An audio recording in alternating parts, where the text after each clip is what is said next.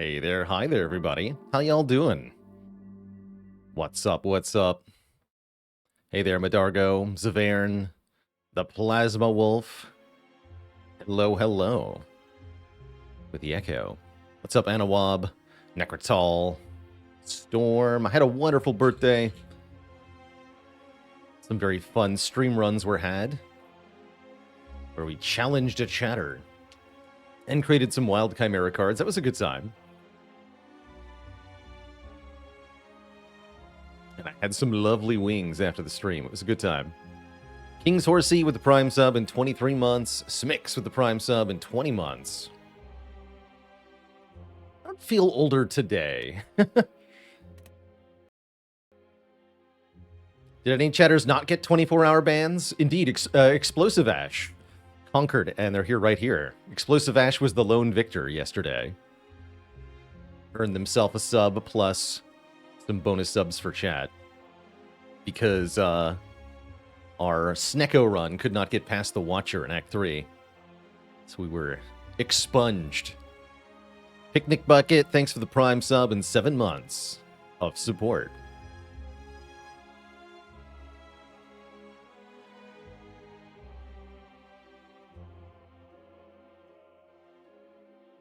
Pretty sure I'll be here on Tuesday, Whittle Wolfie, so you're in luck.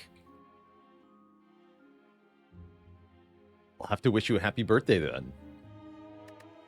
Let's see, we're on the right save file now. I think we're up for a Defect run, right? We last played as Silent. That's right, we got conquered after our early kunai. We couldn't quite make it through the heart. It really felt like this run lost because of the Philo Stone. The heart did 30 additional damage. Just across 5 turns, and that alone was enough. Even with what I forgot about was that the Paper Crane doesn't actually negate the bonus damage from Philo Stone. It still is a full additional 1/15 in each of those 2 cycles. So that was tough. Did not expect the heart fight to go so bad. And partly that was we took the Mark of the Bloom and we just we couldn't keep up the health. Normally when I take this, it's works out very well, but we didn't quite have enough card draw to be actually consistent, even with 5 energy and a kunai and a Paper Crane. We were bleeding health left and right. And we had to use, we had 2 Ghost in Jars at the time I took the upgrade all, but I had to burn them very quickly against Nemesis and the Maw, and that really stung. So we ended up burning out on that one. Very tough. If only we'd had a Wraith form.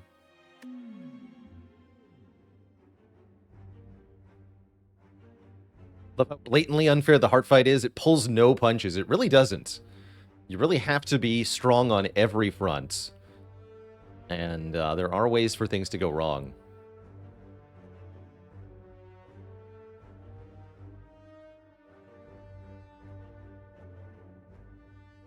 So in hindsight, was the upgrade all a mistake? I think so, yeah. I think we would have done a lot better if I had just been able to rest throughout Act 3 and into Act 4. And who knows what that random rare relic could have been. That could have made a big difference, too. So I do think the upgrade all was a mistake there.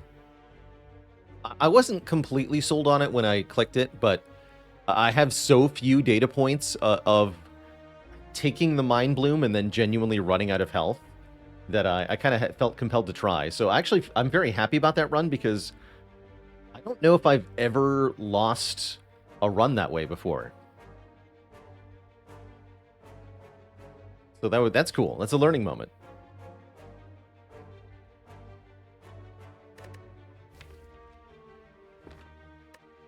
We also got just like some genuinely trash draws against Maw that cost me probably the whole run. Like if I had 1 Ghost in a Jar for that heart fight, we're probably fine. But to lose both of them right away to some really trash draws, it's definitely not what I was expecting to happen. So I think taking the upgrade all works out most of the time, is what I'm trying to say.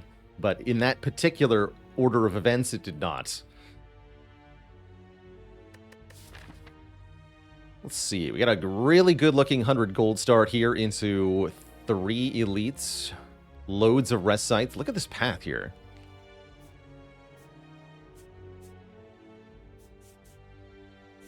That's nice. That's really nice. It's almost the ideal Act 1.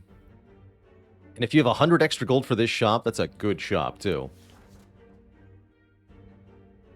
Could take a rare colorless card.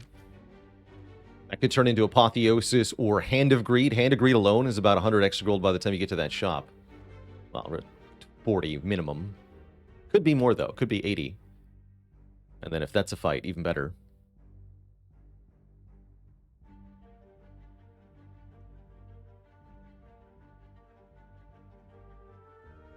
You get exactly 3 guaranteed combats on this path, so you get all 3 easy pool fights at minimum. It's pretty good, too. Let's just take the $100. I really like gold starts on Defect, so let's do it. Punch. Dual cast here would be good. Perfect.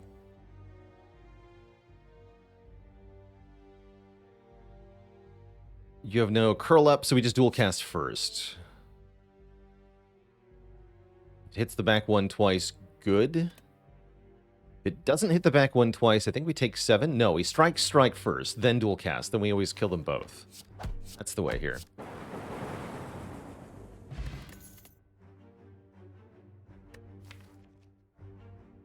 That's the way.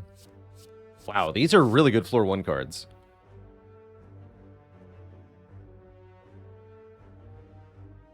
Auto shields, you say? This is very good on floor 1. Normally, I don't advocate for a block over an attack. Bullseye in particular does great damage here. Very good for Hexaghost. But this is a very premium block card.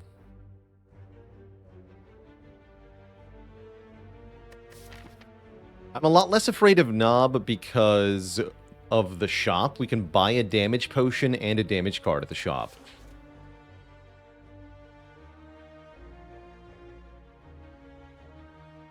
Auto shields is such a tremendous amount of block in Act 1. Really good against Lagavulin, really good against sentries, really good against our hallway combats.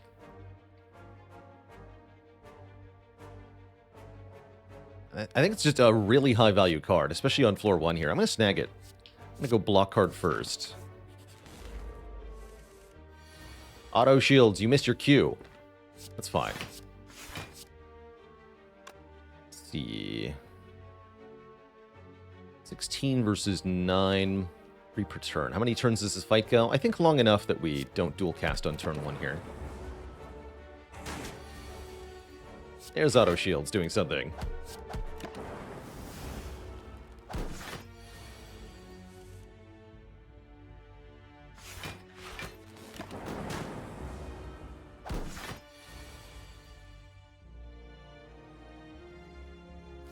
Yeah. Good. Dex potion, hey! Cold snap pickers are dead. Oh, we can just take chill if we want some frost orbs. No attacks, unfortunately.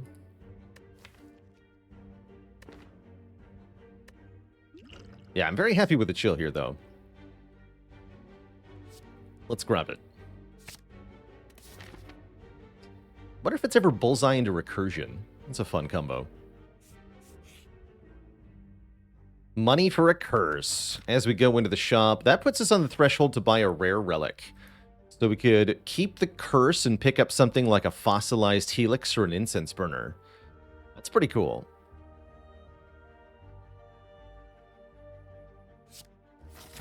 What's in the shop?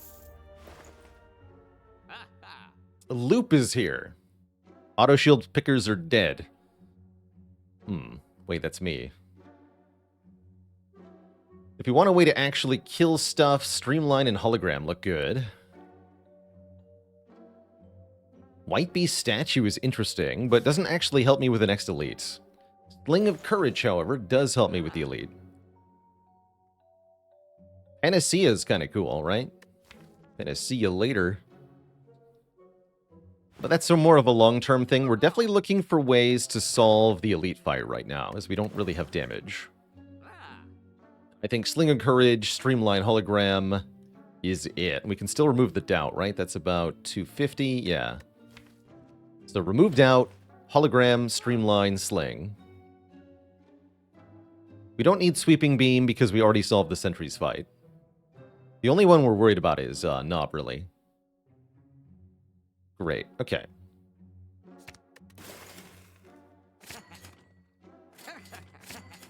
Can't buy a potion. But I could buy Loop.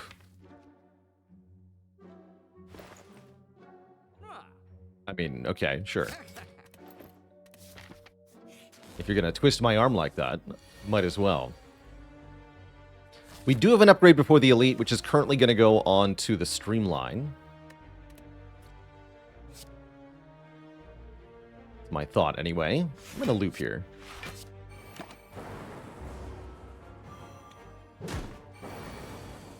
Get blapped, little one.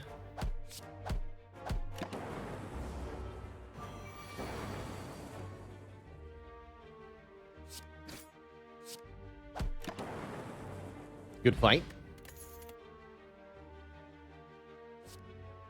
How about a Rebound? Rebound is really good with auto shields. It's also really good with Streamline. But aren't loop and auto shields bad? Only if we're looping Frost. We don't have to loop Frost, though. We can loop other stuff.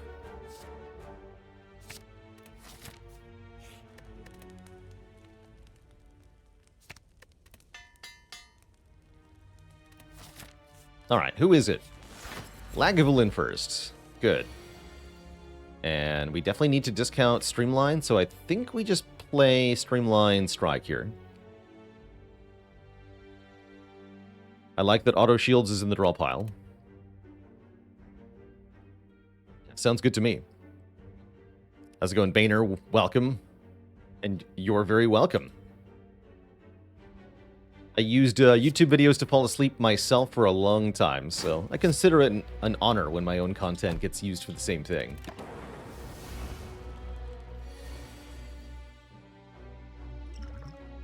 Okay, this looks like a good fight for our Dexterity Potion. Pretty happy about that. And yeah, let's get that loop working. Strike does 8, loop should do more than that over the course of this fight. Plus, we don't redraw it then as well. And this is definitely a fight where you redraw your deck.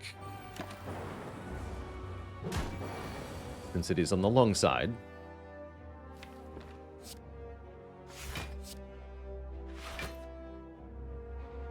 $11 versus 3 per turn.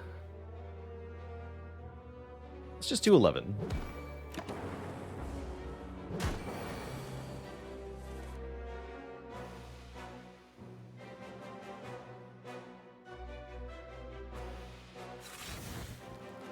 And I think we want to do like Rebound, Hollow Rebound here. Unfortunate we haven't seen Streamline yet.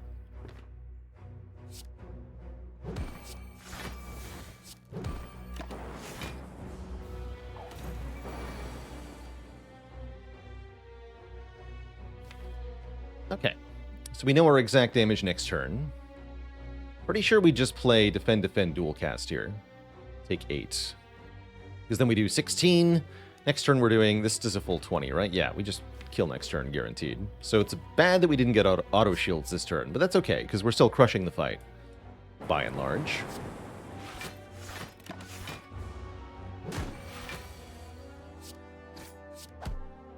Good job, Streamline. Get a tiny chest. Kind of lame. Do I want a leap? Not really. How about a barrage? Barrage kind of slaps with Sling of Courage. If I upgrade the chill, then it really slaps.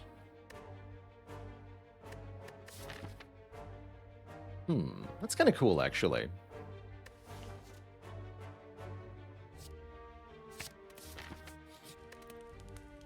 That's just crazy enough to work.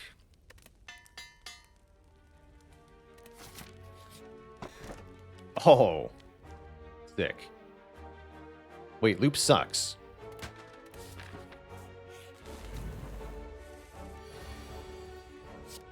So does this opening hand. That said, I'm completely unafraid of the knob. This guy can't even hurt me.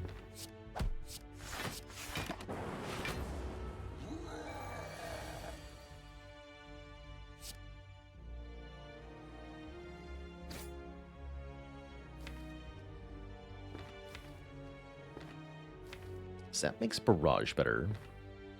I don't want to take damage, though.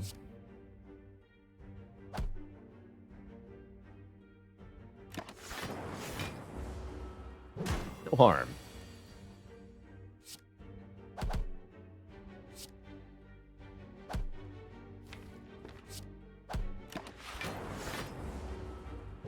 Ow.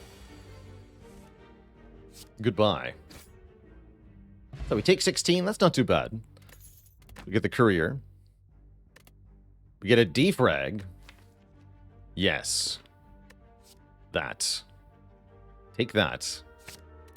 And upgrade it right away. Now we have a defrag plus. That's pretty good. This Burning Elite is not going to be Gremlin Knob, so I think we absolutely want to fight it, right? Yeah, let's go for that thing. Ideally, we get a potion from this combat, which will be our first hard pool combat. But you know what? I'm unafraid of the hard pool because I have a Chill Plus in my deck.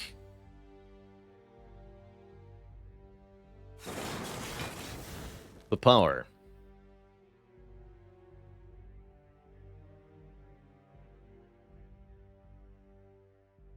Guess we rebound a strike here? Might as well, right? We just have to worry about the wizard. Well, that's not much of a concern. Scared of this fight? Don't be. It's not a very dangerous fight for us. The gremlins don't do enough damage to get past our passive block, and we have 3 turns to kill the wizard.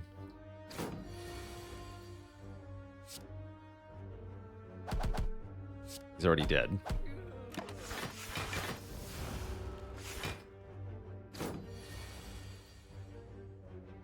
Oh, wow. That could have gone badly, though. If that shield had gone on the wizard, we would have bricked this draw. And I would have had to block. Spooky. Very spooky.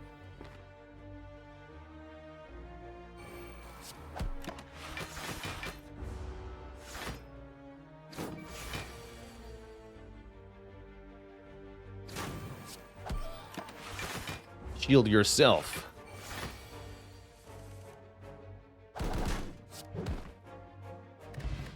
Focus Potion. This is going well. We have a really good defensive core set up. Beam Cell is a card you take with Streamline. Don't get fooled by this ball lightning here. Beam Cell is really good. Take it. And the merchant shows up uninvited, which is kind of fine because we could buy Trip or a card remove. I'm definitely down to remove a card here.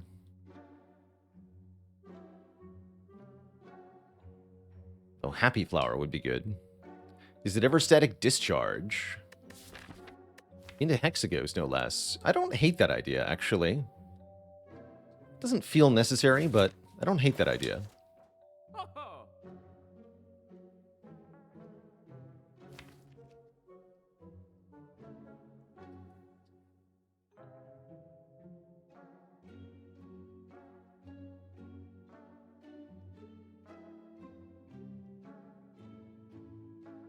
I think I remove a defend card with this deck.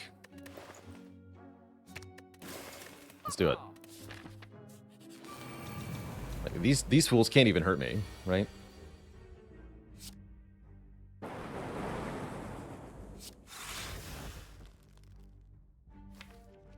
Rebound the strike. We actually blocked full... Even the plus strength ones, I block exactly 12 per turn. Guaranteed here. So we just cannot take damage. Even before the defrag gets played.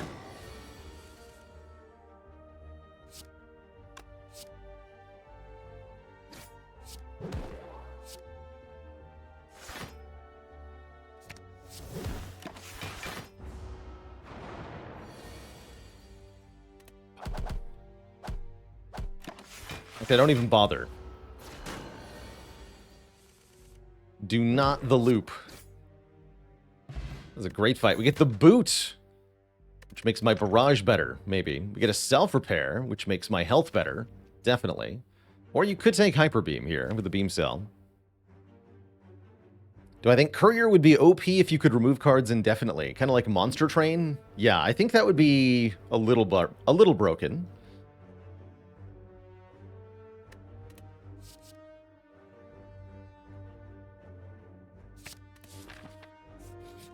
I'm taking that self-repair. And then I believe our upgrade is going to be the beam cell here, as it's our primary damage scaling with the streamline. You can also upgrade hologram to be able to play the streamline more against Hexaghost. I think the beam cell accomplishes very similar means here. This should be a pretty straightforward fight. Once we get Frost down, the ghost can't really hurt me. Might be looping a lightning at the start of the fight or something. I can rebound auto shields here, and that might be worth doing.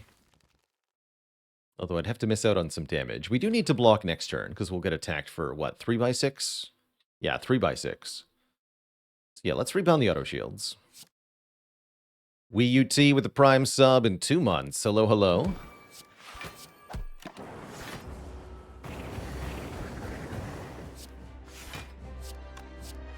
Let's get these cards out of my draw pile.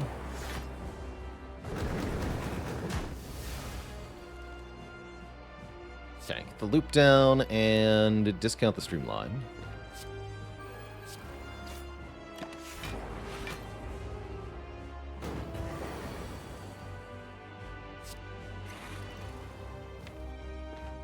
Bottom decked my zap.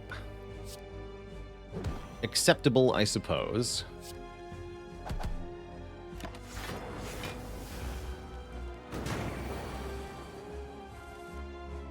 Sweet. Rebound the streamline for giga damage.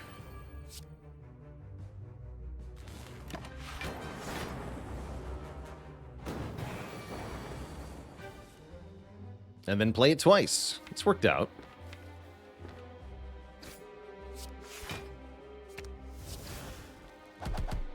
The boots.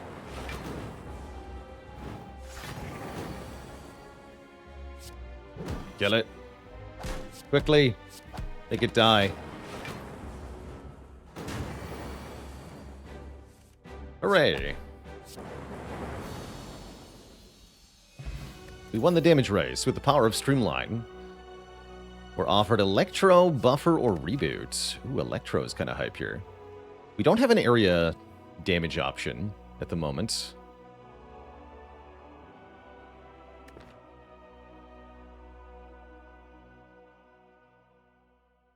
Any tips for Silent? You've been stuck on A10 for a bit.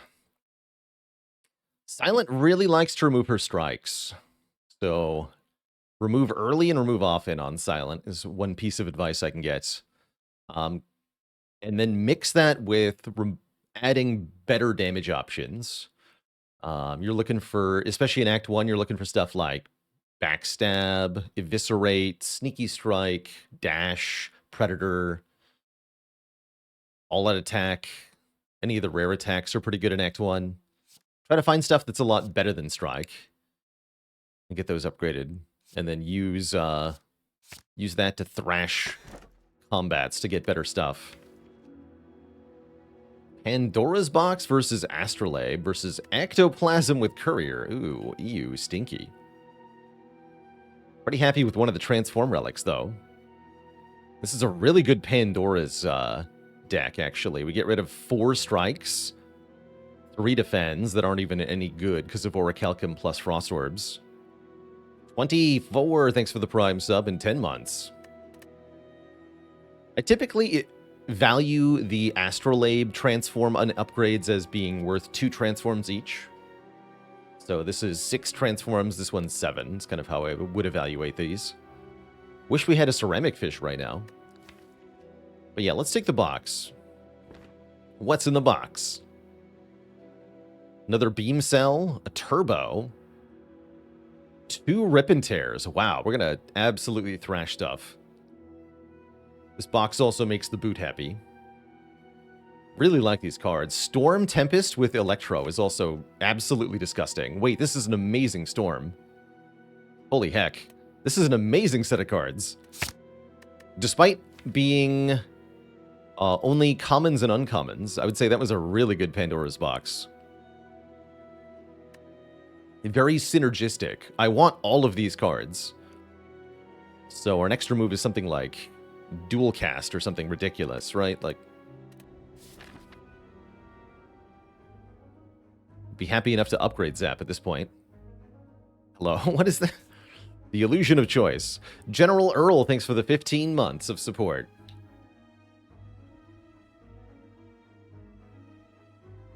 What do you mean I have no options? Yeah, Bullseye come back. Vanberg with the Prime sub. Welcome to the Cozy Sub Club. Yeah, just you wait until the shelled parasite shows up attacking us for 21, then you'll be happy we have auto shields. Let's do something like this. No, it should be fight, event. Then the shop. If I'm going to the shop. This allows me to not go to the shop, though. Alright, fine. Do it your way. Would I take a Bullseye now? I would certainly think about it.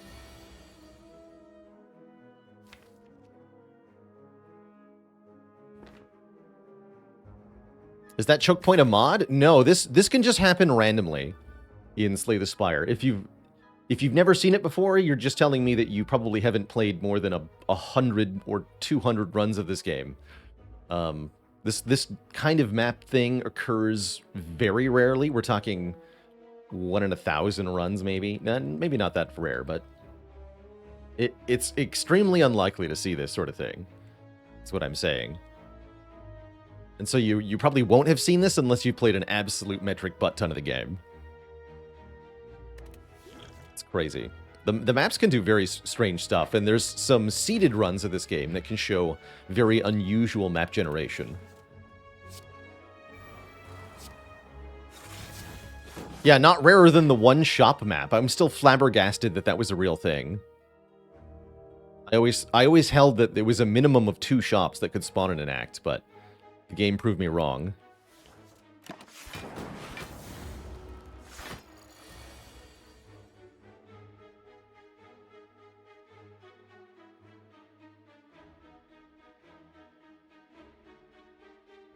Okay, we dual cast the Frost here with block 10. That's pretty good.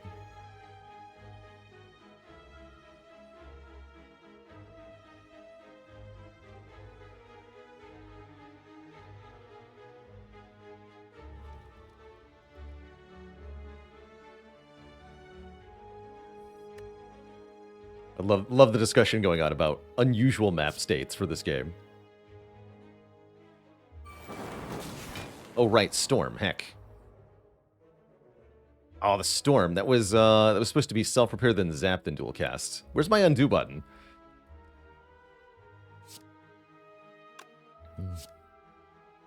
Forgot about the Storm. Oh well. Guess I'm tanking.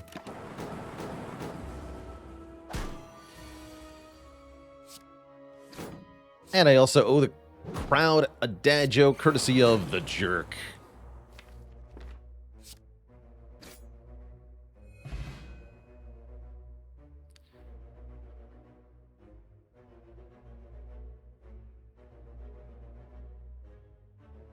What did the sphere say when the cube asked it out? I'm sorry, but I'd rather remain platonic solids. No refunds. Alright, finally we have a chance to get a real Frost Orb here. I mean, not finally. We've had many chances, but now I'm probably going to take it. Because now that we're in Act 2 and we have energy generating cards, draw 1 seems a bit more desirable. So give me the Cool-Headed. This card is green, but it's also bad.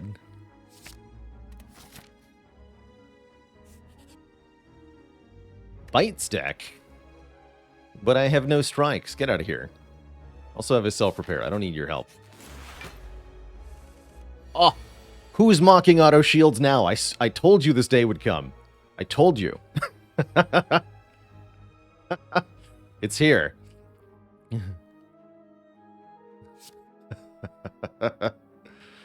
Yeah, enjoy your, what was it, Cold Snap? Enjoy your Cold Snap.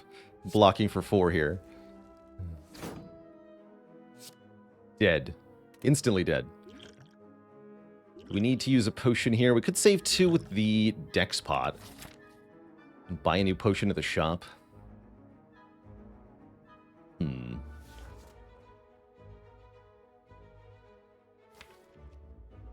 This Dex Pod is completely trash, right? Yeah, let's just use it. I have no other cards that actually say block anymore. It's fine. Take 4. It's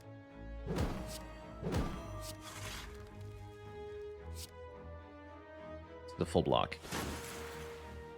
Well, let's try Storm.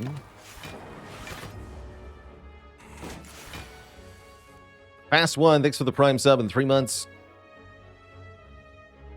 Is it Fast One or First One, actually? Either way, thank you. Also, yikes. Let's see, this does 30? We don't have a kill here, do we?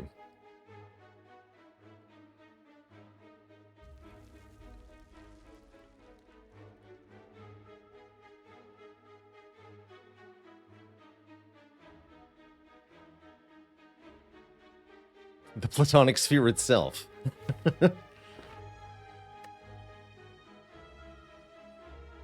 Not to be confused with a Plutonic Sphere, which you should keep well away from.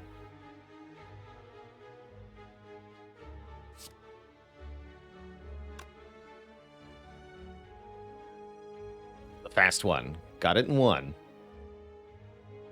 Cool. Well, thank you.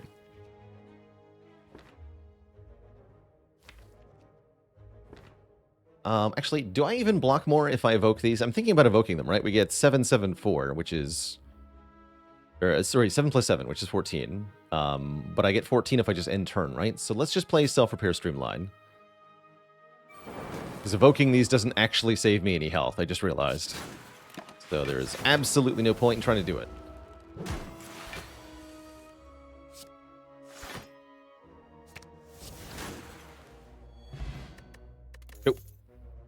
Oh, okay. Well, what if it said plus on it, though? And I had a copy of Storm and Electrodynamics in the deck. Then I would probably click on Static Discharge. That seems a lot better. Let's see. Do we go to this store? I have an empty potion slot.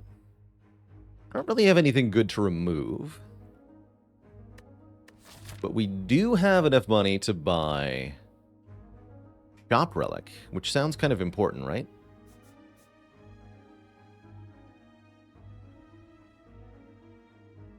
Does it show me the updated prices with this mod? Yeah, 139 is the max for a Shop Relic. Just do that in a calculator, right? Easy enough.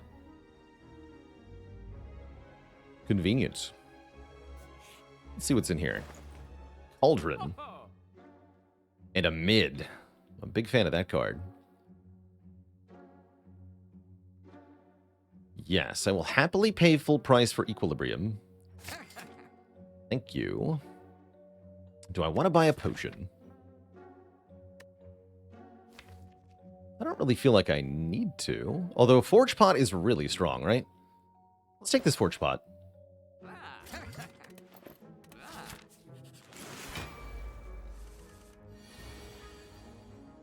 Auto Shields, where are you? My child. It's a dark day.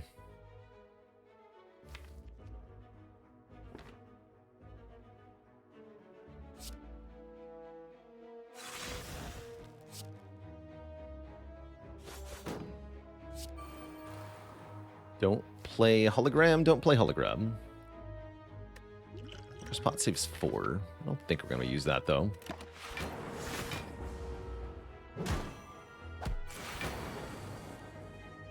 There's Auto Shields, my child.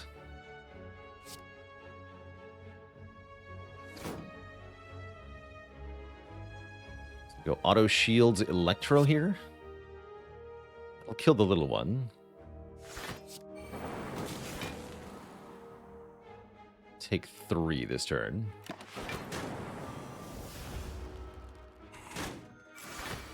Uh-oh. Oh no. Will I be playing Elden Ring Night Rain? I don't think so, based on what I've seen so far. It sounds like the single-player experience isn't very well tuned in Night Rain. And I don't have a whole lot of interest in trying to put together a triumvirate of players.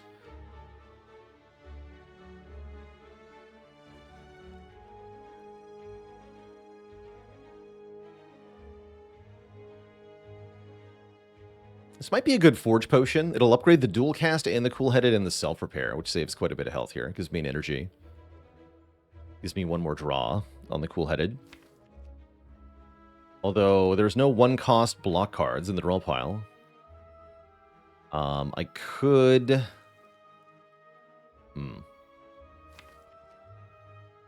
Yeah, that draw 1 doesn't do a whole lot for me, does it? Chaos Mark with the 50 folk raid. Welcome, welcome, everybody. How y'all doing? Yeah, I can't actually play this. Guess we'll just get this down then.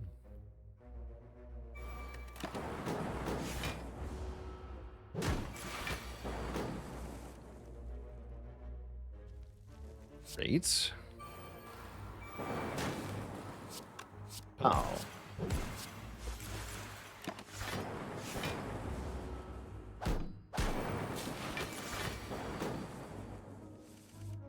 You're going down, kid.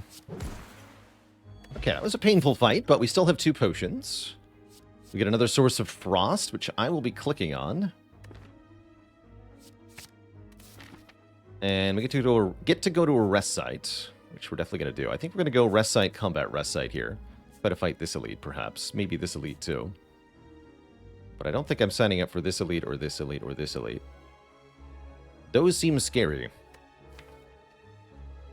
Orb slots would be good here. A lot of things would be good here. Energy would be good here. If I can only upgrade 1 card in the deck, what's it going to be? Loop? Electro? Might be Turbo, but half the time Turbo does nothing. Bearded Brewing with 8 months.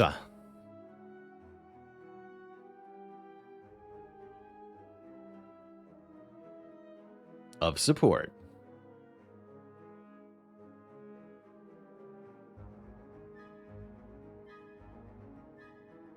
I have made real-life friendships through video games, but I don't think I would say that I've done any through Spire.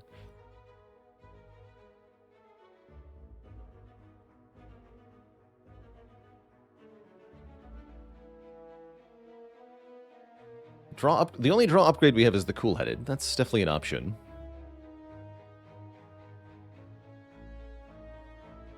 Tempest is not bad. I think I want to upgrade Electro here.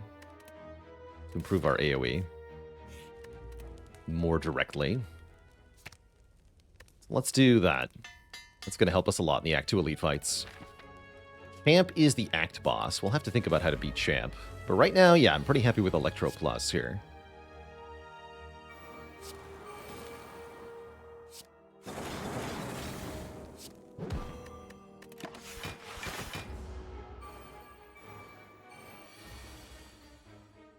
Huzzah.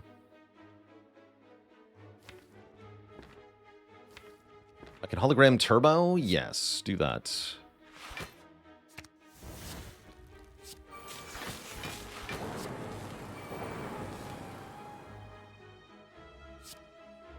And then weaken you. Oh, with the power of the boot.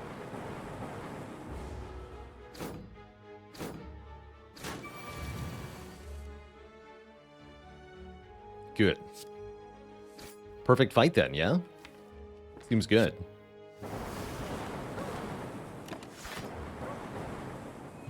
Beautiful.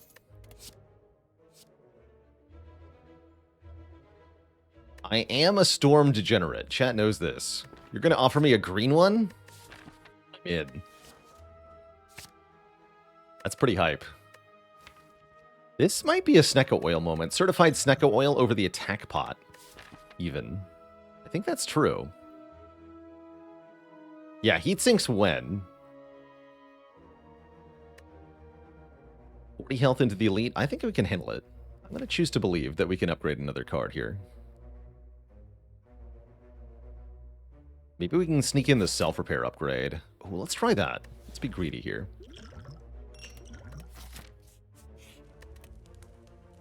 Appreciate this in Act 2. Or Act 3, rather. Also Act 2, which we're currently in. Who knew? Question card. Will get us heat sinks. Isn't a green one bad because of your turn 1 draws getting bricked? It can be, certainly. It certainly can be.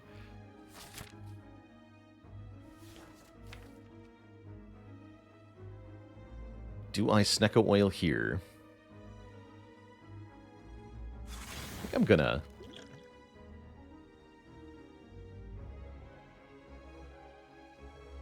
I mean, I could just do a bunch of damage. It's not that bad. I'm only taking 6 here, right?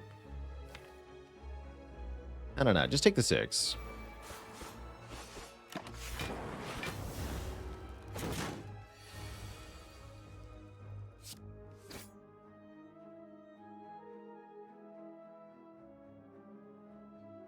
Electro's not that valuable. I think this would be Defrag, Cold Snap, Barrage. Get another decent hit to ourselves. We'll be through it shortly, though.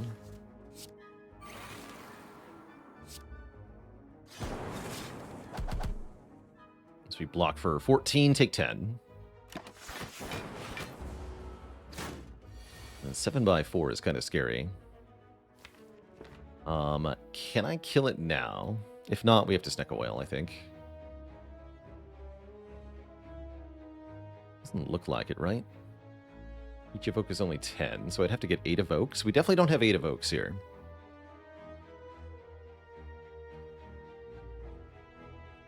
I know, Focus Potion. What do I look like? A guy who's made of focus?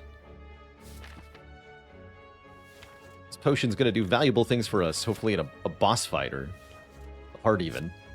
I got big plans for this Focus Potion. It's my life savings. Now the Snecko Oil, we can then just glug that. And regret it pretty much instantly. No, Static Discharge saves the day here. Everything is fine.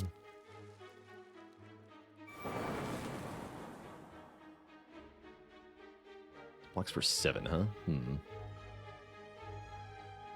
I want to block for 7. How annoying.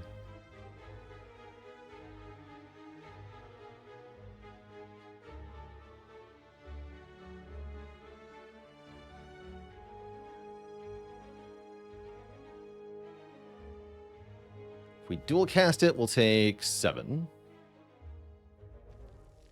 It's fine, but can we do better than 7? Probably not. By end turn, I block for 4, 7, 7. Take 10. There's no way to kill with the evocation, right? I don't think so.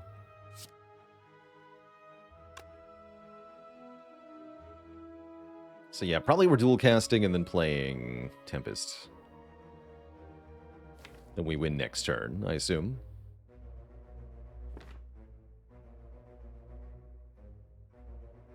So what if I just Tempest? Block 7 and then get 2 evocations. So we do 10 plus 10. Goes to 46. Plus another 15 at end of turn. Goes to 31. So that would take 4 evocations. No, that's not going to work either. Yeah, just dual cast then. That's fine.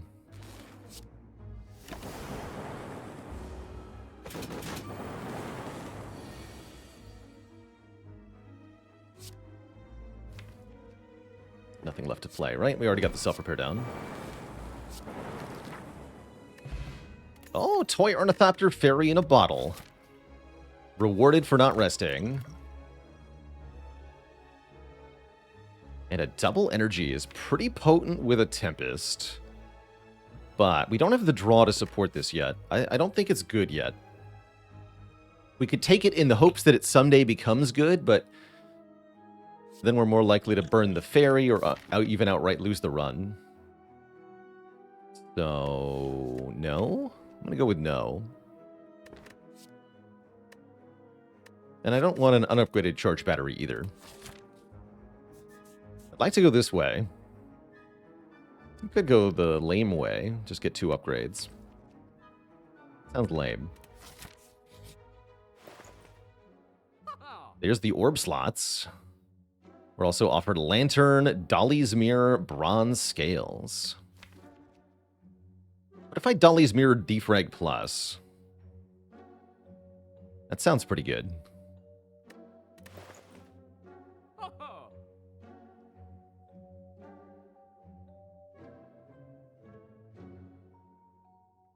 And I can buy the hologram, too. Ooh, I like that.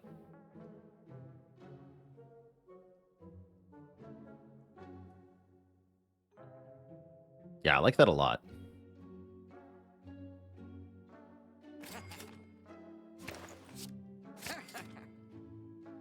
Oop.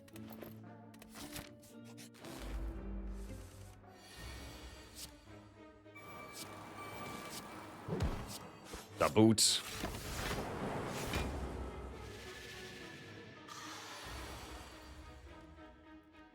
Ow. My entire face.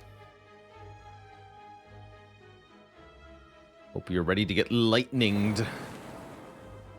Neck.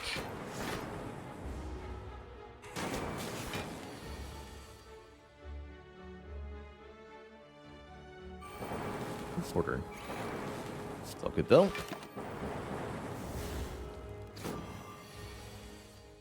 Looks like we're up some health here. That's good. Blizzard. Second Tempest. I think no to both. Well, Second Tempest is kind of tempting. Tempting. Could take a Doom and Gloom if I feel like I need a way to kill Champ that doesn't involve lightning, which maybe I do. Does sound like a really convenient Champ solve.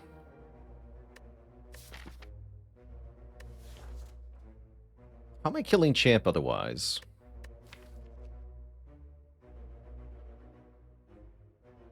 Answer not found. All right, take it.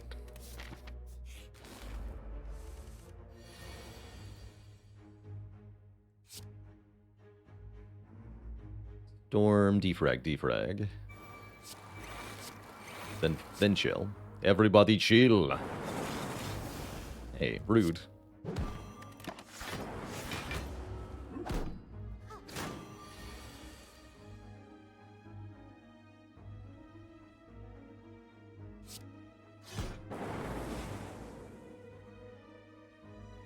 I see how it is.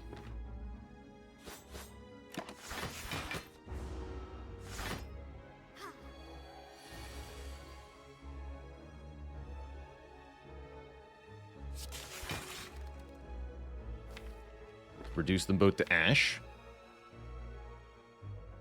Not quite yet. Soon, though. Soon.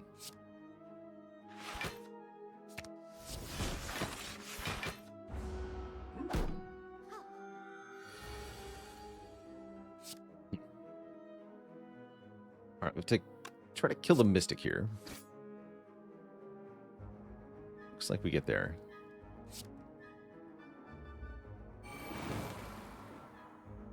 The boot. Good.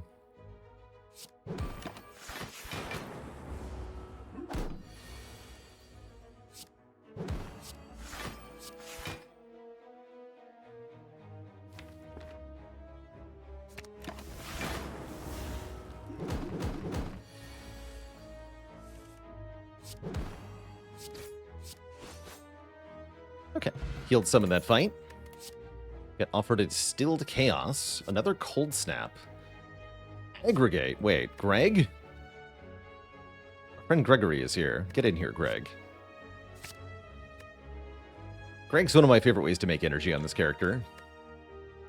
It breaks all the rules of energy generating cards. It happens immediately. It doesn't exhaust, and it doesn't have a downside. Boris the Boiler, thanks so much for the Prime sub and the 9 months of support.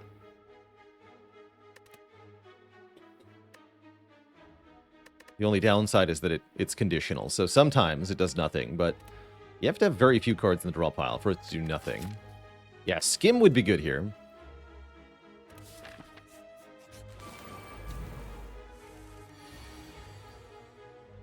Yeah, it's very notably extremely trash in a 10-card deck, which is kind of one of the use cases for a card like that. Would have normally been, right?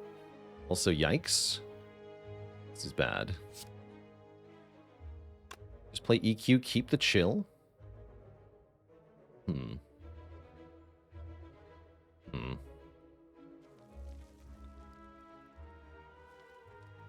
Or do we hope that I can kill a minion with random hits?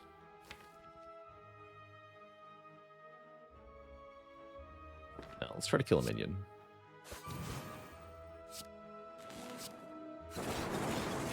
Pretty close. Next turn's a little scary. We did get Electro, though. So that'll kill this fool. And give me a lot of block. Dual cast a Frost first. Then I get even more block. I guess that's not any better than playing Cold Snap, though. No, Cold Snap is better than dual cast here. Before Electro. We use the Focus Potion here. I don't think that we do. Is there another hologram in the draw pile? Yes, we can use that to get self-repair. Cool. Feels like we're fine. Take, what? 13?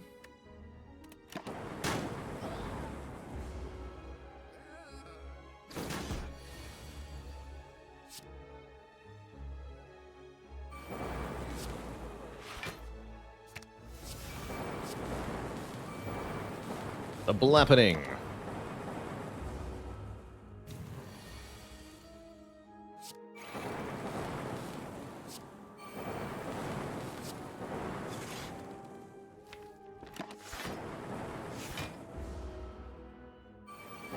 Ow.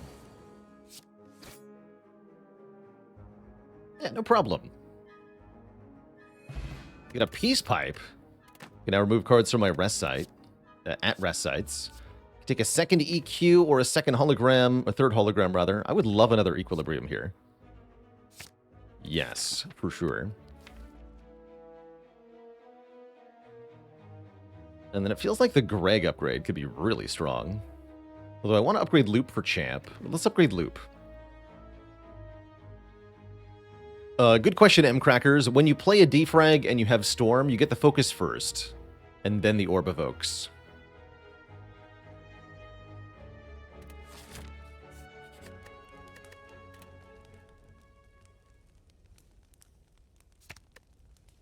Okay, Champ should not be a problem. I am willing to use the Focus Potion here. We'll see how the first few turns go.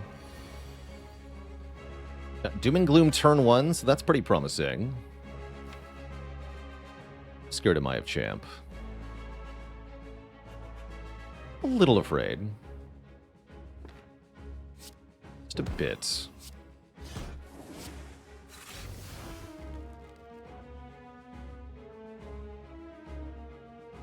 Let's do it.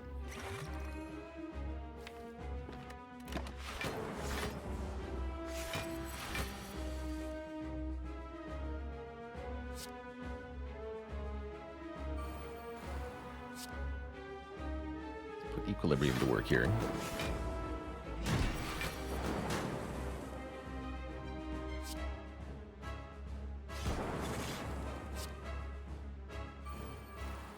Okay, so we're looping a Dark Orb, and that should win pretty fast. Just lower his health, too.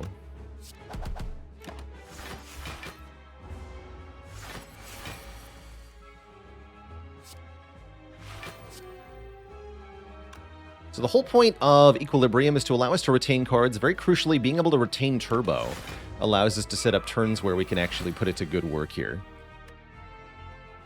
Though we're still not actually going to. Funny. I'm really not playing much out of this hand anyway. Skip, skip, skip, skip, skip, skip, yeah.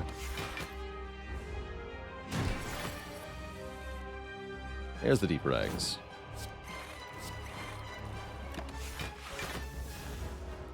I can play one of the storms as the last power I play. Could do that.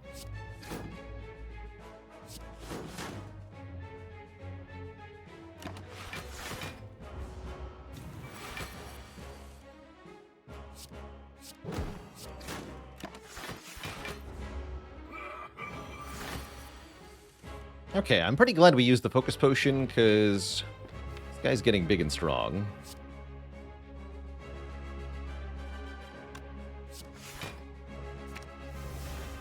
And you're already dead, so goodbye.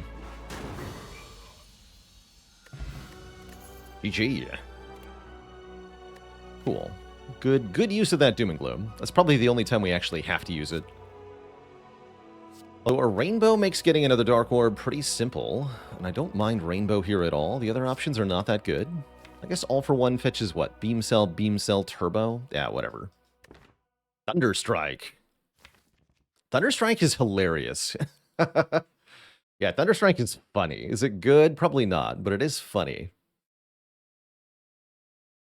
I'll take the rainbow, which is notably the last option with the question card here.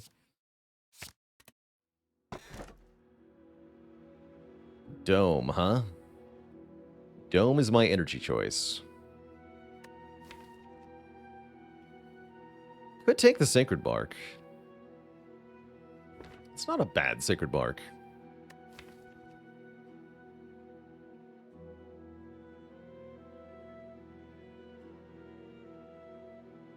I have to imagine I just take the Runic Dome, because I don't think it changes that much what we're doing.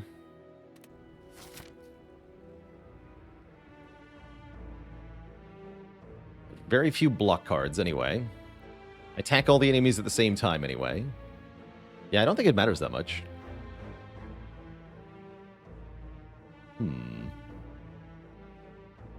Sights would be okay here. Does Ornithopter heal more with the Sacred Bark? No. It does not, unfortunately. Let me go to this shop.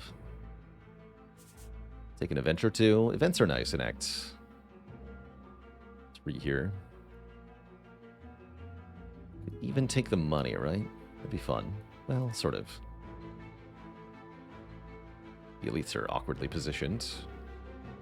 Wouldn't want to take the money, but we could. Jolinar with the Prime sub and 2 months of support.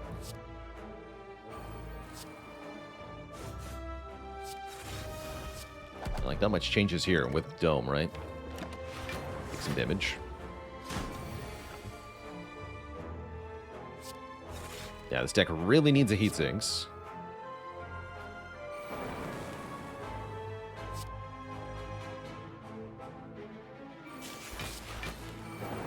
Some more card draw in general.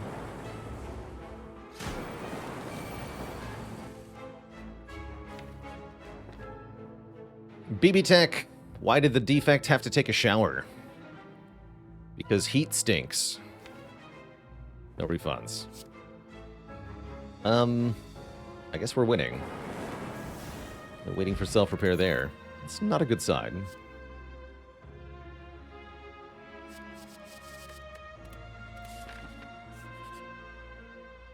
This is also not a good sign. Concerning. Or how far we get in this act.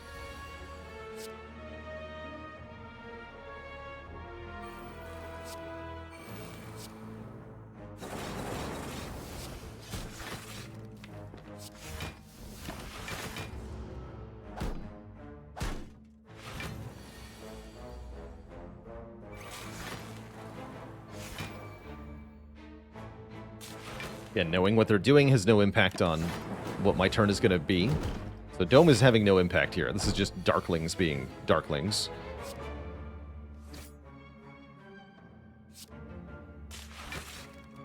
This turn I could get information about what I need to kill.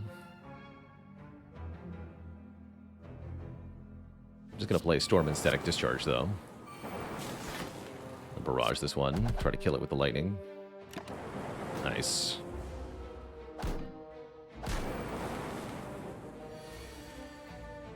Electrodynamics would be good here. Seek would also be really, really helpful.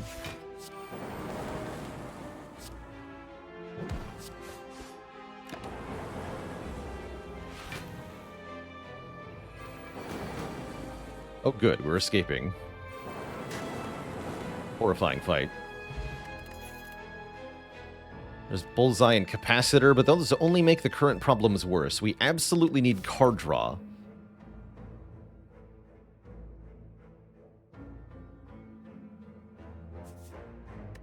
Card draw is the secret here. Not card draw. It's a blue key.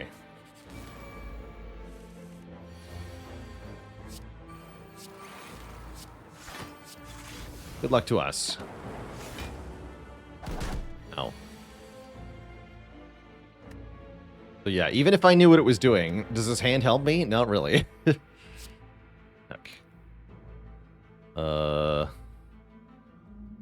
Guess we'll hit it a couple times.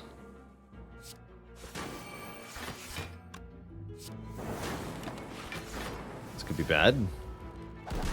Ow.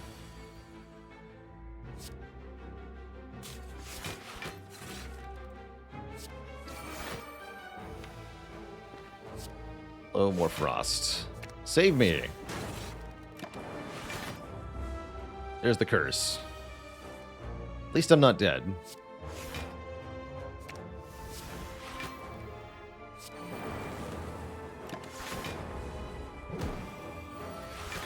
Yet. At least I'm not dead yet.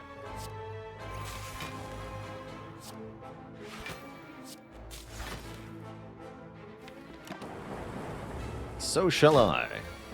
Oh, what? That ate my fairy? Yikes. That was the big but nasty hit. Oh, we're so hosed here, Twist Chat. We are so hosed. I got cursed and lost the fairy to that guy.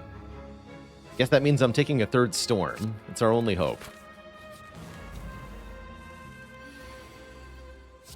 But yeah, this deck just is not working out. Without a heat sinks, we're kind of doomed here.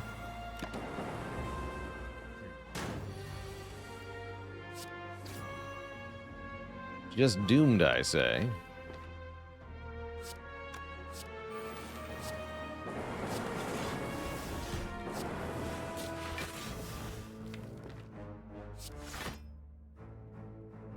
Cycle of Dark.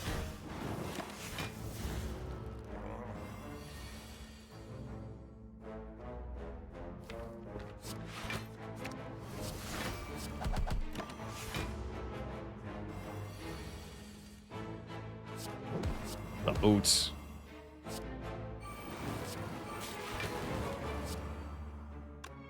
Rebound this cool-headed. Please and thank you.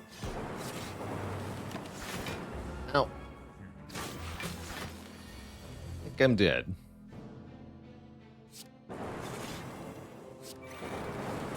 Sure looks like we are. Good try, though.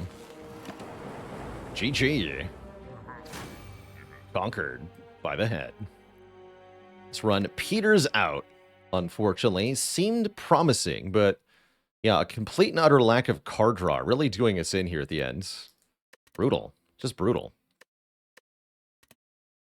GG. Why are we still here?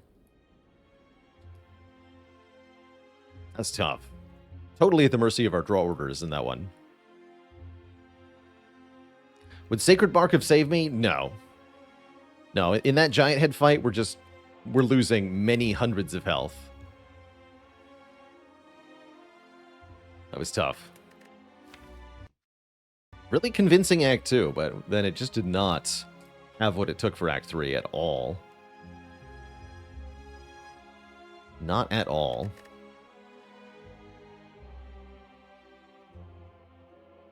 What draw options did we see? I think they had to have been in Act 1, right? We saw one cool-headed that I remember.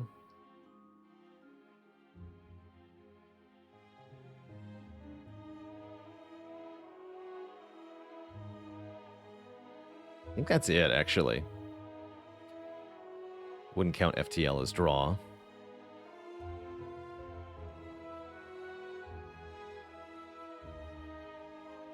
It's not like we saw any skims I decided not to take. Didn't see any heatsinks either.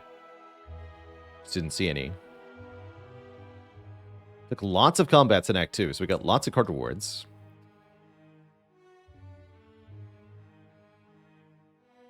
Now, granted, was it smart to take the Storm Plus? Probably not.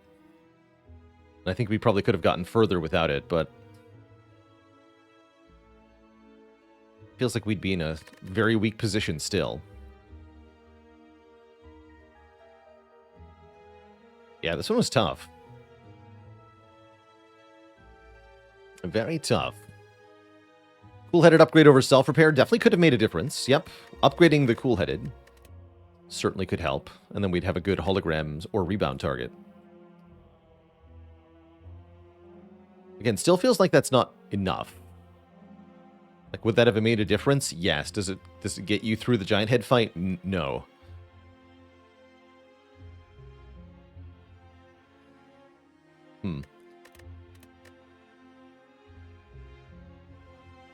Well, that's all right. It's a good try.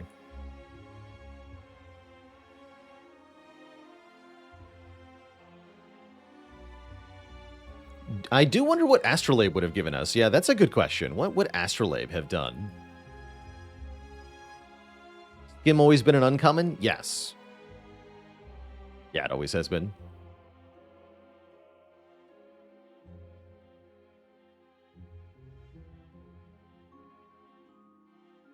Take 2 cool-headeds and upgrade them both seems like a big ask. It is, but it's also an appropriate ask with a Pandora's box.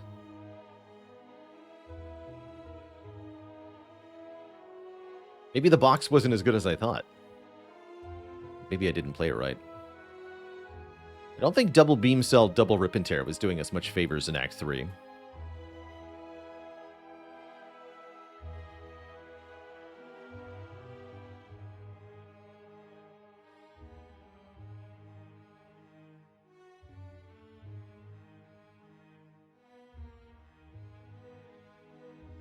Slow Cheetah, thanks for the Prime sub. Welcome to the Cozy Sub Club.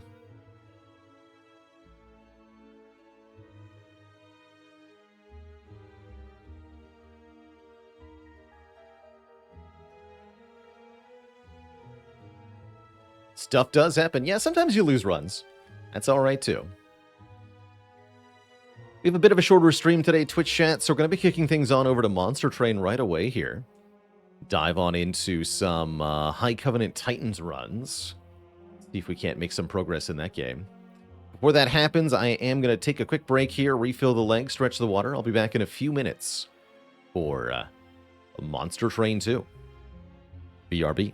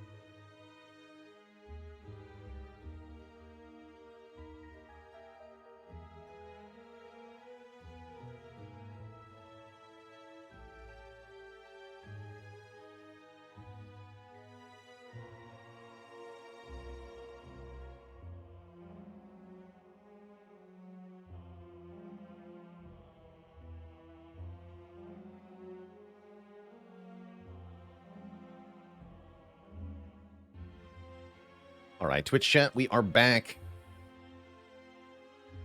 The full random Titan attempts.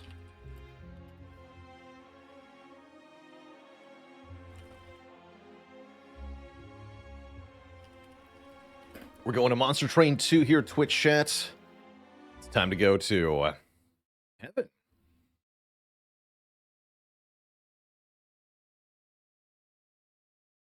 Pig's Friend, thanks for the Prime sub and 6 months of support.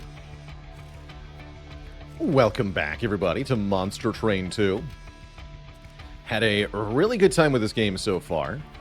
Definitely a delightful and difficult deck builder. Some alliteration for you. Last time we played, we were able to get our first win of the Titan fight. Which, yeah, as Do Not Put Me on Pizza asks, what is the Titan fight? It's like the Act 4 of this game. The optional super boss that has to be unlocked that you can challenge. Spoilers, by the way, I suppose. There is a...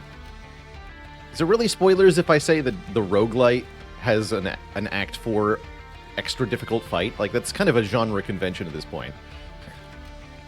But yeah, spoilers for our past content. Yeah, we did win. We got our first victory on the first attempt, but it was close. It was close. And overall, I really like the design of the Titan fight in this game. You're pressured on multiple fronts and rewarded for a number of different kinds of strengths. Oh yeah, actually, you're going to get spoilers that I won because we have a story cutscene relating to the fact that I won, which is here. Did we do it? Is it over? Our victory against the Titans, against spoilers, certainly weakened them, but it's not over yet. Far from it. We need to keep fighting. Like I said, we have to have a contrived excuse for why nothing is allowed to change. Each victory against them, no matter how small, brings us closer to getting rid of them for good, which will never actually happen. They are Titans after all. I didn't expect them to take them down that easily. Guess that means I got more work to do around here. I better prepare the train for the next assault. Herzl, there's one more thing I need to tell you. In the Pyre, Seraph said something to me. He told me that defeating the Titans would be the end of him. Once he's gone, he wants me to take Heaven's throne. If he's telling the truth, then somebody must take the throne. Heaven's light needs a steward. A trained steward. What if it changes me, turns me into someone I'm not? What if I end up like my brother? You are not your brother, Fal. Seraph ruled through fear and cruelty. That was the only way he knew how to lead people. I've watched you bring hell together, not by force, but by giving them hope. That's something Seraph never understood.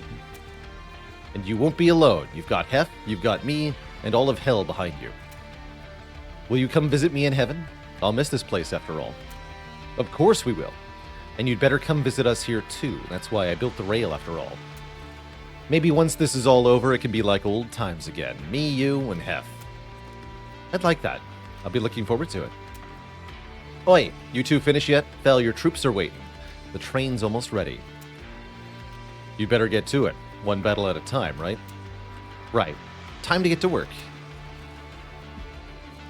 So, let's start a new run here. We are currently up to Covenant 9. So, we just have to get one more win before we're doing max Covenant runs. Cool. Covenant 9 has a start with less health at the start of the run. That definitely feels like a penalty to me. Now that we're doing Titan runs, I really value Pyre health as a thing. It seems to me that having health to spare is really useful across many fights, but especially the Titan fight. I'm gonna go full random. That is random primary clan, random secondary clan, random Pyre heart. I would definitely not advise this as the easiest way to play the game. That's why I'm doing it. Let's go.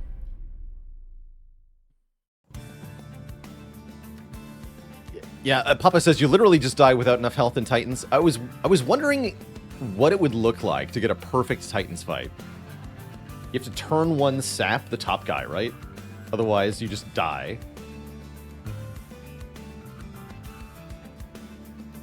Oh, we got the Pyre of Savagery. Oh, this is cool. We're Solgard the Martyr plus Hellhorned. What? Oh, dear.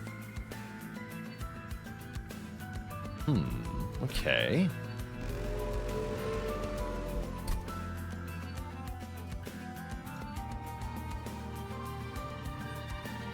Foregone power is better than before.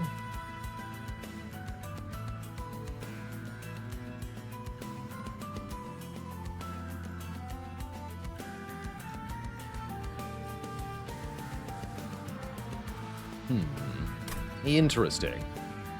All right, what are my champ options? The Titan Channel one is pretty cool. Starts in stasis. And then you have to play a certain number of spells on his floor to remove the stasis, after which he's a huge unit, 60-60.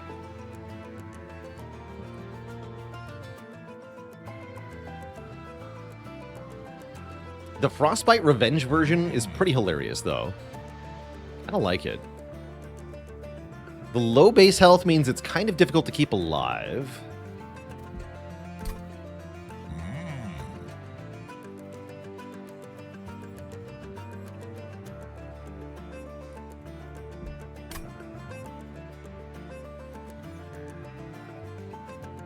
Titan Channel's more frequently going to benefit from the slay effect.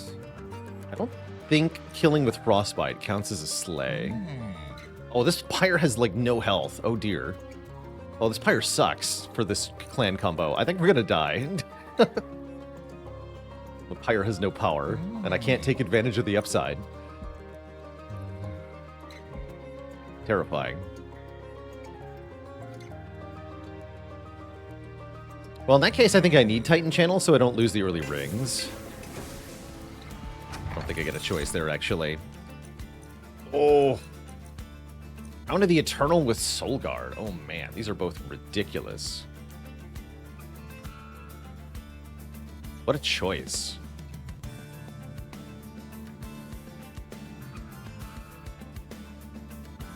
Yeah, I think it still is ultimately the tome, easily. I mean, just the ability to create more spells, to create incant stacks is absurd.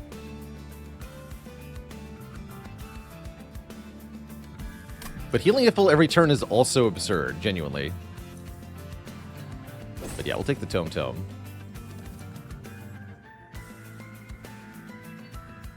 Onward. -1 Pyre per turn, huh? I can deal with that. Easy.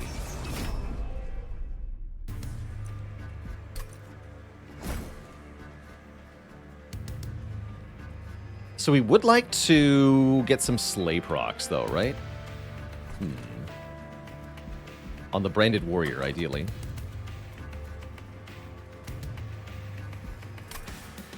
Let's go Steward and Warrior here. Put Solgard on top.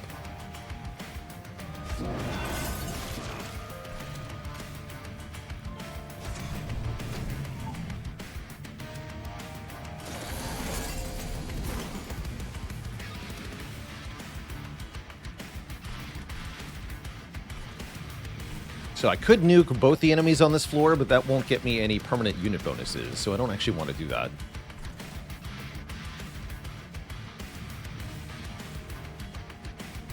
I think I just want to cast spells up top here. Target you, but I can put down a Steward and target that guy.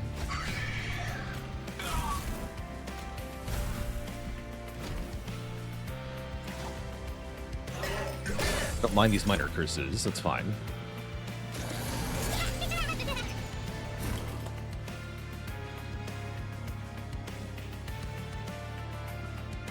Kill the Steward with Torch, which frees Solgard, and then Solgard gets the kill on the Collector. Genius. Okay, this guy with 65 health is a slight problem.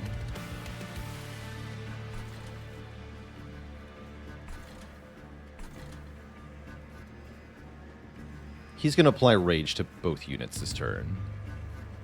Good. I get 2 Chime of Despair. That is slightly inconvenient. Only slightly, though. Right.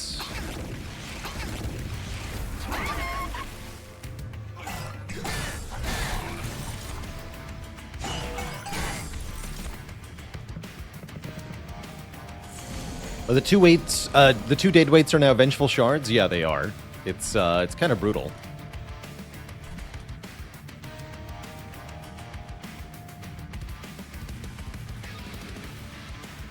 Likes.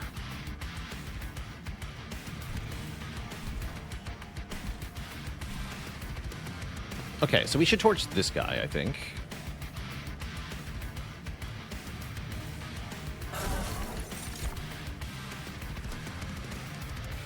This is fine. This is fine. We want to weaken this guy so that he dies to Solgard, so torch him. This is fine.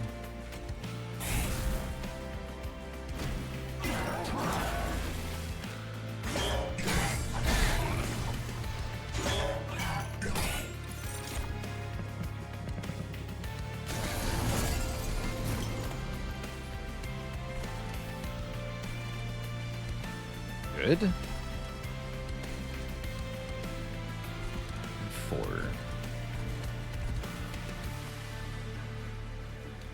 Okay, so this guy will get to kill the Cowering Sycophant as well. Good. This is funny. I guess we just torch the boss, or maybe I just play a Time of Despair. We are reshuffling. I think I just torch the boss, though. Deliberately don't play the other cards. This is kind of weird.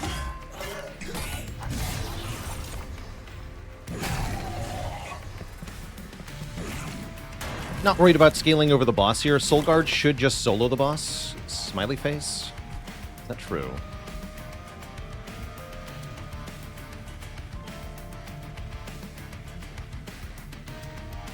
You attack this, then you attack this. You go up to the next floor.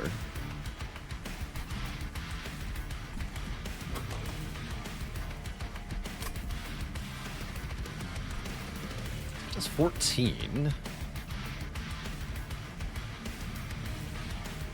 Dying in 4 hits. So actually, we're not that close. Well, no, because the rage goes down. It'll be 5 or so hits. But yeah, I do think we lose right now. I think I agree with that assessment. I think I might have tried to overscale the Pyre Heart.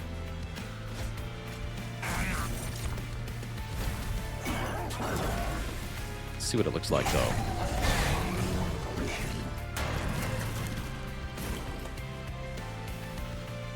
Okay, I think the Frostbite's actually all we need here. Because I can do this twice, right? Yeah, he's just dead. Sweet.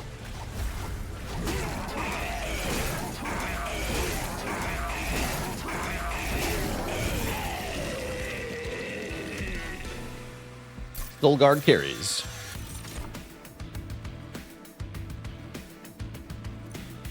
Or Frostbite, huh? Ugh. Frostbite with Calcified Ember? No.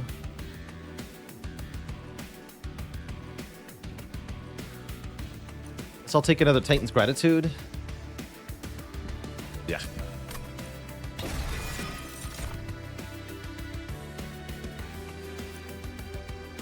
If I want to try to use the Pyre of Savagery, we should take Ritual of Battle. Otherwise, we should just take Hornbreaker.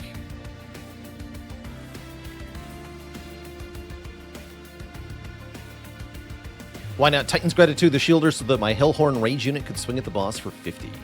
Instead, I torch the boss for 2. Yeah, it's because of the Pyre Heart. Our units have Slay. They get +1 damage permanently whenever they kill something.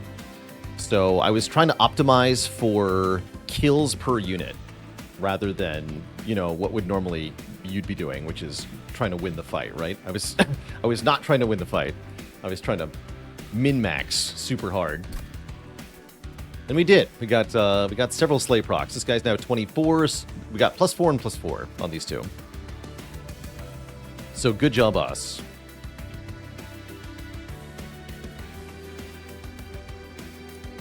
Guess I'll take Hornbreaker, but man, all these damage spells does not make slaying happen very much. And we definitely go Merchant of Steel first. Yeah, if there's any hope of ever having our units kill stuff, we take Merchant of Steel. Sure of it. Quick, now we're talking. Quick and Smidgestone. Interesting. And you are? Sweeper. We can do quick sweep, permanent plus stats on kill.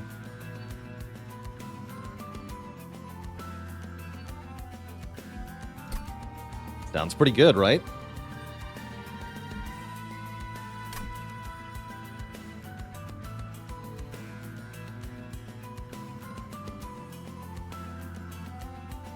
Siren of the Sea is very good for stat scaling.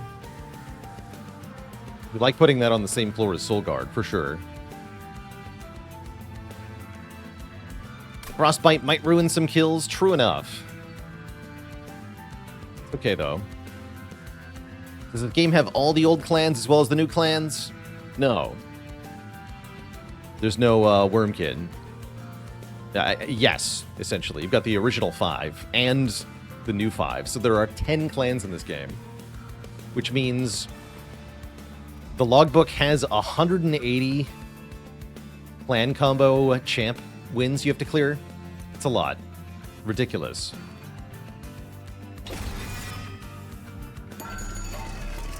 Do I think they'll buff the Monster Train 1 clans eventually? They already have. Many of them have slight buffs to their core cards, like the Foregone Powers are better. Torches are better. Torch was deal 2 in the original game. Foregone Power was Frostbite 6. So yeah, they've already did.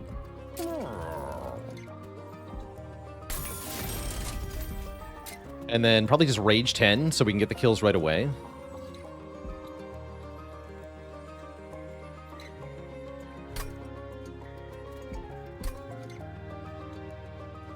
Sure, I want to use the Smidgestone.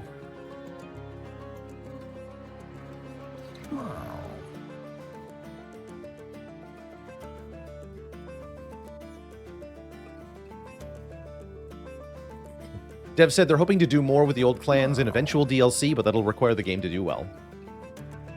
Well, on that note, if you want the game to do well, you can get it on Steam through my link in chat here. Which, hello, BailerBot? Hell? Where's my bot?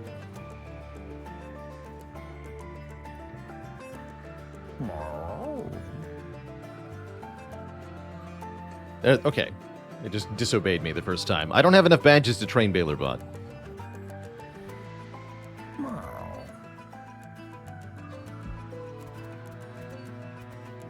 But there's a link in chat for you all. Let's give you Rage 10.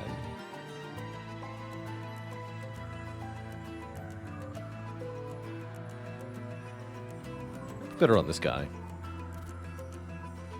Just give her the plus 14. Let's try that.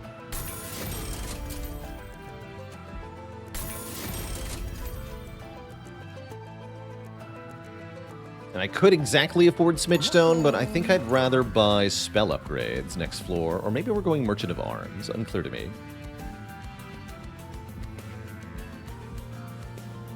Let's battle.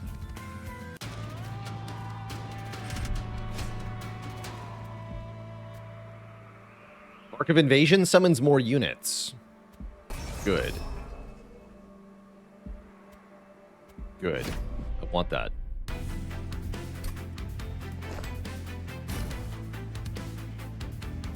I've got an idea. Summons more slays, that's right. We go top floor with the Cold Kalia to harvest all these additional units. Yeah, imagine just getting paid to upgrade my sweeper.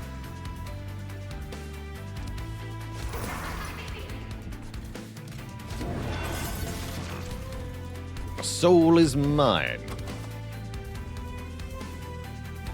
I don't think I want to play the stewards at all. Question mark?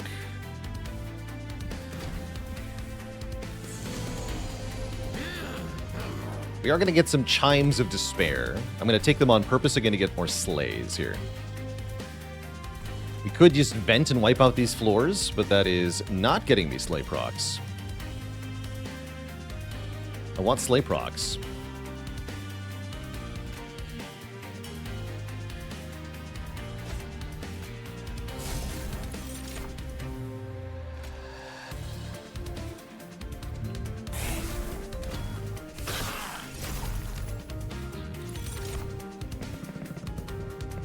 Yeah, the music in this game is impressively a step up from the first game, which is saying a lot, because the first game had great music.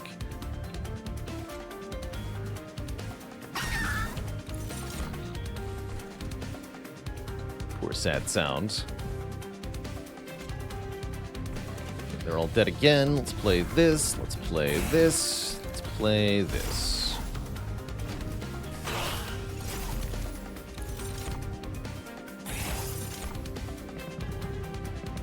My only current concern with the Cold Kalia is that she could die to spikes pretty easily.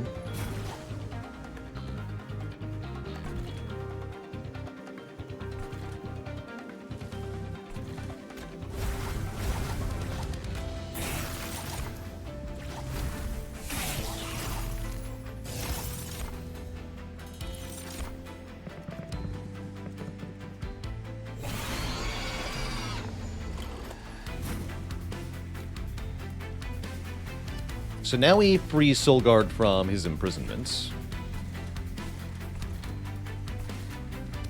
We don't want him to win the fight, necessarily, but it's okay if he does.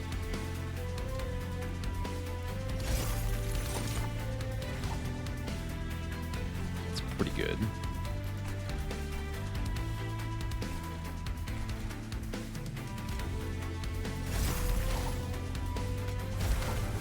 Great.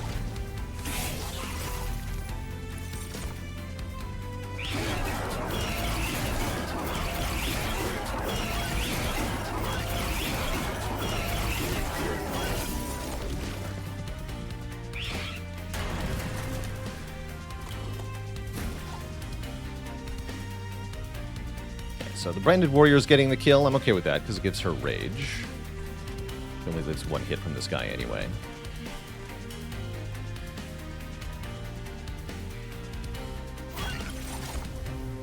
Squirter.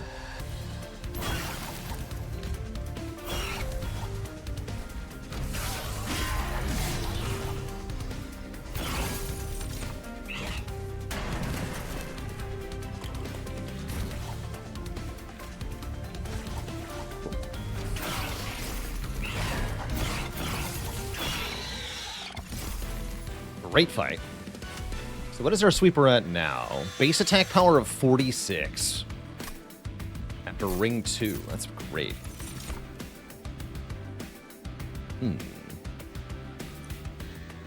Crypt Builder seems useful in this sort of deck. We also have so much discard.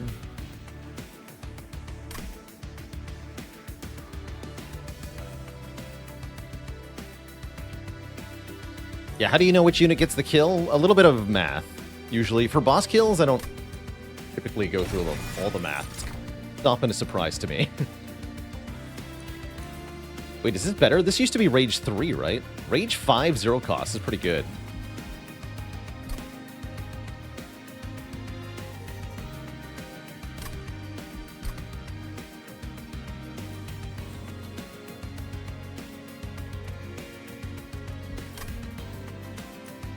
Oh yeah, and we can make an ephemeral copy of that? Yeah, give me that.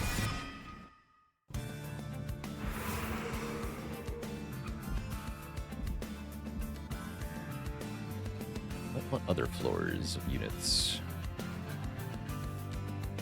I think tanky wouldn't be a bad idea. Does sound like I probably want to get a Hellhorned banner unit here, although I'm eyeing the Merchant of Arms. Equipment goes pretty hard here in keeping Cold Kalia alive.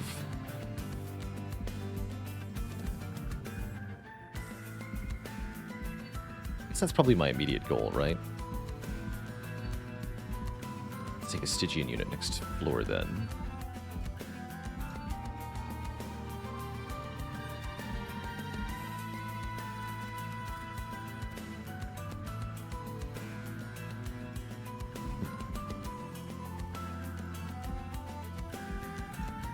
Oh, I was wondering about that. So you get more gold later on with Forgotten Boons.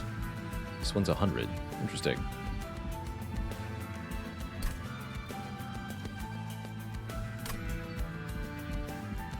Do want that heal. All right. We'll go here.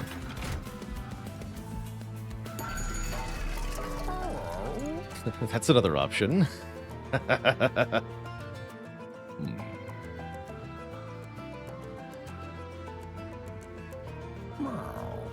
Interesting.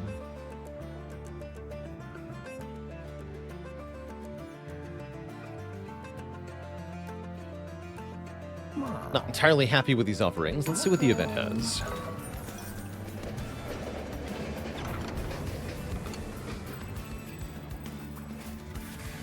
Does silence remove thorns? It does not. Wait, the red crown?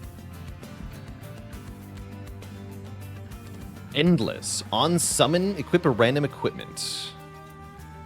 And I get 2 followers, which are 1x3 multi-strikers. Wait, these are awesome?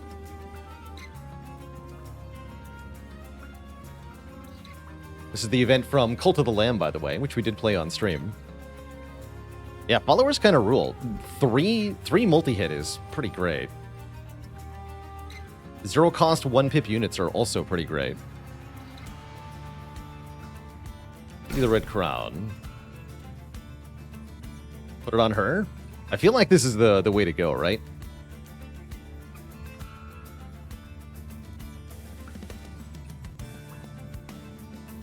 Crown cannot sit upon 2 brows. Can it, though? What if we dupe Colt Kalia? Then we do have 2 brows with crowns. Do we not?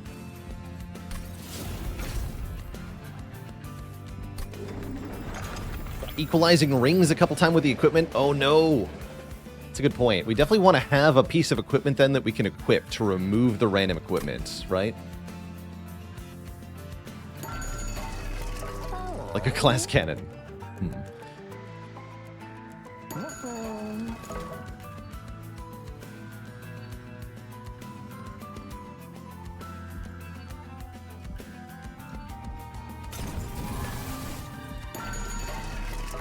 Guess I'm going to pay 75 for a reroll. Alright. Yeah, there's the equalizing rings. Fight Club is pretty good. For 15 more attack power. Especially with the minions, right? The followers in Fight Club are disgusting.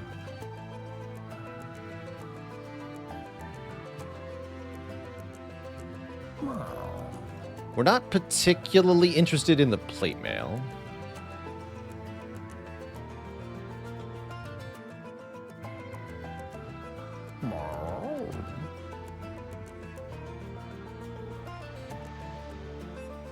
Yeah, unfortunately the plate mail's not very good here. Because plate mail deactivates Slay. So you lose the Pyre of Savagery effect on whatever's equipped.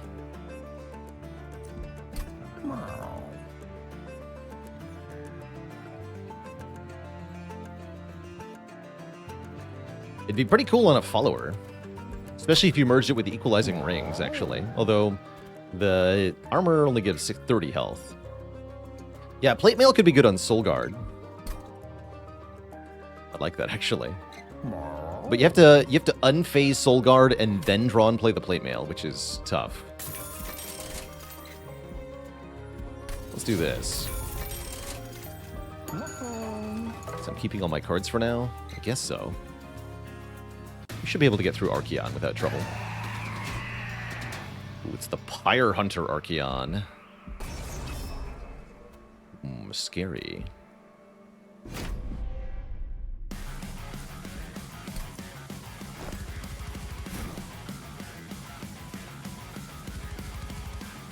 Do we go bottom or top floor? I guess we want to go bottom floor so that we can clear the floors, and then the other floors are dedicated to throwing trash at Archeon.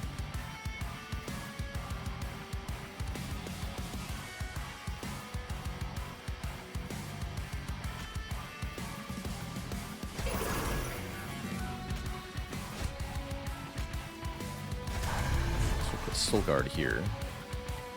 What's the phrasing on stasis? Not be damaged or targeted in any way. Is that still a unit on the floor? We're going to science that. The indicator should show me if I'm losing fire health.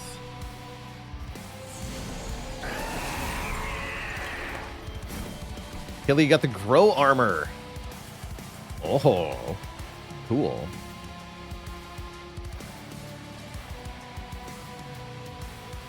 The power. They probably don't want to stick a follower in there.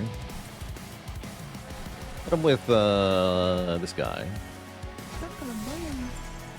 I'm ready to prove my devotion. How's it going, Avian Counter? Yeah, we're still sponsored. We're sponsored into early June, actually. Did sign a prolonged agreement for this game, which I'm very happy about.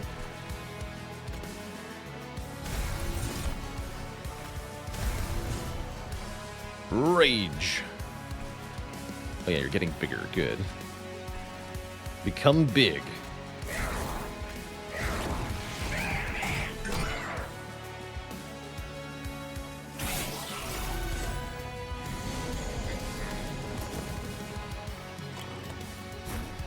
Okay, so it shows we're not losing any health, which means this is awesome. Wait, Solgard is awesome. You can just use the Stasis Solgard to completely shut down any of these no units on the Pyre effects. That's awesome. There's so many of these in this game, and they're just completely negated by this. No, the follower. No. After combat, he's absolutely... he's turning this guy into a fine red mist, and then checking units on the floor. The follower does not count, because he's super dead.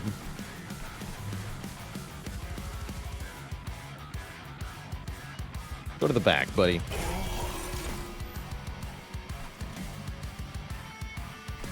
Having some frostbite.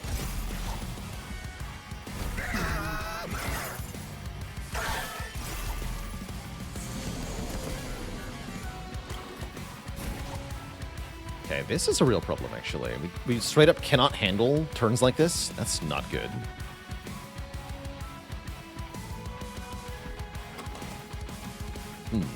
I have no weak durability at all. No real way to get it. That's not good. Concerning. Very concerning.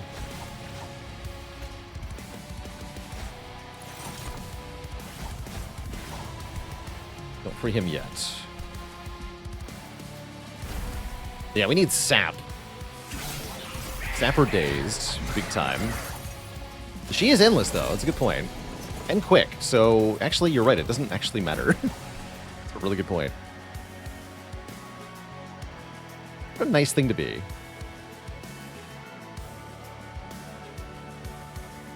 This guy is perishing to his own nonsense. I think this guy's getting a slay, actually. Guess I'm cool with that. See, now we are losing 5, right? Because Archeon kills this guy. Even if I put the steward down, we're still losing 5 here. I cannot stop him from doing 5 to the Pyre. Bummer. That is definitely a bummer. Yeah.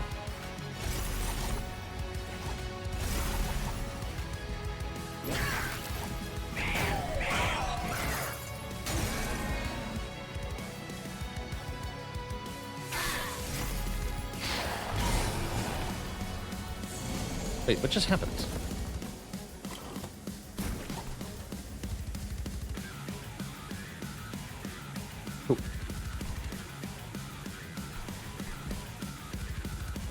Oh. We could free Solgard, but again, no reason to. Again, yeah, it just cannot get killed by the enemy units, and they can't hurt my Pyre. That's just really good news. Let's restock the top floor here.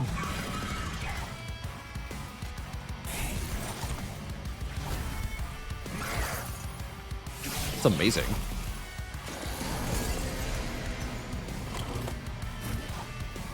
Okay, now we want to freeze Solgard.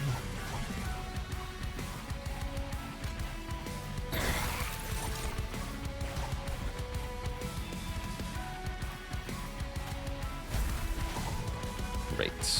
And then we can replay Colcalia. Next floor, yeah?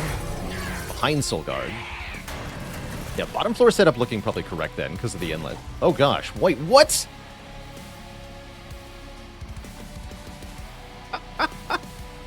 Excuse me?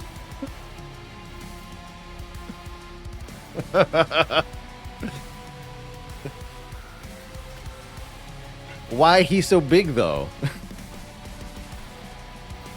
That's fine, we seem to be winning. I'll take it.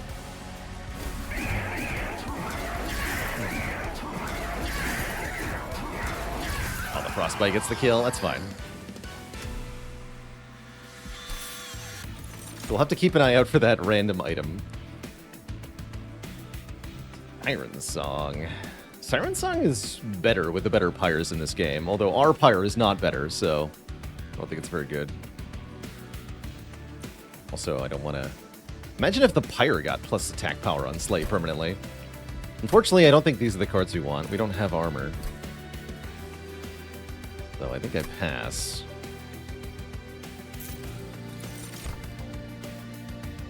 Consumer of Crowns. Wait. You seem to be buffed. This guy seems way easier to put into to play now. In general. Unfortunately, we don't have any imp units in the deck. Do we take a Siren of the Sea? It seemed like a bad idea. Feels better to have more units, yeah?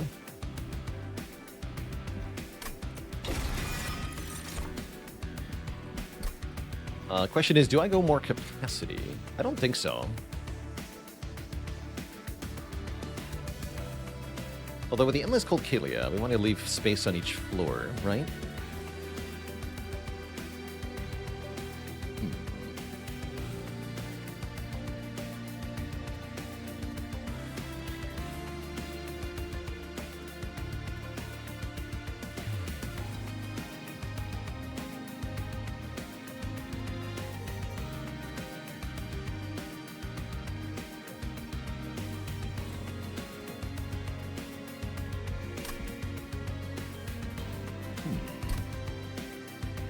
Are we trying to do at the moment?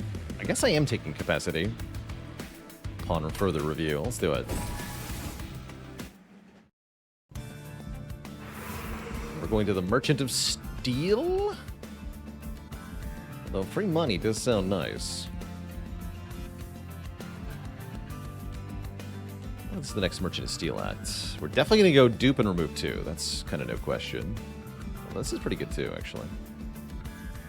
Wicked Merchant event artifact is definitely good. Here's a good remove. Here's a good Merchant of Steel, rather.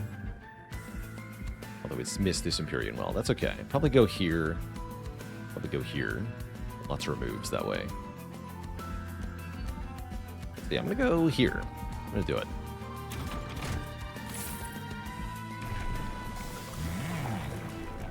$120, $120. Good stat line. Solgard is the beefiest of all the champs, I believe, with this particular line. Oh, the Odie's Totem. That's the opposite of what I want, though. I want the one that gives you bonus Ember during setup. Fullbeard is okay. Probably reroll these. Let's look at the event first. He needs 10 stacks to unstasis. That's right. Oh, it's the wings. Oh, blight ability on Cold Kalia. That's kind of disgusting, actually. It gives her even more stats. Notably, 10 health is kind of a big deal. Could dig for better wings, but if we lose them, it'd be bad. When they're all gonna have wings? Yeah, so if we keep duping her, we can just put them all on the same floor. Wait, that's really good. Yeah, let's just take a guaranteed wings. Seems really good.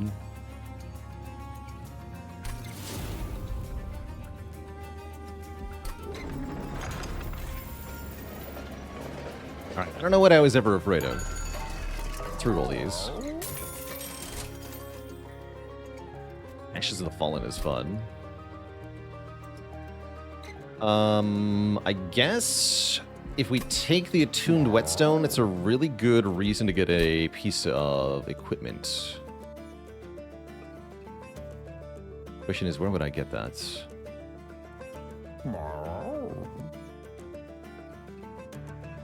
Have to go here. That wouldn't pay off until Ring 7. That's still worth it, though.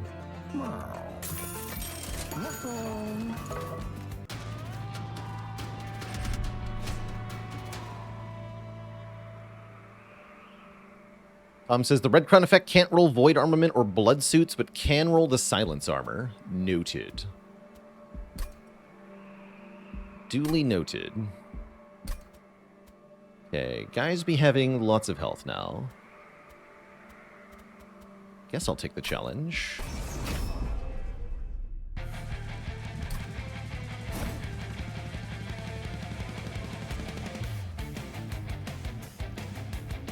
Smiley face.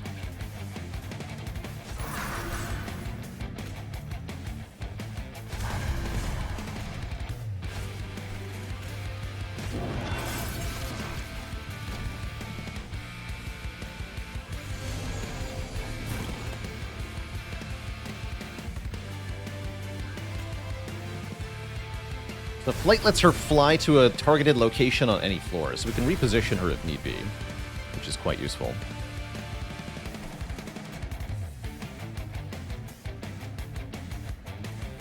You're going to be behind Solgard. So close. That's fine, he gets the kill.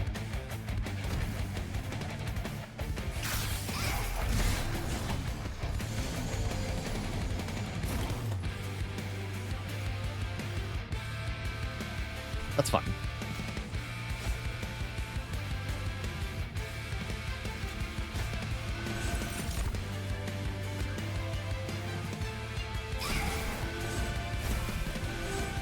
Yeah, 10 chart stacks.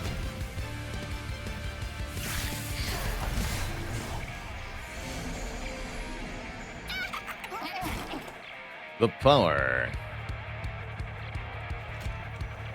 Get in there, buddy.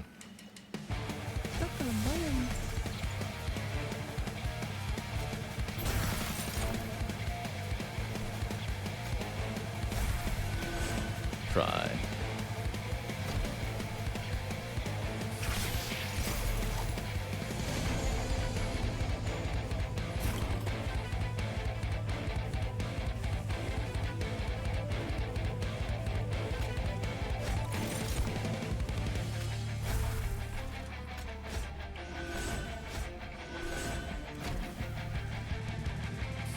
Pow.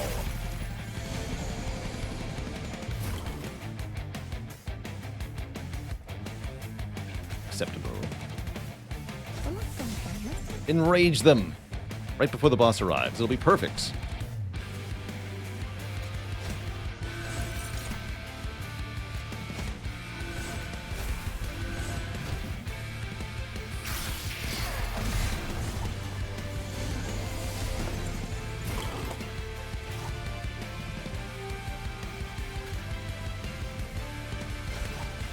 And then you fly to the back of the battle line, because you're the most valuable member of the party. Doesn't actually change much. It's okay. And yeah, let's free Solgard from his eternal prison.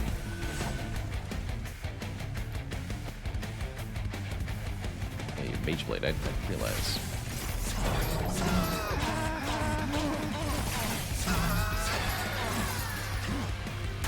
More followers?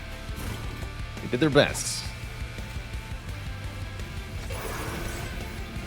GG.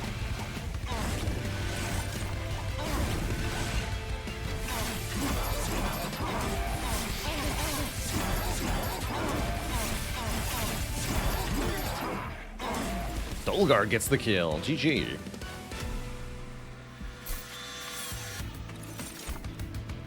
Yeah.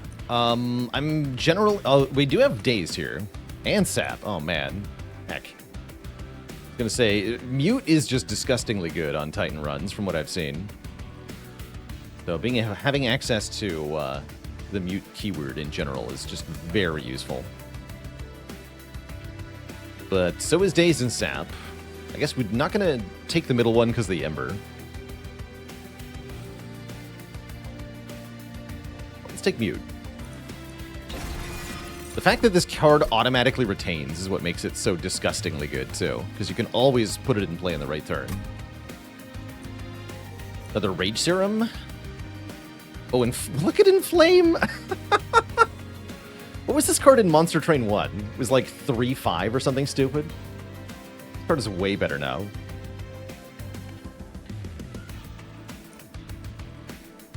Can't believe it took this long. Honestly, maybe take it. I like being able to apply armor and rage to our unit. Let's take it in play. Yeah, it was really bad in Monster Train 1. It's definitely a lot better now. This is such a loaded ring here. Both sides of this are disgustingly good, but I'm going to go for the remove 2, dupe, and Merchant of Magic. Is it time to dupe the Cold Kalia? Maybe. Oh, actually, wait, this card's good? Hold on. Bruh? Or is it double stack the Unnamed Tome? Wait, I can make this holdover double stack.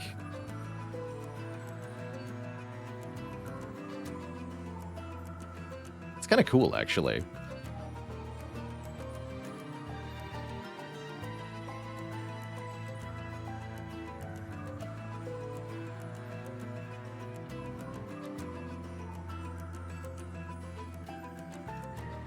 Let's try that.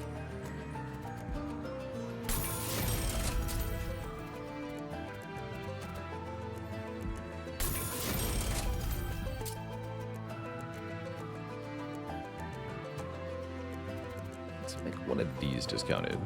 I'll put 20 magic power consume on something too, one of the Titan's Gratitudes as well. Gives 100 damage, right? 100 damage is pretty good.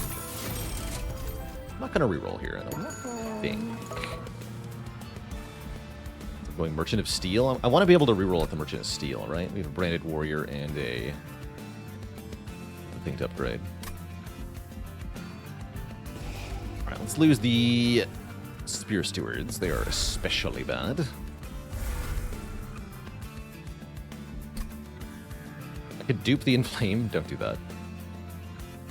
What else would I dupe? Dupe the Unnamed Tome. If I'm not duping Cold Kalia.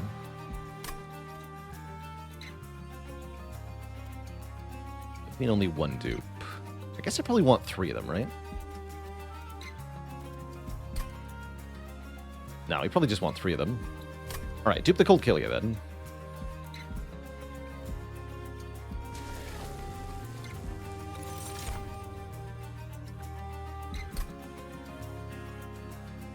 Yeah, that also gives us an early backup. If the equipment that we get is like a total brick, we can just use the second one.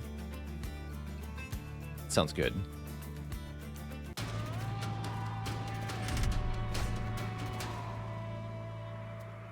Non-boss enemy in each wave gets reanimate 1. You know, I actually have a counter to that. It's called 2 Cold Kalias on the same floor. I'm in. Also, wait, reanimate lets me kill them more. That's just free slay procs. Let's go.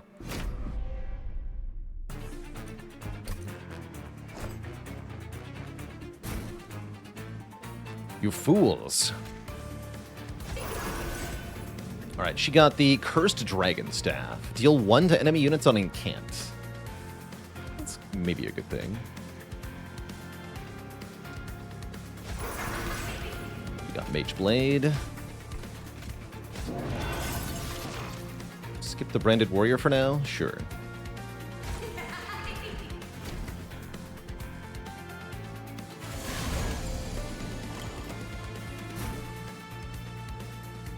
Seems like this is going well. Big spells here.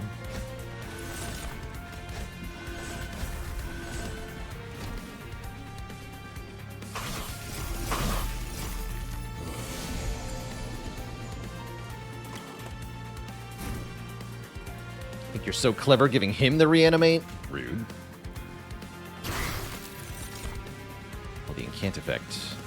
Actually kind of bad. Gotta be careful with that.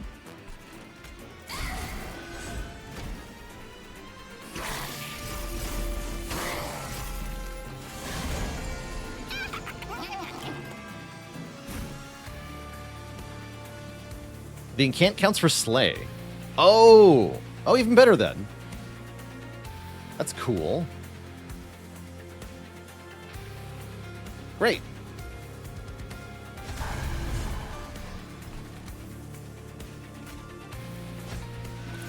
Like the words you're saying to me.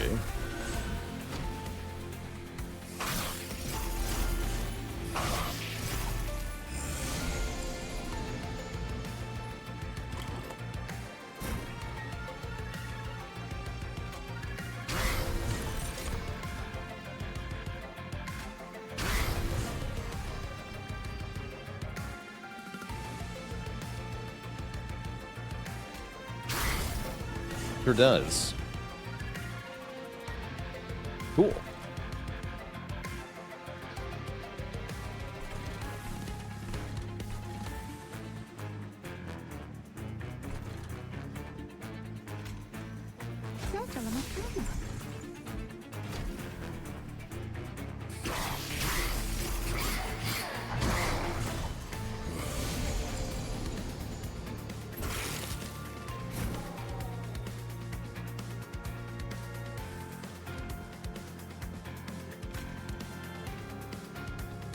This boss does. Remember, dying is not that bad. I've died many times. How does MT2 compare to the predecessor? It's got way more stuff. I like the music more, and I think the fights are pretty heckin' cool. I can't wait for a little bit more side content in terms of the enemies. Like, I'm hoping to see, like they gave to the first game, a second choice for the first and second boss. Major boss. It's like Talos and Arcus were eventually added to Monster Train 1. I want to see other options other than Archeon and the Cherub guy. But overall, this game seems more polished, more refined, more content-packed than the first game on almost every front. It's great. It's like two Monster Trains stapled together. Way more full of fan service? Yeah, why wouldn't it be? Why wouldn't it be? Let's get you out of jail, but that means I might discard the tome. Let's kill you. Great.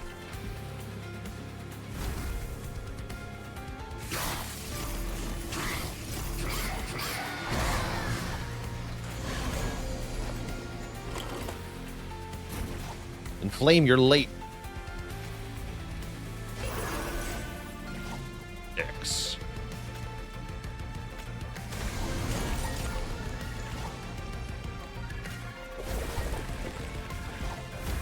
Wait, I should have gave him more reanimate. Wait, I'm a fool.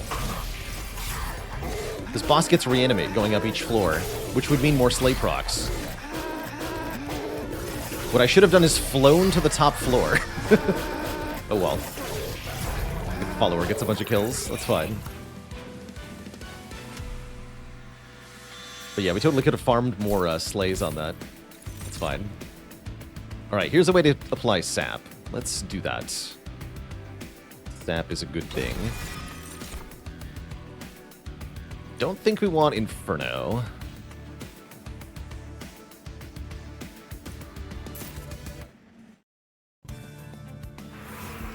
We said we're going here. Merchant of Steel even better now that I have these followers, right? I can upgrade the followers. I didn't think about that.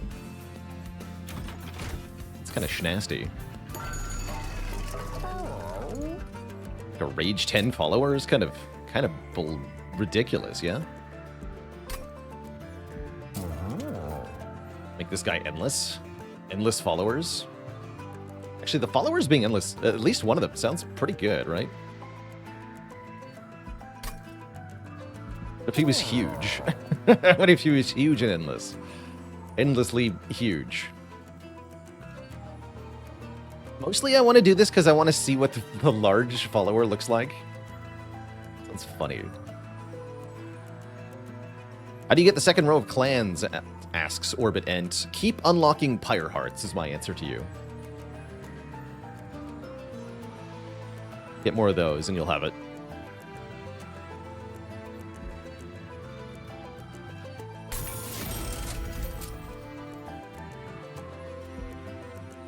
Swallower. Wait, no, that's that's something else. I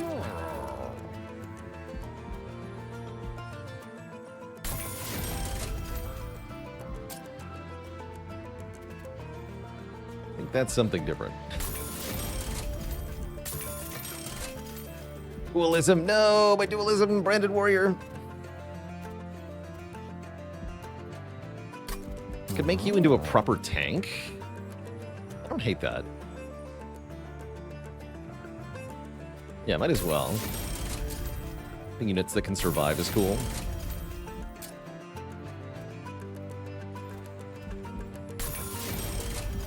Great. Let's lose the other train stewards.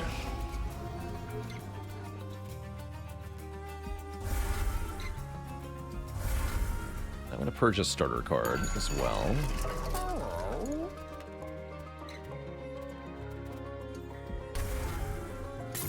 What does Titanite do? Makes the unit take half damage from everything. Oh yeah, I'm going here, right? So we need equipment. So we have this. So I'd like to get a merged equipment, ideally. Let's fight Kale, Lord of the Chubs.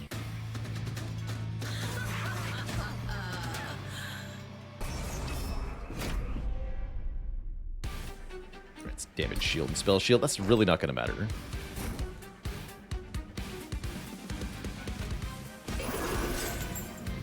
Oh no, glass cannon. Actually, it's fine. You're endless, right? Actually, glass cannon's amazing. Right.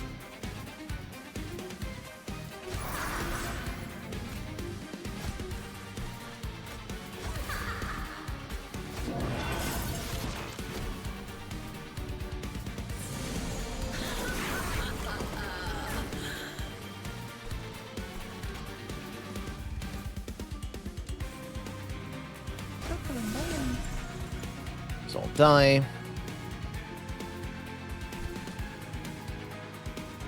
Yes. Mitosis cap. Celebrate. Gain a permanent copy of this unit.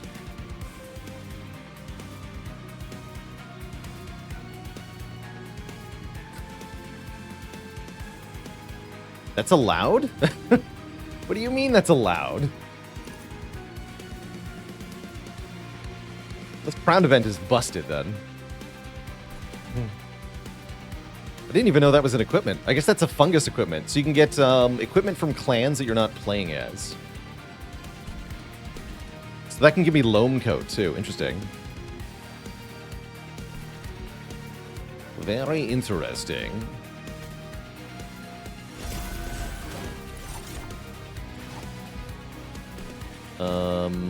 I don't really want to play this guy, right?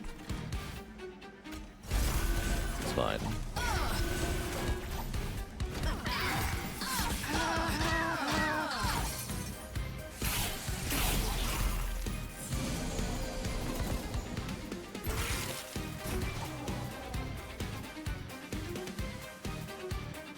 You are silenced now.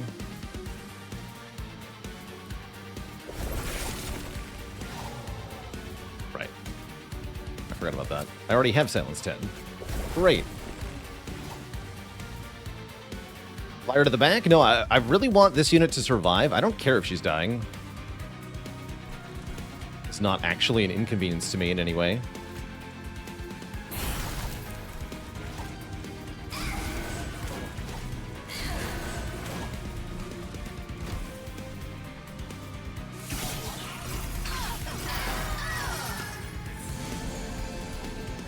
Yeah, get another Celebrator. Exactly. This comes back. We got Cursed Twin Blade. Thick.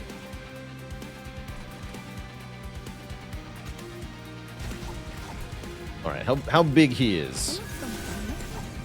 Like a normal man. Don't talk to me or my son ever again.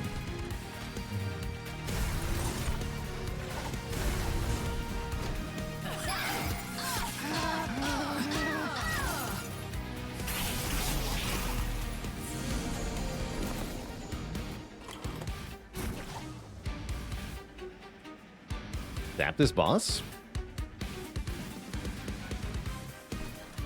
Might as well, yeah. Zap him twice.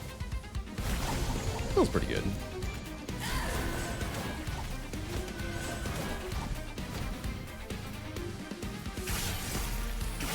Guess I could put them behind the follower. The follower take the hits. He's a big boy. He can take it. There's Iron Flame. You're late. Oh, I need way more energy, I just realized. I make ephemeral copies of this, too.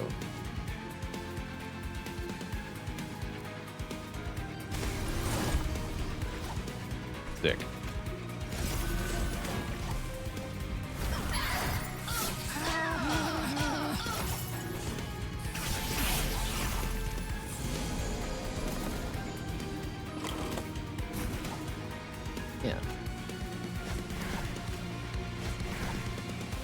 just do that.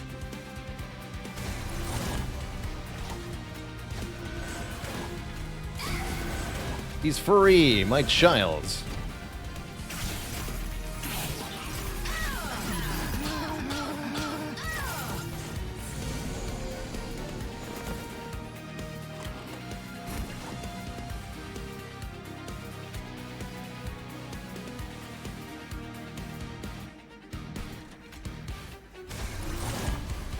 Then terrain. Sweet. Might have taken one there. Didn't have to, though.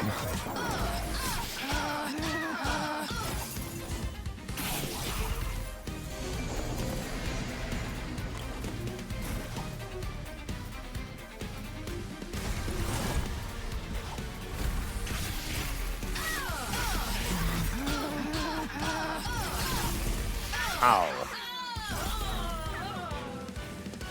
This is going pretty well, actually. We've definitely pivoted into making good use of the Pyre of Savagery. Our Cold Killia now hits for 121 damage. Base. This is probably worth getting a Calcified Ember. 1x sap.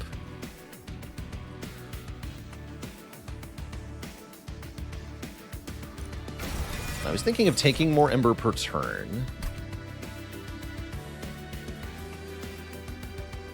Because I want to be able to play the holdover card, plus some other stuff. They inflame. Don't have great card draw. That's okay, though.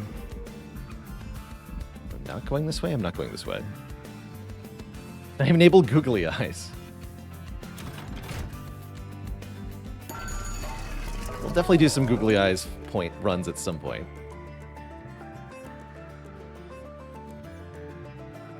The Bloodthirsty Blade, huh? What an appropriate find.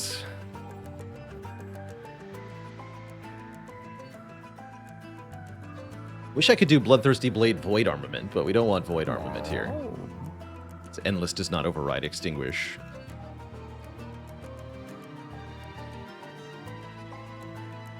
Yeah, a bit late, but still well worth it.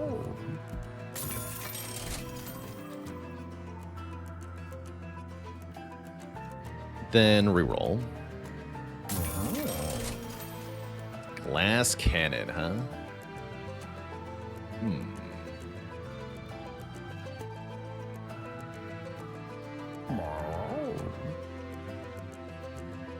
Interesting.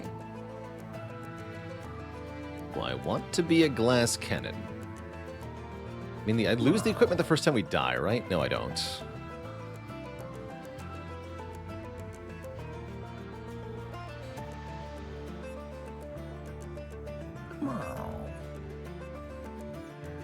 I'll take Spell Sanctum here, maybe.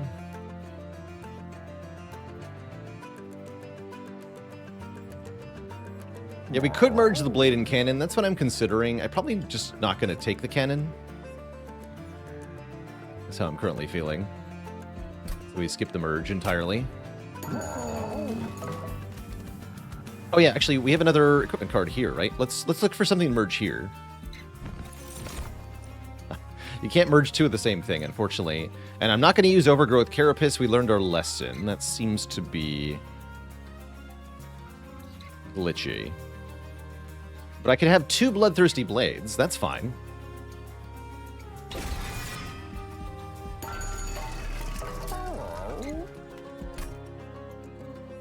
You're literally just not allowed to merge them, is what I mean. So we're going to make one of them deployable. Overgrowth the Follower. I like that.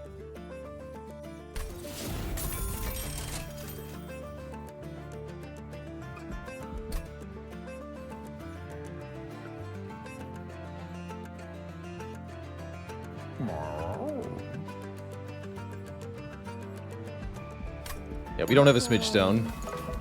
It's not a real thing. So 15 stacks now to get a 250, 250.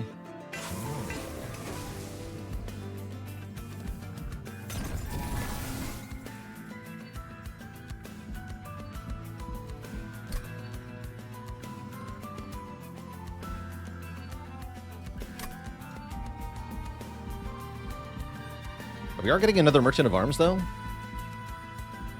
We are. Cool. Great, so we'll just save some money for that. Used to be 20 stacks for 220, 220. Yikes. Pay more reanimate. Excellent news. Free Slay procs. That's freaking Rax the Overblessed. Definitely want to be on the bottom here.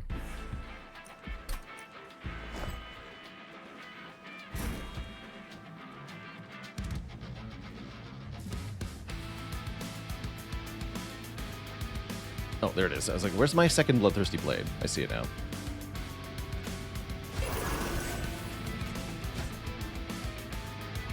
Oh yeah, so your random equipments are going to be overridden. Yeah, and we have a third Cold Kalia now. That's right, because we did get the dupe.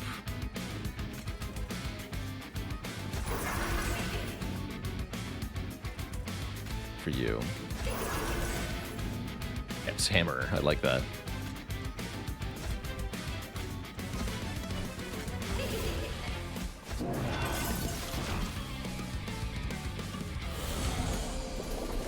See how good your reanimate does. Here, have a friend.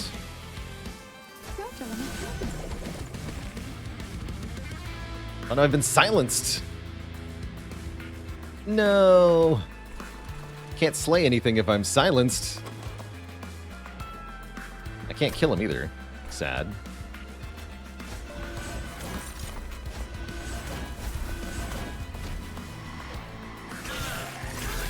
Oh, but I get the slay procs on that guy. Okay, that's great. Everything's fine. There's no need for alarm.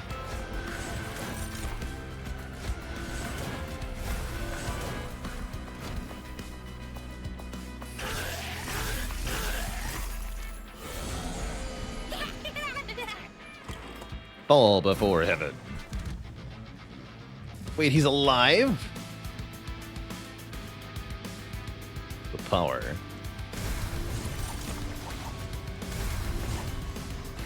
What's hitting you, buddy? Oh, you're killing him. Well, good for you.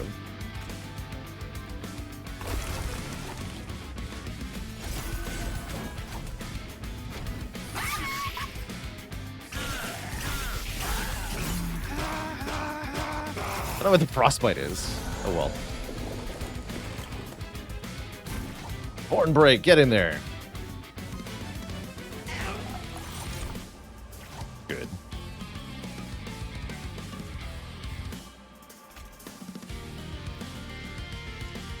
Take one for this. I'm okay with that.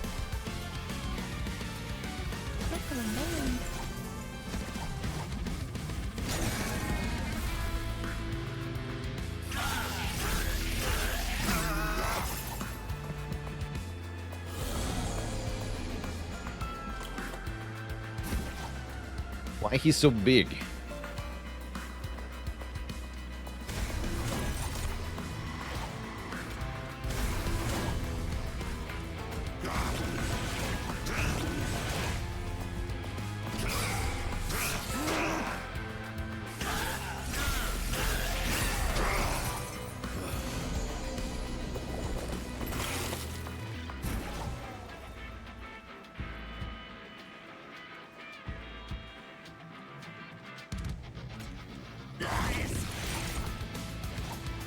Live on one?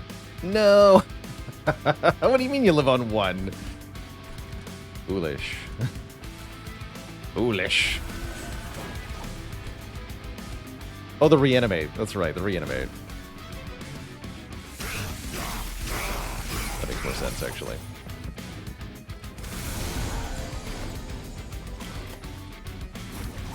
Alright, how about you don't do the thing that you're doing?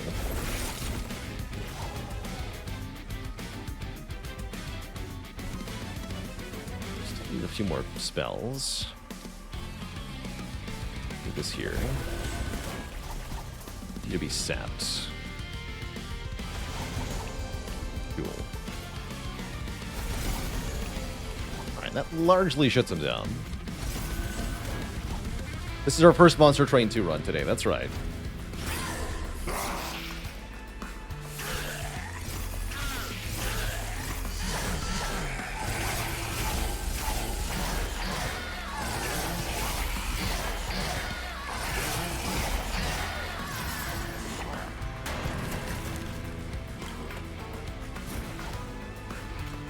Oh no, I didn't leave enough room to put my Cold Kalias on this floor. Though I see we are winning anyway. But guess what? I can do this. Fly, my pretties.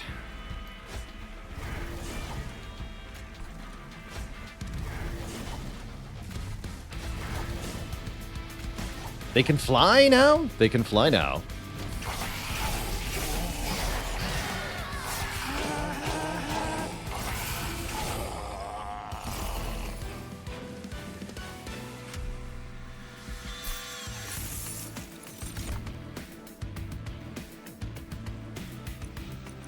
Don't think we need any of these. Thing with the chibi eyes looks way out of place. Yeah, he's literally in the wrong video game. These are crossover from Cult of the Lamb. I don't think I want any of these either. But yeah, if they look like they're from a different video game, it's because they are, in fact, that.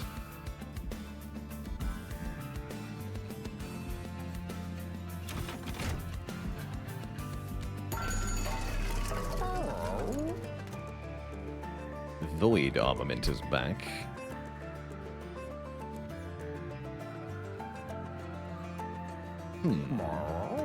Do I just take the plate anyway, because it gives insane durability to one of my units for the endgame, and I don't care that much about the Slay procs in the final two fights?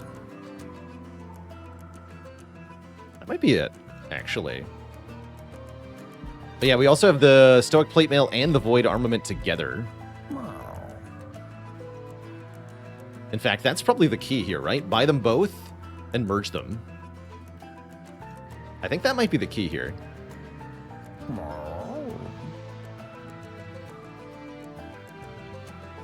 Because then we have a multi-strike quick sweeper with insane attack power. And huge health as well. It seems awesome.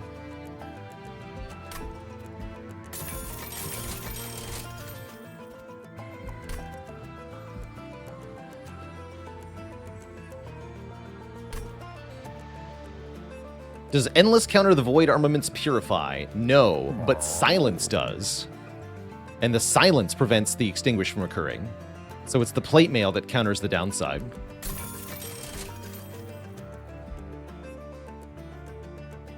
And then make this deployable.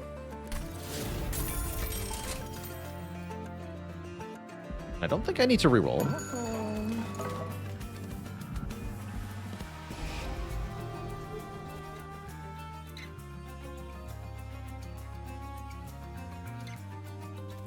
Some more torches.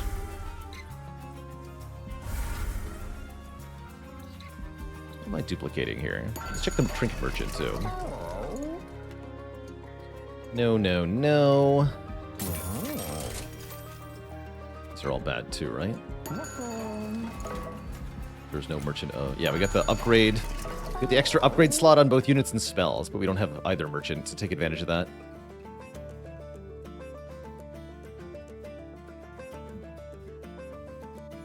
There are small benefits to Rage Not Decaying with the Branded Warrior. Yeah, it's okay-ish. Is it better than a Purge? I don't know. Probably not even playing this guy. I think I'd rather just Purge him.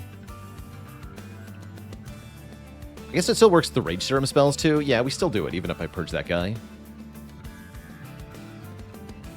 So let's just get a 4th Cold Kalia then, yeah?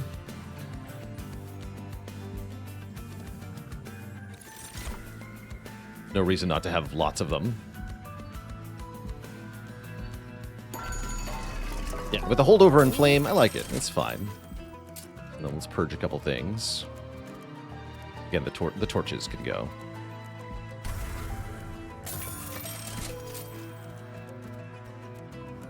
Remove every torch. Want 2 big swords? They're too big. Now, we only have one of the merged equipment for a reason here.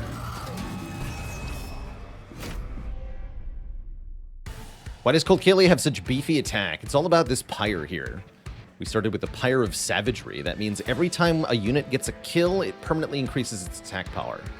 So Cold Kalia has massive attack power because she's killed every unit. My hand is full. Wait, what did I not get in my hands? Definitely should have removed this Branded Warrior.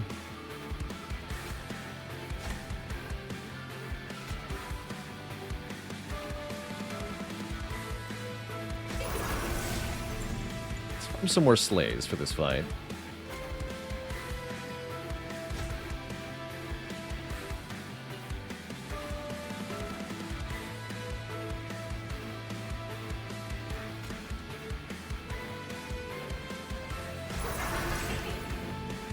This. Oh, yeah, 'cause Seraph is going to dunk on you, right?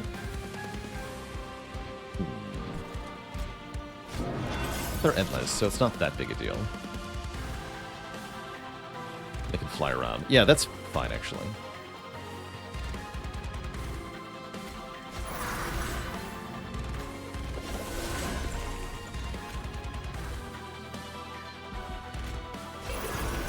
For now. In fact, probably don't play them ever again.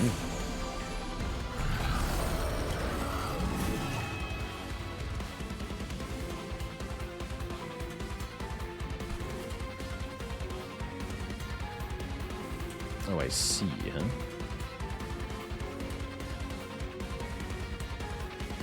What if I just donked you? Great.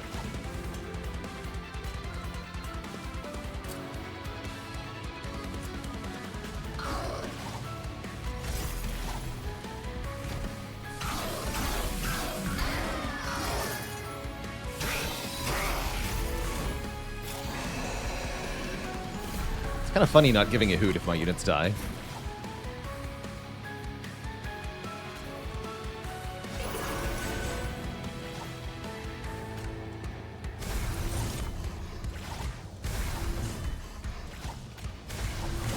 Get in there, buddy. I'm Seraph.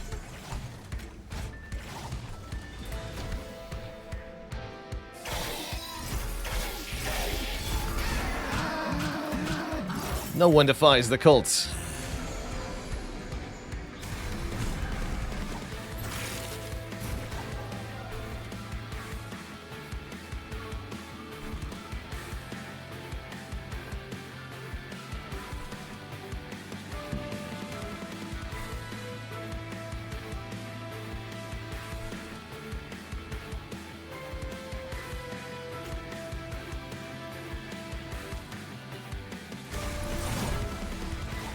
That gets them all, but not in the intended way. I'm still okay with that.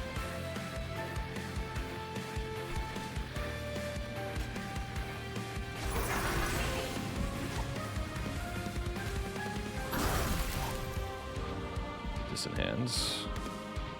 Actually, no, just play it for more cans.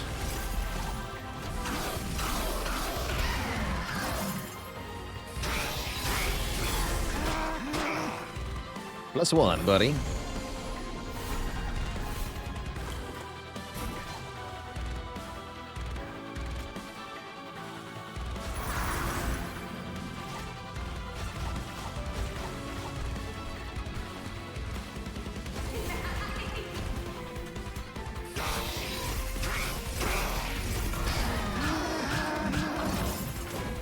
Easy peasy.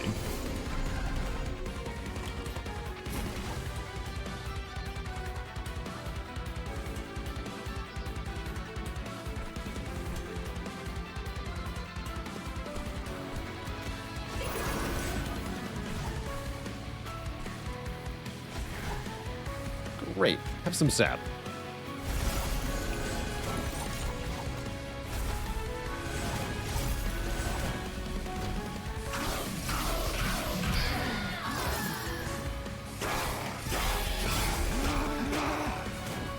My childs. Yeah, this wave is so nasty. Double 500 health units? Like, how are you supposed to normally do with this? It makes sense here, but still. It's ridiculous.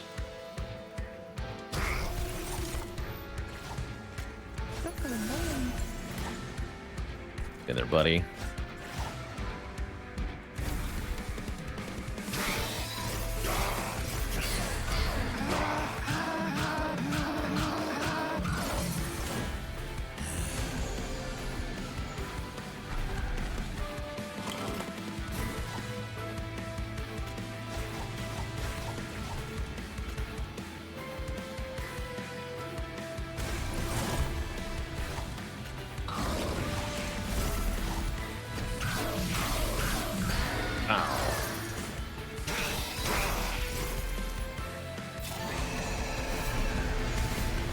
Wave.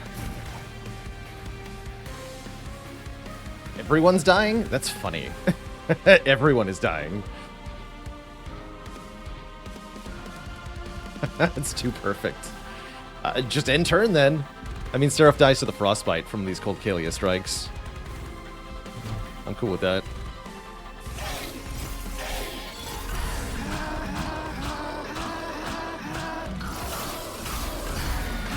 Mutually assured destruction.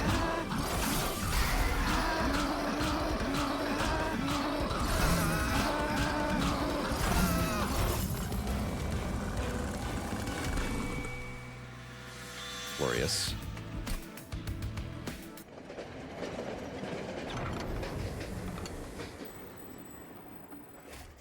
You followed the rail through the gates of heaven and defeated those sent to stop you. Do you continue forward to the beyond? We do. Venture forth and fight the tight ends. I don't think this fight will be very hard for this deck, to be honest. I think we have this pretty decisively. Really cool fight design, though. Clash with the Titans. You must simultaneously fight Savagery, Dominion, and Entropy.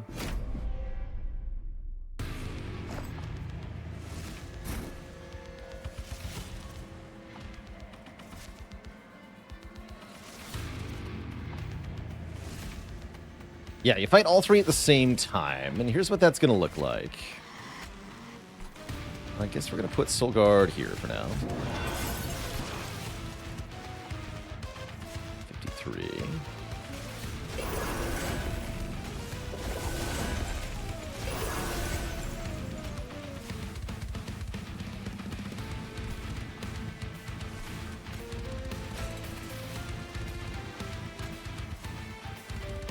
Like this. No, let's put the Siren in the middle.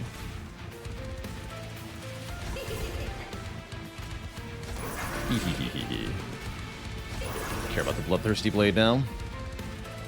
You got a Cursed Twin Blade. Excellent. Let's see, you have an Overgrowth Carapace. You have an Organ Harvester. Amazing.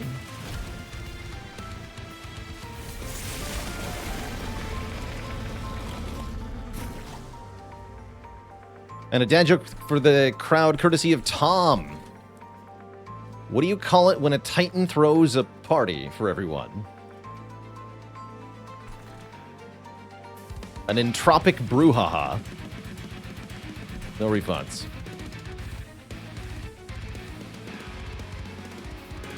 Alright, so. The three pieces of this fight are Savagery. This guy is all about fighting your units. He never attacks the Pyre. Instead, he just shuffles between the first, second, and third floors, getting stronger and stronger each time. The big one is Entropy. Entropy exists on all three floors simultaneously. Does have attack power on all three floors of 20. 20 damage per floor is a lot. So, consistent damage output on each floor, but can be battled on each floor. So all your overflow damage is going to go to Entropy. And then Dominion lives in the Pyre room, because Dominion is a huge jerk. And battles the Pyre every turn. Dominion only has 3 attack power, however. But it is a constant drain on your health, which is really annoying. Fraser, thanks for the Prime sub in 24 months, 2 heckin' years. It's a long time. Entropy wins. So the real gimmick of this fight is that none of the Titans can be killed until all 3 of them are on 1 health. So you have to lower all of their health at the same time. It's not about focusing one down fast. You must contend with all three until the fight is completely finished. So how do we damage the top one? The Pyre's going to do that. It's going to do 3 damage to the Pyre. The Pyre's going to do 160 to it. And yes, you can use spells on the top floor. You cannot descend the green one. It is immobile. So it cannot be repositioned. But you can hit it with spells, and that's the intended thing. It's also going to give us a card each turn that you can spend to do that better.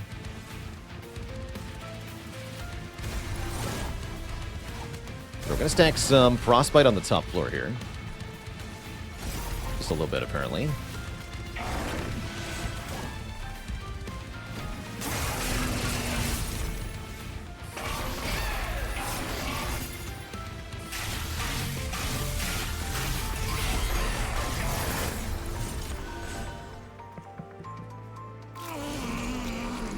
Oh, the corruption.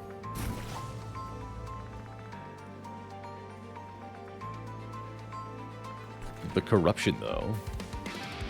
So Savagery is particularly scary because if you have no units on the Pyre after combat, it deals damage to your Pyre.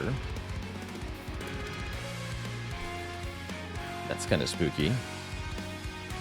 You need to lose the Overgrowth Carapace right away.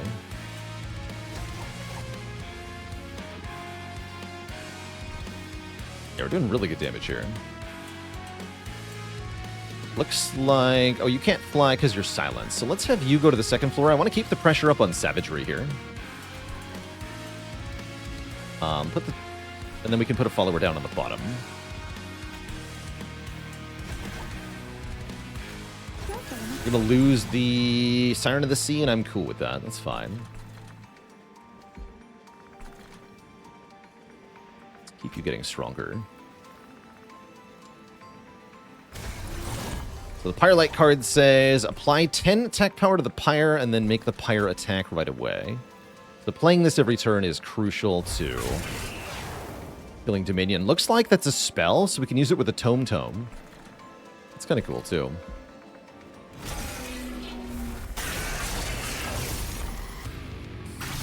Yeah, regular enemies will go to the Pyre like normal. That's correct.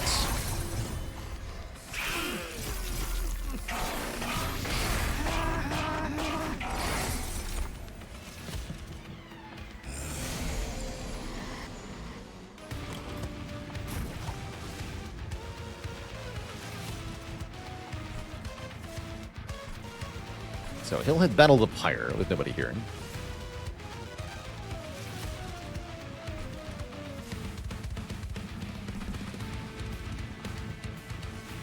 You can't fly.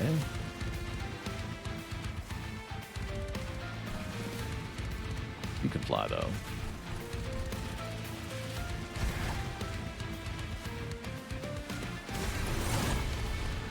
Great.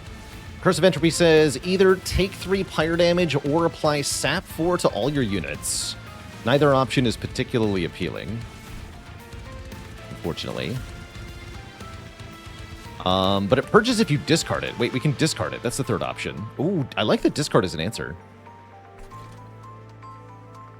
That's kind of hype, actually.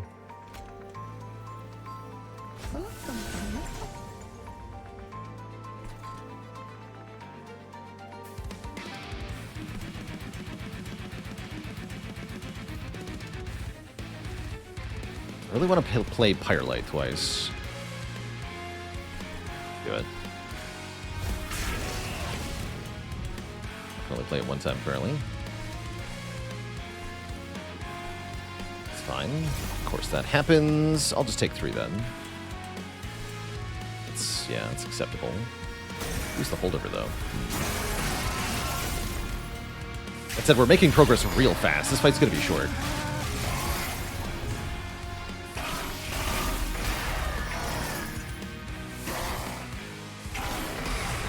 Actually, I already played my holdover card, didn't I? So he goes back to the bottom, and he gains multi-strike, which is very spooky.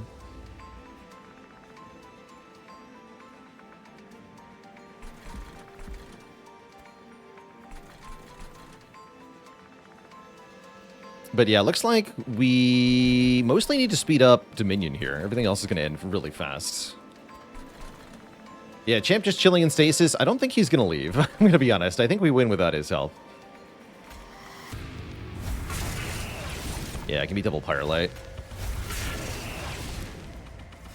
If we wanted to stop the damage to our Pyre, we can use the Spike of the Stygian to do that.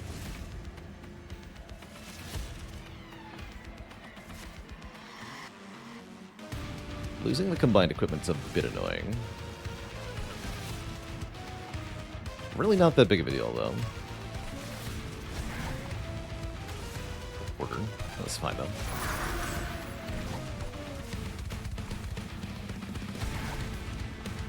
Oh yeah, this is great.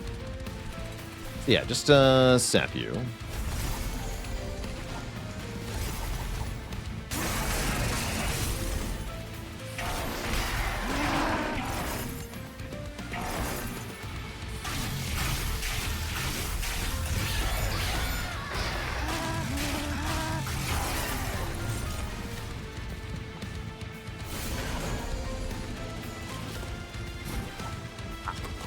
Can't draw your stinky curses if my card draw sucks. Get wrecked.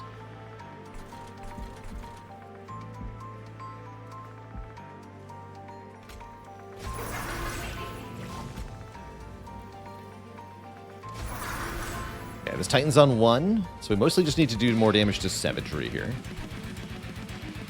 Both dying. I'll play them both again next turn. Do I need to play 2 Pyre Lights? Looks like I don't. We can play the Vengeful Shard for whatever that counts. Very minor difference.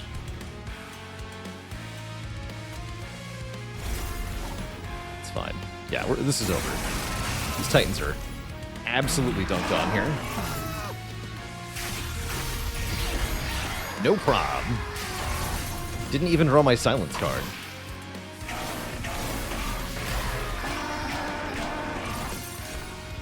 Doesn't have to be in the Pyre room. Wait, really?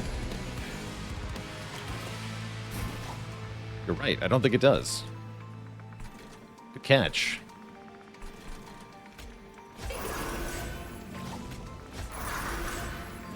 X.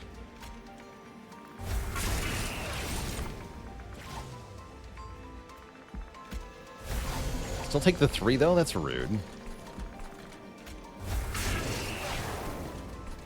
Really? Oh, because you're not actually dying.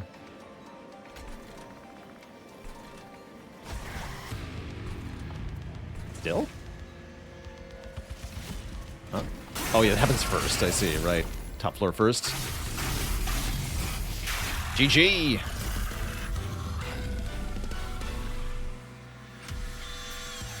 Very cool.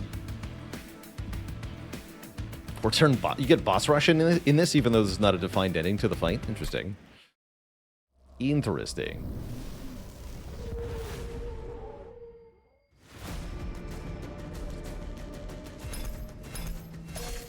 There's our first win with Solgard. Heck yeah. Oh, there's Ice Tornado. I was wondering where that card was. And the Shork. Lovely Shork. Rule Pack, thanks for the Prime sub in 15 months. Lodestone Totem. This thing is super good. And now it's a banner unit, too, I see. Very good. Actually, yeah, Lodestone Totem is really good, in fact, because the main thing that made it balanced in the first game was the fact that it cost 3 Ember, but because it's a banner unit in this game, you can use Deployment Ember to put it in play rather than your regular Ember, so it's just really good. I have to imagine this thing is game-breaking. Hell yeah. You can use Dualism on it, too, yeah. Yeah.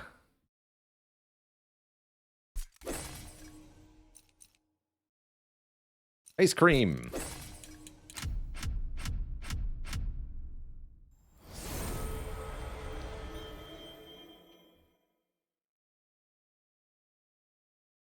And now we have a Covenant rank 10 unlocked. Elite chosen enemies appear during flying boss battles. Spooky. Very spooky.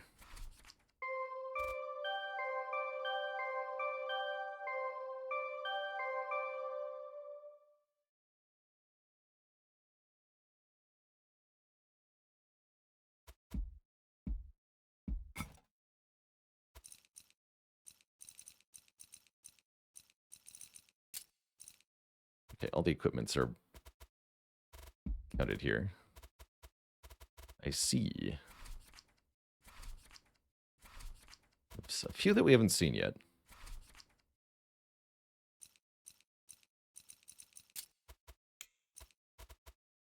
Wait, I haven't mastered Shield Steward? Oops. I thought I did that. Whatever. We have time for another run here in Twitch chat. Before we jump into our second Monster Train run, though, it's going to be break time. Got to refill the leg, stretch the water. We'll be back in a few short minutes for another random run, this time on Covenant 10. BRB.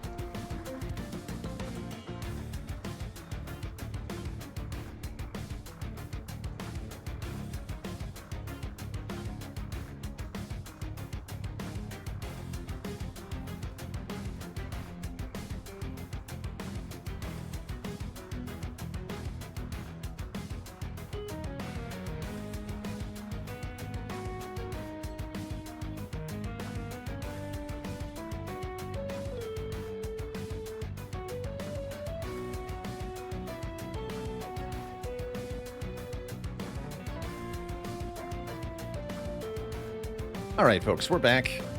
Thanks for hanging out. I'm glad they condensed the Covenant levels in Monster Train 2. Monster Train 1, like, you had 2 curses, but they were just 2 separate Covenant levels. And the same was true with the damage you took at the start of the run. There were 2 separate Covenant levels that did damage to you when you started the run. So they just kind of condensed all of that into a more impactful, smaller number of steps. Same amount of total difficulty, just fewer runs required to unlock it all. I think it's a good change. Let's see what our next random run is. Luna plus Umbra. Interesting. Very interesting. We have Ekka plus Shade Splitters. Curious. Light and dark together. And we got Bogwurm's Growth. Permanently add 1 capacity to a random floor after each fight. I do like that with Umbra quite a bit. That is helpful. We're fighting Chosen of Savagery. Not bad. That means I probably want Damage Shield. Bad combo? Maybe.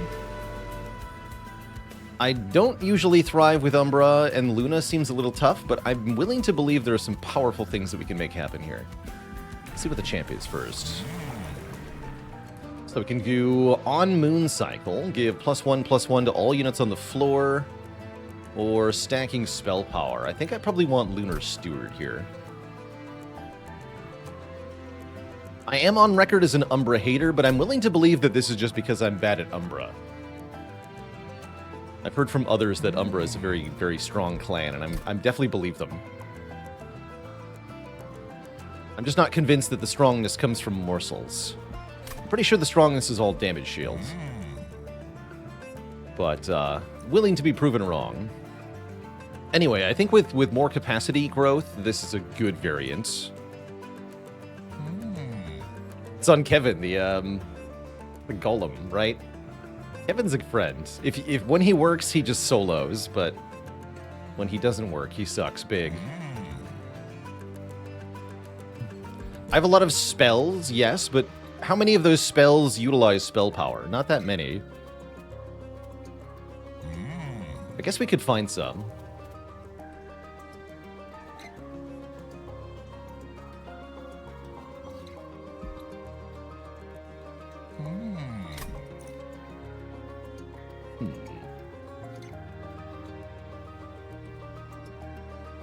Actually, there are some good Umbra damage spells. You know what? Let's try it. This is the clan that does Mage Blade, too, right? Ooh. Triple upgrade units. And I can do Merchant of Steel, Umbra Banner, Merchant of Steel, Umbra Banner. I'm in.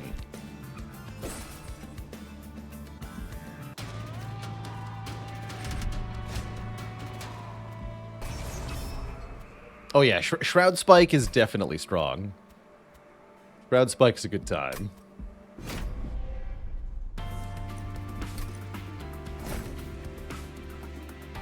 So with the Moon Clan, the moon phases between new moon and full moon. Certain units get bonuses for one or the other.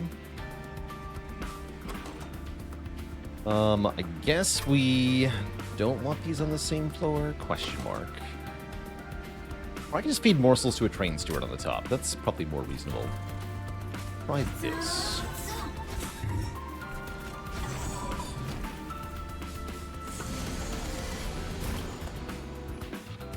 Oh yeah, we also have the Space Prism, of course. Very helpful.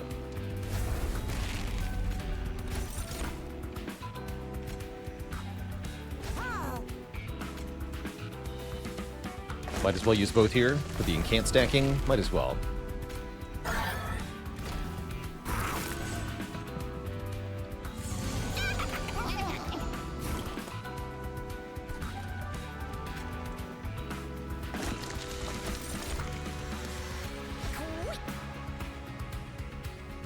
Decent.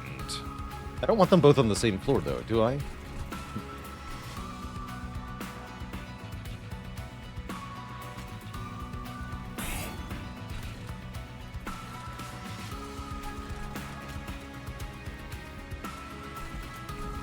Yeah, because then I lose all the damage from my units. No, I don't want to do that.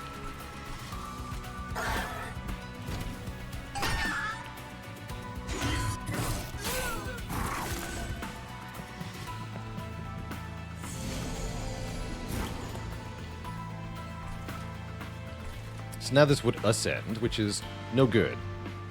Looks like we're taking 4 then.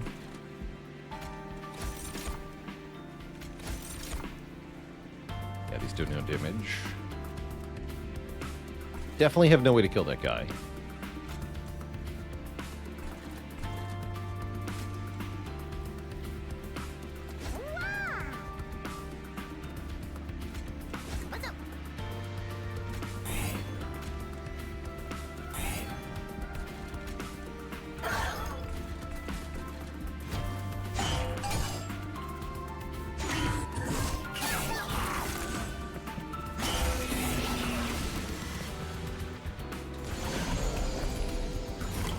Yeah, lots of quality of life in this. The undo button is a big game changer. Big deal. For sure.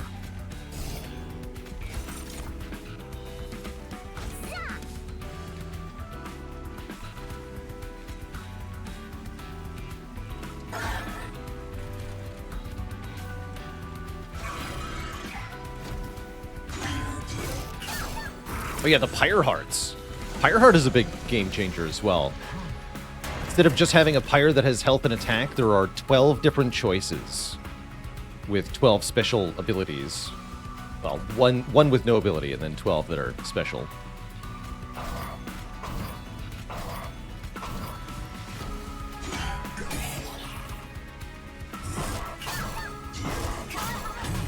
This is our first Covenant 10 run. That's right. So this will be my first time seeing these elite units.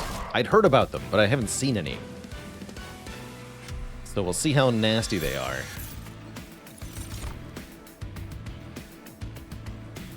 Ooh.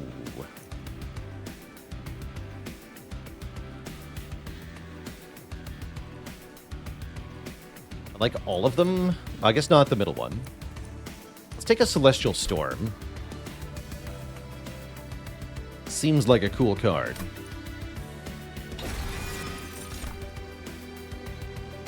And there's the damage shields. We're fighting the Chosen of Savagery, so I'd really like to take this.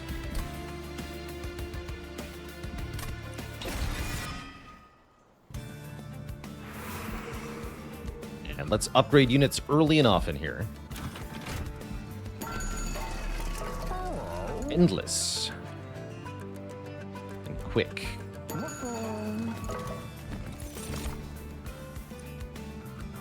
Crucible Warden is very good.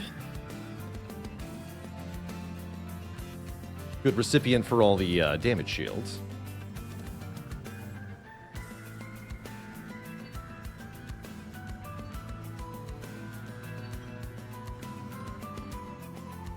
Guess we just take that, yeah? So here's how I've envisioned this deck working at its core. We have one floor with Ekka and some kind of supports, where we try to stack spell power and kill all the units. And then on the floor above that, we have the Crucible Warden feeding on damage shields and stacking as much as possible for the boss fight. Let's take him. Yeah, Quick does seem okay on the Warden. I don't think Endless is very good here. Onto at 5 on the Shade Guard. If I'm putting Shade Guard on the same floor as my champ, that's very good. I think I just want the Shade Guard to be a tanky compatriot to our champion.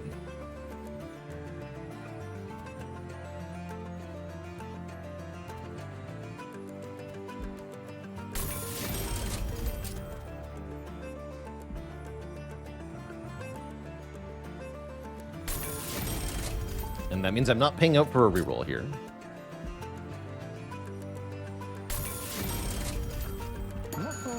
So I can't afford it. We're just going to the next Merchant of Steel. Seeing if we can get something good enough to start thinking about duplicating. We also get another Umbra banner pick.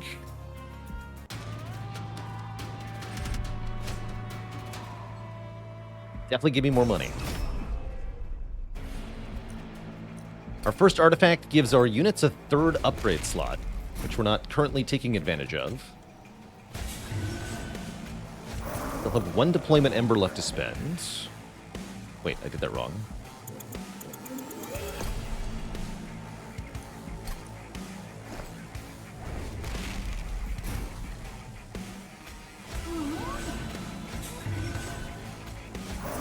There we go. Umbabella, thanks for the 250 bits. Congrats on your first C10 Titan win.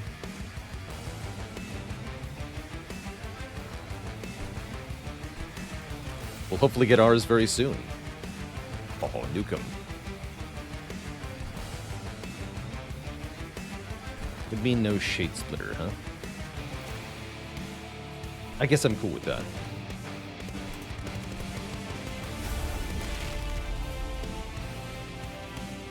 Oh yeah, thanks for the reminders, Baron. I definitely meant to configure my train. We'll do that in honor of our first C10 win then, I suppose. When we get it.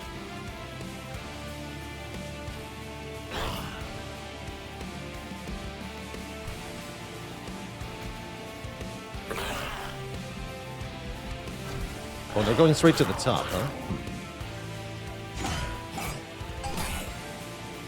That's annoying.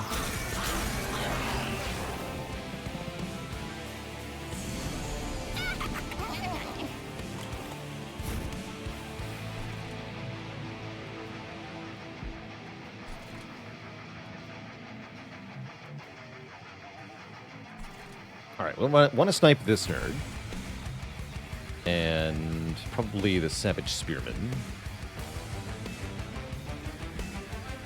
Also need to feed my poor Crucible Warden something.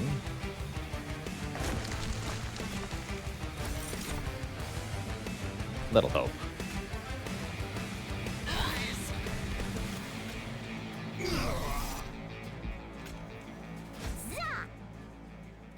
That's more like it.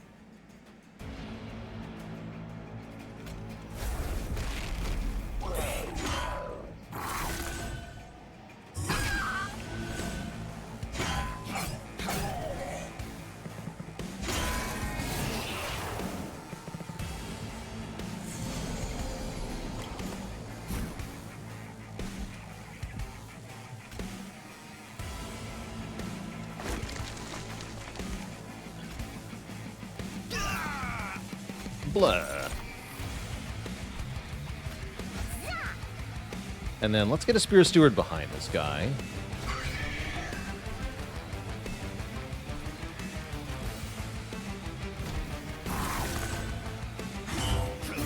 Oh, those guys are going to the top too. Annoying.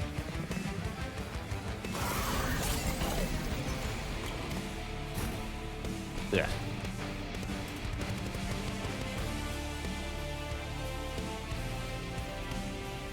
Gonna hurt.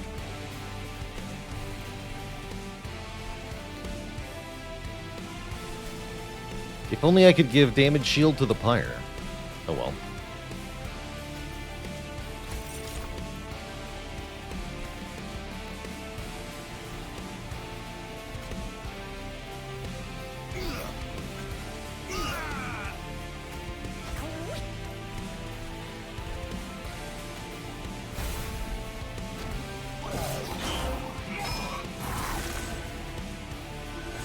Take 8.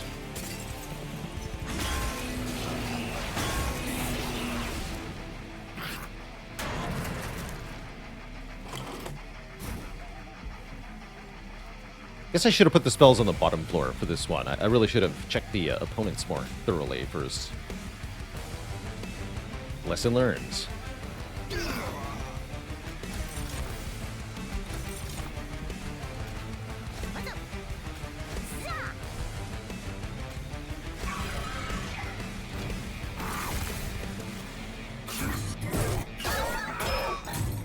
It's all good though.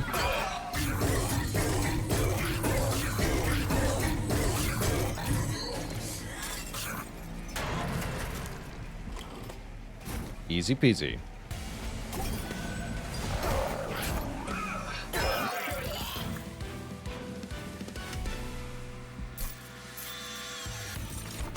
Another Celestial Storm. We didn't take the Moon Phase variant, so yeah. Let's take another Celestial Storm here. I like that card. Mind Collapse seems like it could also be okay. If you can give this bonus spell power, it can be a zero-cost Slay that refunds too. I like that. I do like having more options for sniping enemies in general. And I wish I was going to the Pyre remains. I'll have to deliberately go to one. Bummer.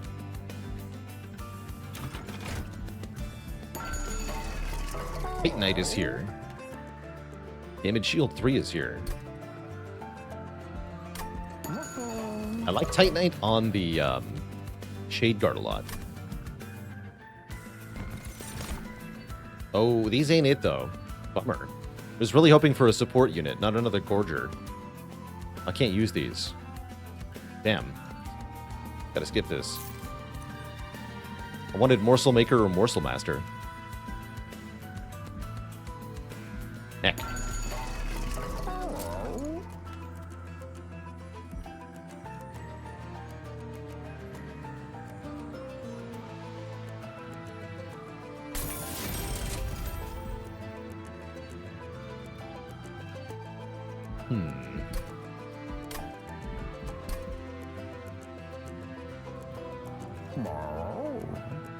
Can go to another Merchant of Steel later. Couple choices there. Opposite of the heals, though.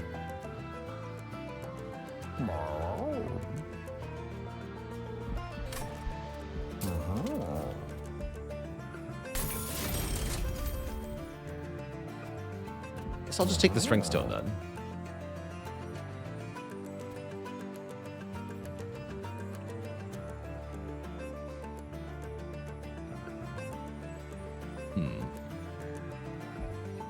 Won't kill things, is my current concern. Need more spell power.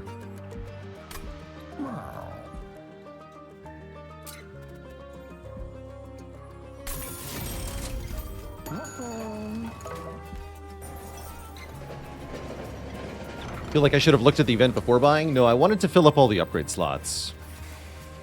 It's Jimbo the Joker. Tribule. Run the units get more health for each rare card. Yorick. When a card with Consume is played, get 25 bucks. Wait, that's kind of disgusting. 75 gold per floor. But the Gross Michelle is really good, right? We get plus 10 attack power on everything except the champ.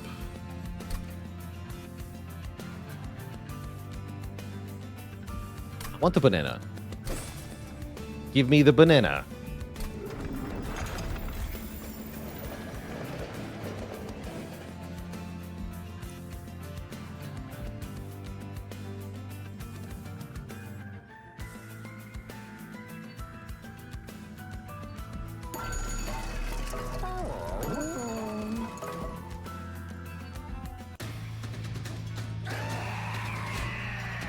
Give me the Titan. Alright, we absolutely have to avoid Pyre damage here, though.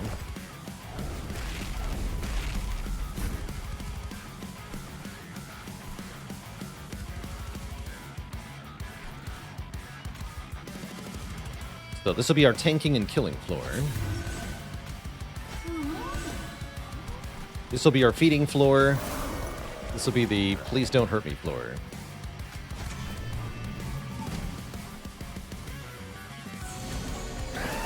Yeah, 9x2? That's spooky, man. Boom. A good start. Although, is it necessary? I don't think it is. I'd rather do this, right?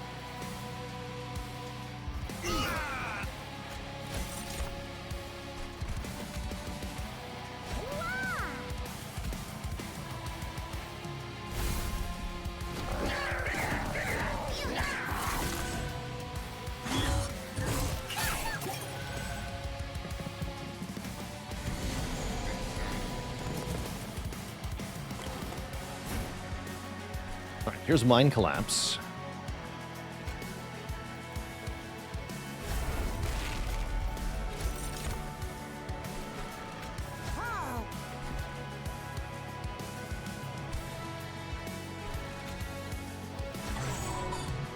Let's Mind Collapse you.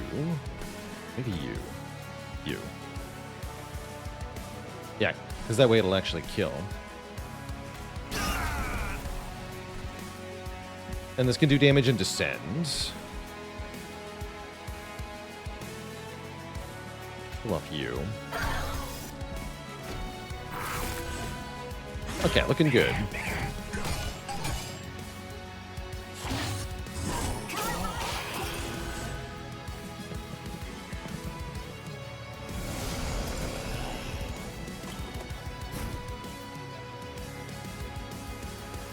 How many gold rewards from challenges must one sacrifice to get to the Titans? None. So how it works is that if you want to get to the Titans, you need the Titan Essences. And to get those, you have to make your bosses stronger. So you have to fight stronger bosses if you want to fight the Titans. Okay, here's an Elite. Just has multi-strike.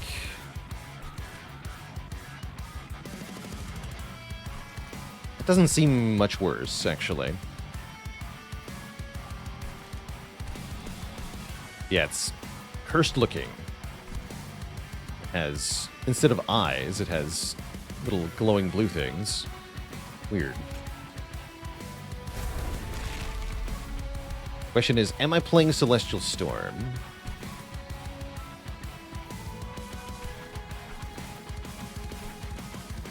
And it looks like the answer is yes. 95 damage to the boss, too, and wipes the floor here. I'm gonna go with yes. We have to take one. It's the only reason I wouldn't.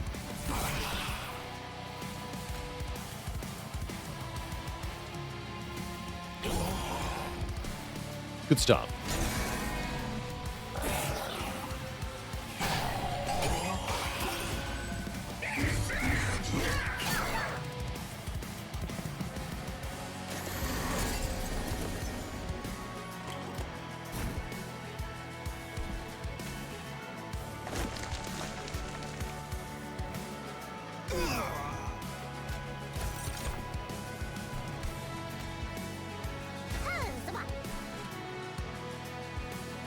Could summon another unit on this floor. I think we're fine, though.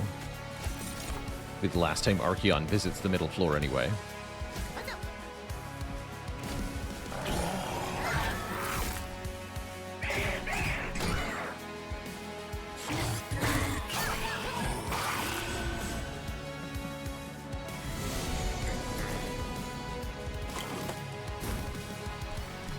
I think what I really want to make this deck better is some of the Umbra spells that do damage and make morsels at the same time. So that's kind of what we want to do. We want to use our spell power to do damage and make morsels simultaneously. All right, you're having a fun time. Good for you. Life is fine.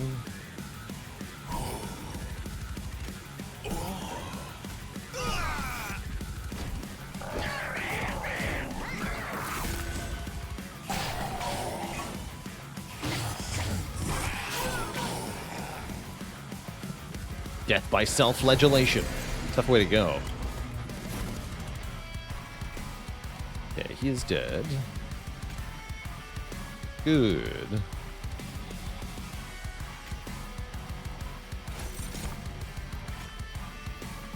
Guess I'm trying to get a kill down here. This is not the way to do it.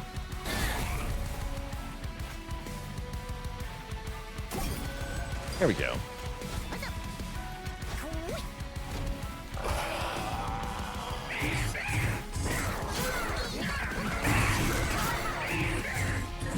Power.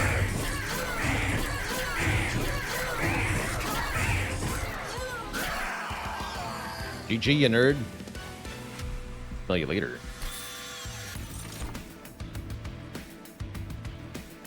This could be good.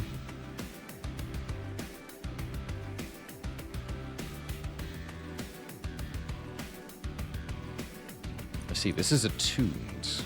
Wait, this is very good. as well. Although I don't think I need the giant heal.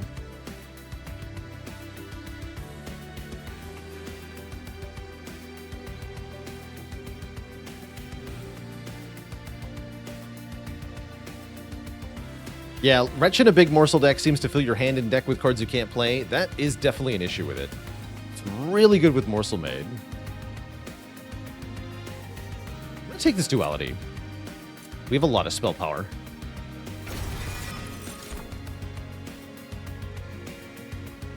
We get a unit. Spell Slam. Restore to full health. It applies spell weakness 1 to enemy units. Oh, that's cool.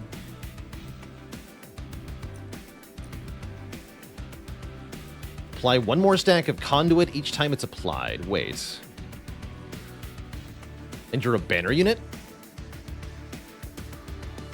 Yes. Right, that's just really good on and can't gain 1 Conduit. Yes. And I think I need more energy now. Although I'm probably taking card draw next. Yeah, it feels like I need energy now. Definitely don't need capacity. Thanks to our Pyre Heart.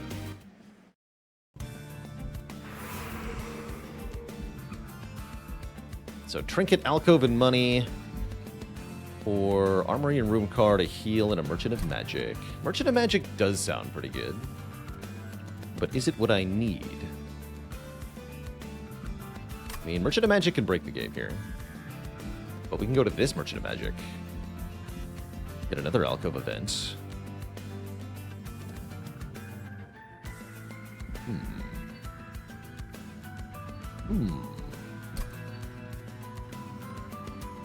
Can't get Founding Seal, right?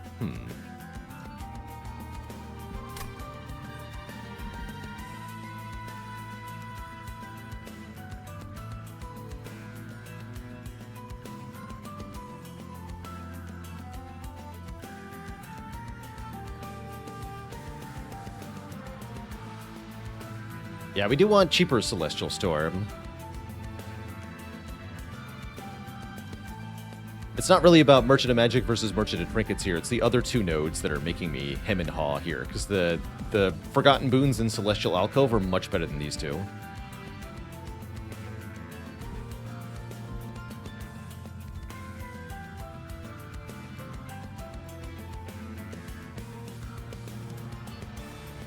Like I said, I'm going to this Merchant of Magic. Yeah, I'm going to go this way for now. Take a quick look here.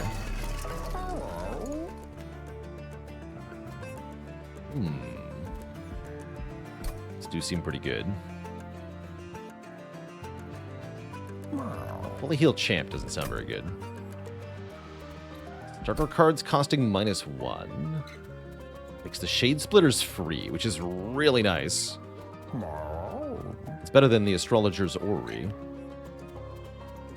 The Witch Weaves aren't already 0 cost, is the only reason I'm not instantly into that. It's making Can't Gain Conduit 2.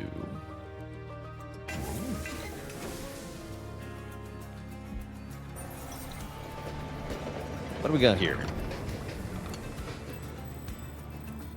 Wings! See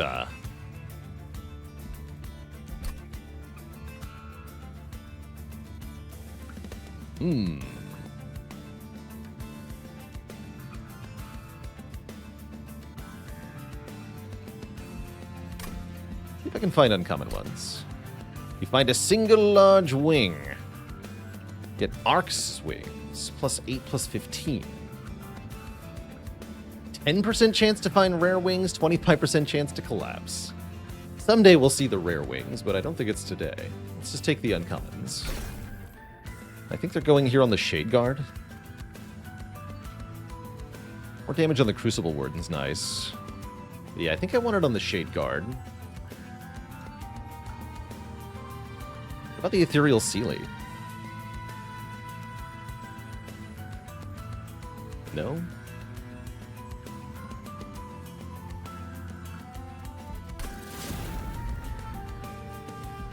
I'm not even convinced the rare wings are going to be good.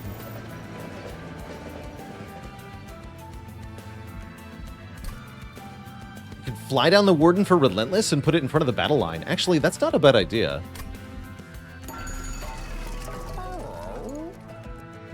Let's take the Tuning Fork. And if I reroll, can I afford a relic? I can. Let's do it. Ooh, Purified Soul Shard. Interesting. That makes the Stewards free to play. That's kind of cool. Or we could take the Snecko. I mean, I have 3 cost, I have 3 cost, right? Or Umbra. Umbra loves the Snecko Eye.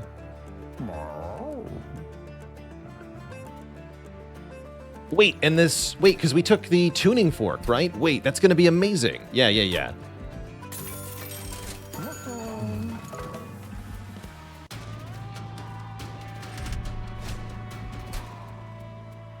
Stewards are apparently not starter cards. Don't ask.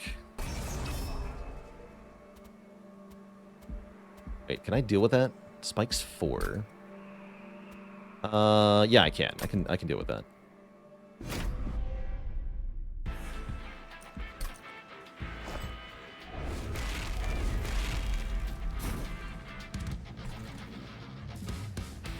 Not being bottom floor. No, I can't. I have no capacity on the bottom floor. My hand has been forced.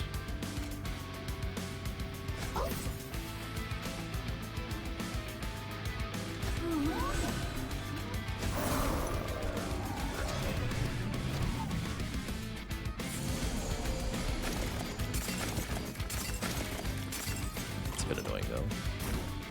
But that's what the Celestial Storms are for. Oh yeah, like this is amazing, right?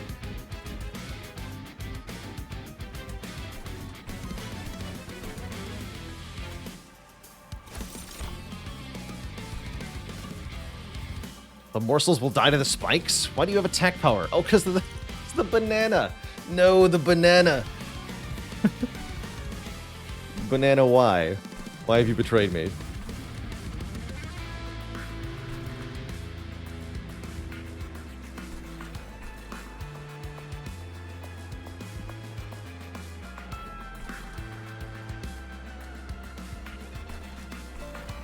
Why would John Balatro do this to me?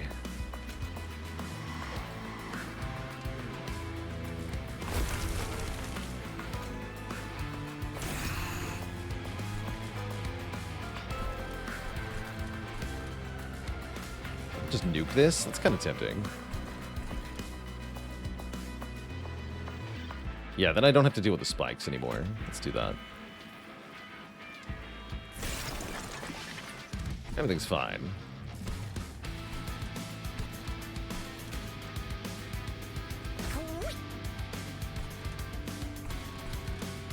Cooldown on flag 2.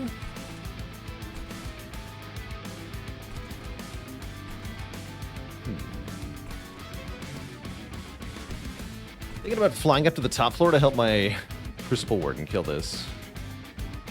I guess the Crucible Warden just kills it next turn anyway. That's fine. Play this. I can't. Alright, great.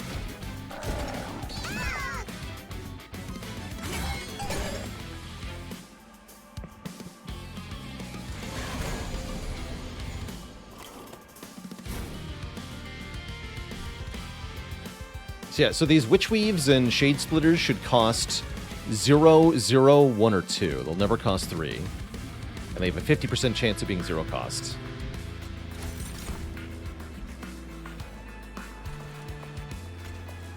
Okay, you must perish. Duality was good, though. Yeah, you can go here now. You get to live now, little morsel.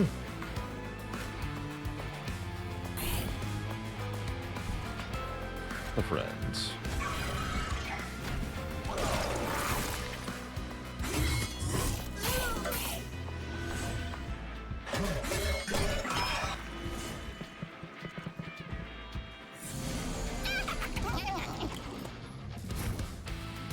Ooh. Bummer. No gravity for this turn. I can't get the collector here. It's a shame. Actually, wait. No, I can. Genius. Do you see it, Twitch chat? Do you see how we can kill the Collector here? We got him. Got him right where we want him.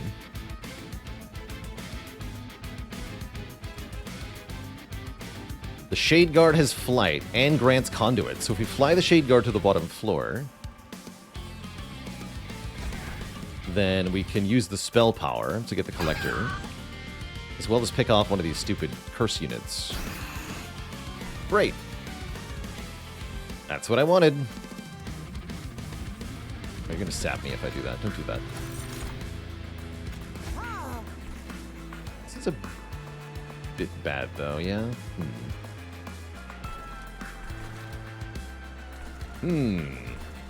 Concerning.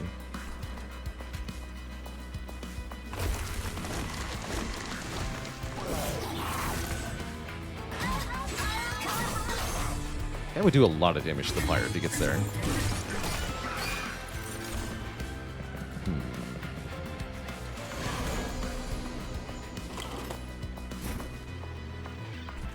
I can descend him. Excellent news.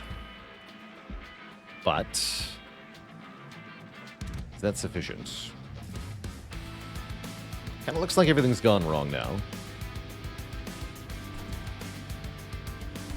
It looks like I'm taking a lot of damage to my Pyre now.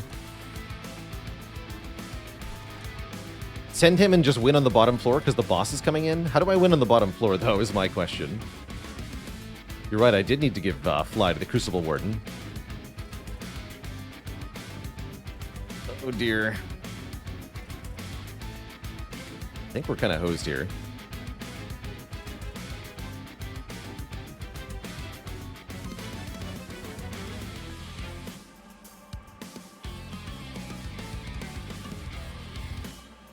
Would Merchant of Magic have done this to me, I wonder?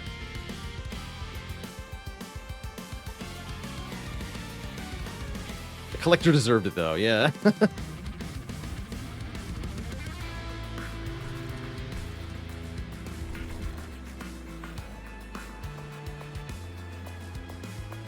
Death by Greater Snecko Tax. That's what I'm trying to figure out. Like, do we even win this fight if I go Merchant of Magic? Unclear to me.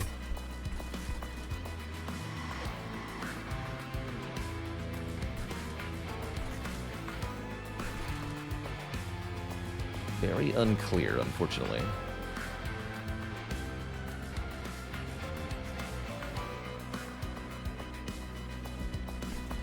To send him to tank for these. It's a fun idea. I keep my champ alive. Snecko Eye has partially betrayed us. Not seeing Celestial Storm a second time is definitely part of what went wrong here. Kind of hoping we draw those on separate turns. How many cards in this deck? 29, huh? Oh yeah, we can actually put the Shield Steward here. Doesn't solve the other problems. Though, regretfully,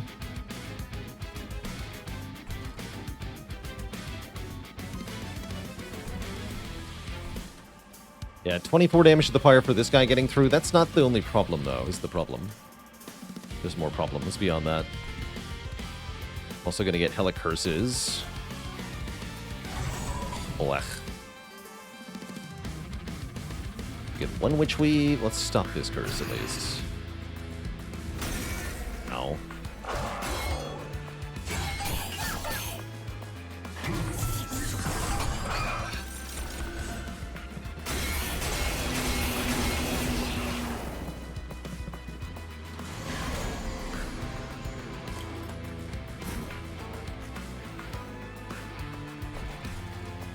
Okay, there's Celestial Storm.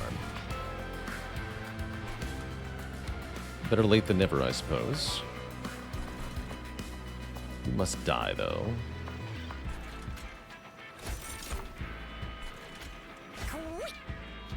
I must summon a second morsel.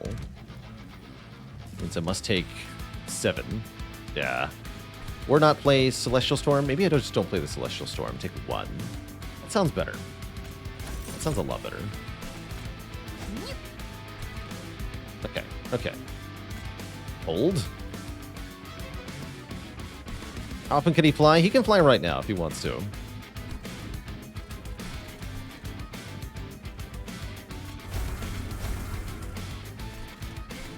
Look at where he is currently.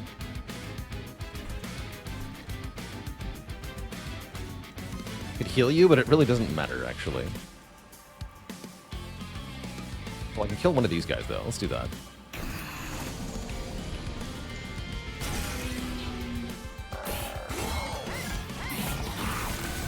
Okay. Not perishing here.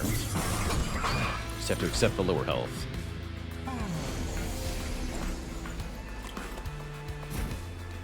Celestial Storm, you came. Good. Wipe out these nerds. These fly.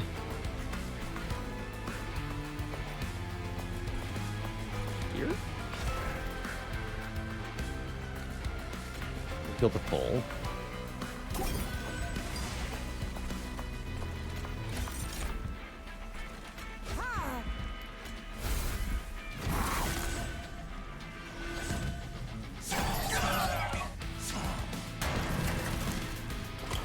All right.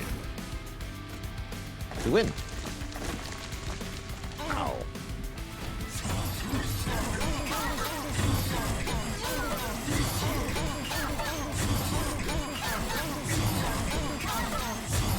Hopefully that's the Snecko tax. We'll see.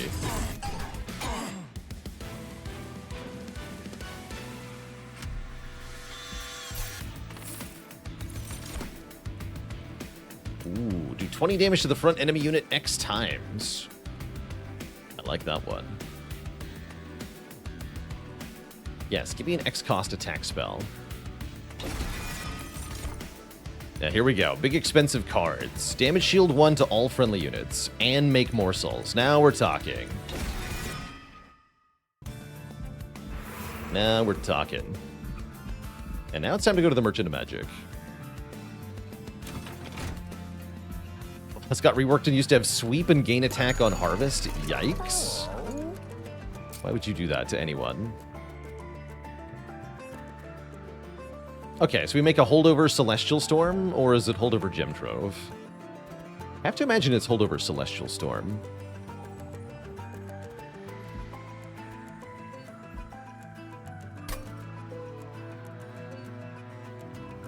And then give it cost reduction.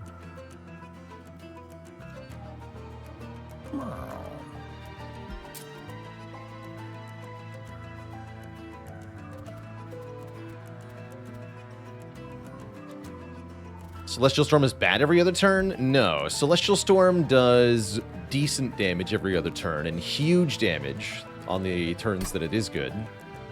Yeah, it's still going to clear the back lines. We do want to play it every turn. Does cost reduction work with Snecko in this game? It sure does.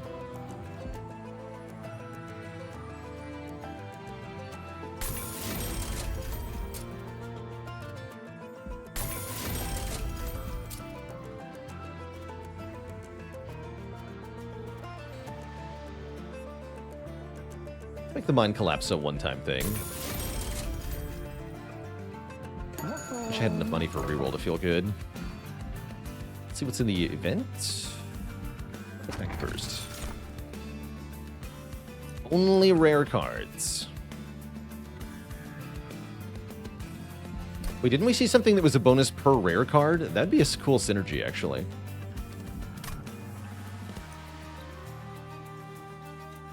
So each turn, somebody heals 10. That's not bad. Ooh. Wait, rares are expensive. Wait, you're right. Isn't, no, this is not a rare.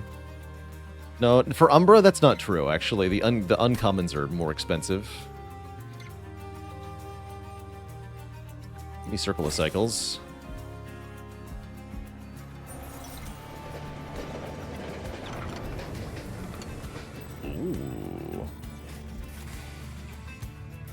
Airborne Brain Spike.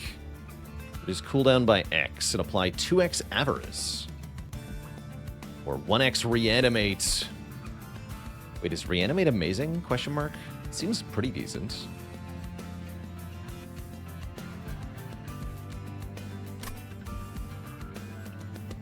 I mean, are we doing the Awoken Rail Spike thing? Because that's also fun.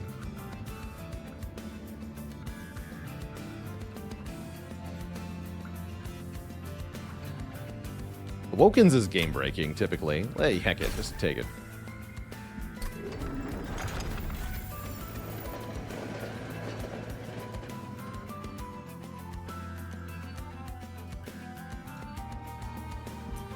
Yeah, especially now that the remove consume doesn't -1 cost anymore, or doesn't +1 cost, you can give this remove consume and then X +4 from the Titan event. You just have a permanently reusable draw X +4 cards, make them 1 cheaper. And then if you start duping that, you just actually go infinite. Kind of funny.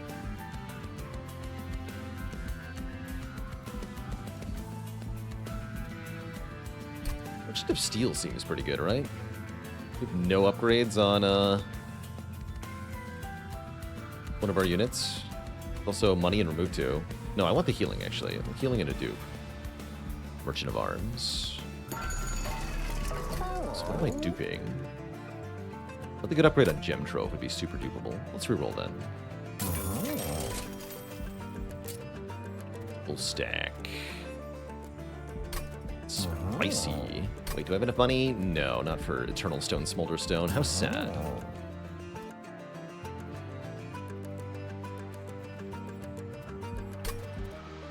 How sad.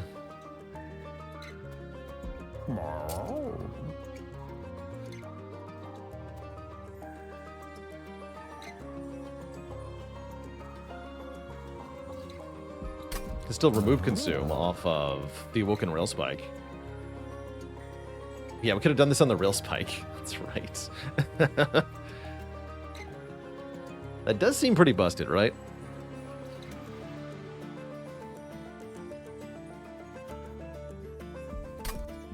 Wait, am I going to another Merchant of Magic, though? I guess I can go here, right? I want to go here.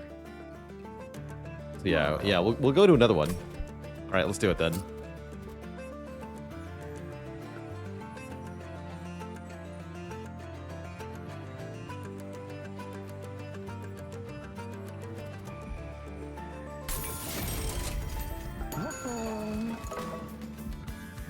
You have to do first, though. Also, I have to survive this fight.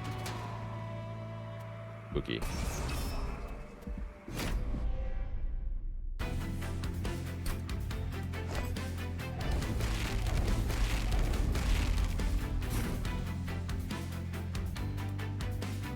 Alright, this is now 6 capacity.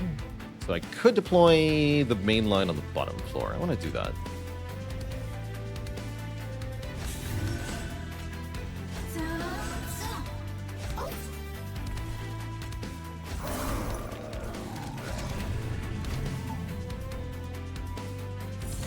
My banana! No!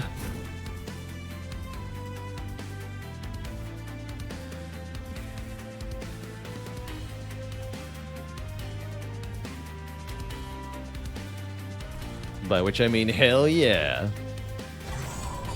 Hasta banana! Oh, I get to play the Vengeful Shards. Good. Good news.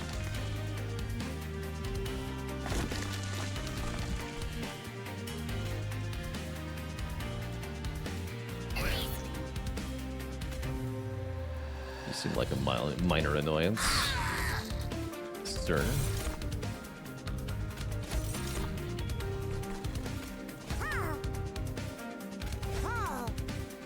Wish there was a faster way to place these. I guess we can use the num keys.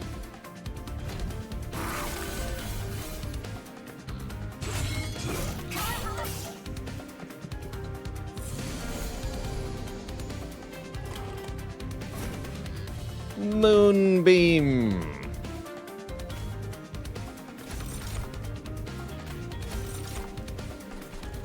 This will help.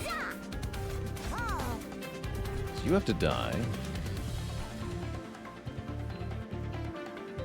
Draw 5 or Moonbeam the ever-loving heck out of these fools?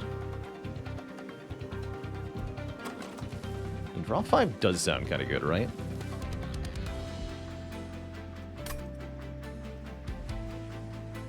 Only some of them will be playable.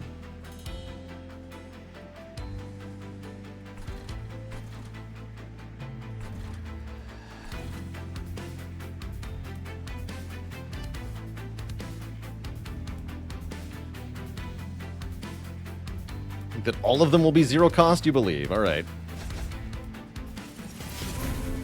Oh, the Celestial Storm. Oh, wait, it is 0 cost. Aha.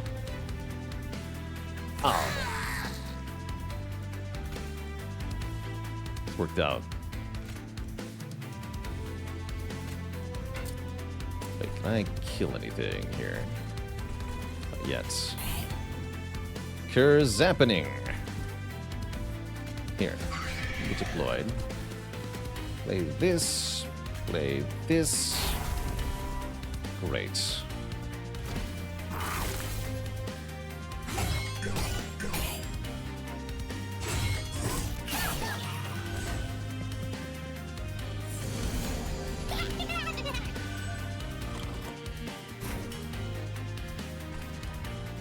Beautiful. 255 damage to all units. Seems good. Oh wait, we can make that bigger. Bigger!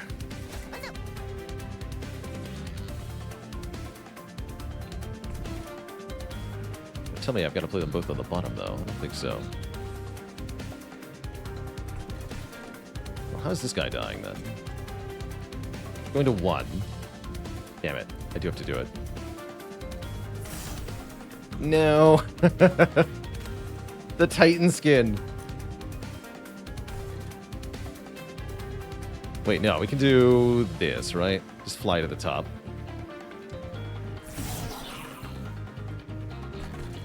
Yeah, I'll just fly him to the top. That's better.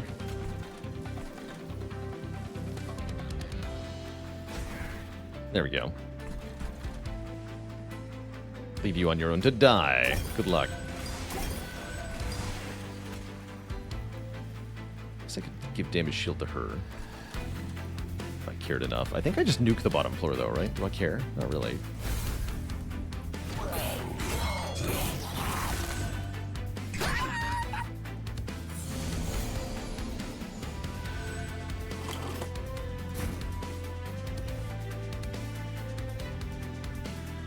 Yeah, so to clarify on the Snecko, the volatile gauge / Snecko Eye, it does work a little differently from how it is in Spire. They did change the values on it to be identical to Spire's Snecko Eye. That is, you get 2 more draws per turn, and each card is 0, 1, 2, or 3 cost randomly with equal probability. However, cost reductions work differently. Cost reductions don't do anything in Spire. But in Monster Train, the cards get randomized first, and then any reductions to cost are applied afterwards. So with Vola's Tuning Fork, our starter cards roll 0, 1, 2, or 3, and then apply -1 cost. And that's how it works with the upgraded Celestial Storm. So these cards will roll 0, 0, 1, or 2 cost, which is better. Pow. Big pow. Duality kills 1, conveniently. Probably going to do that. Seems convenient.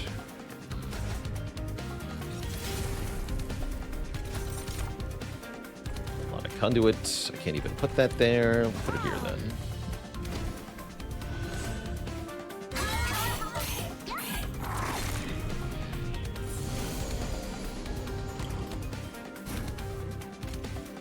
Kaboom.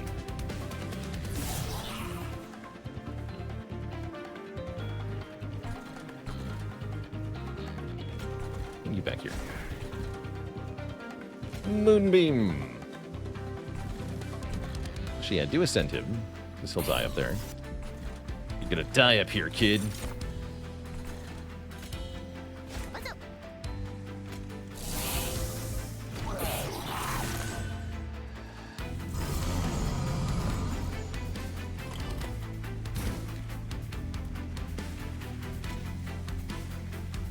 I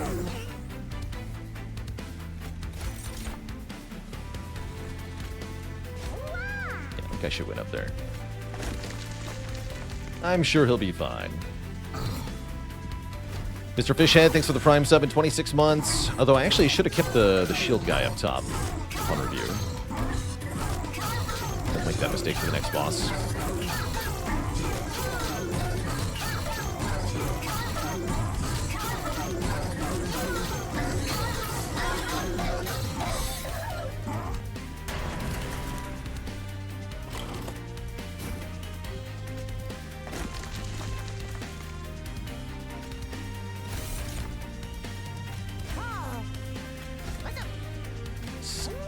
Game.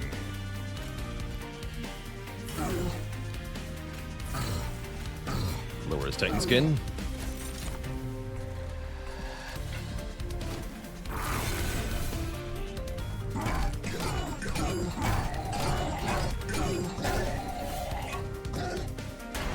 He should lose this.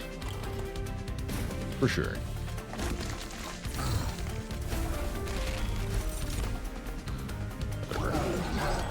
Good stuff.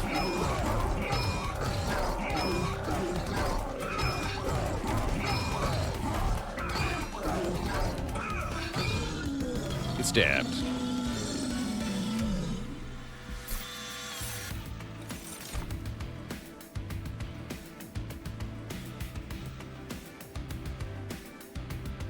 Base to New Moon, give your units attack power and stealth.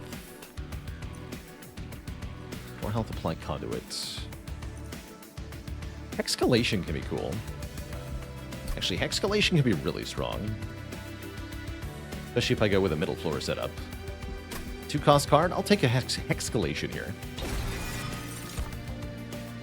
I feel like the relics are in this game are more impactful than in Spire. Yeah, they are.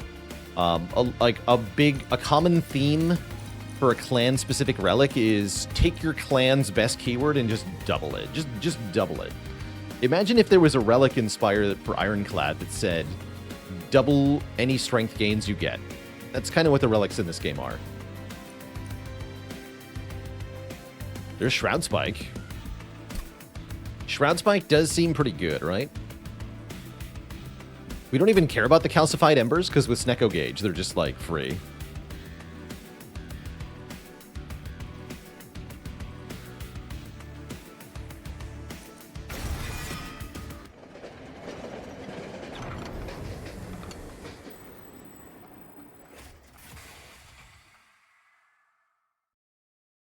Is that a banana in your pocket, or are you just happy to see me? It's Jimbo the Joker. Seems like you lost the other one. Here's one on the house. Cavendish. Non-champion friendly units have triple attack power. Well, triple base attack power.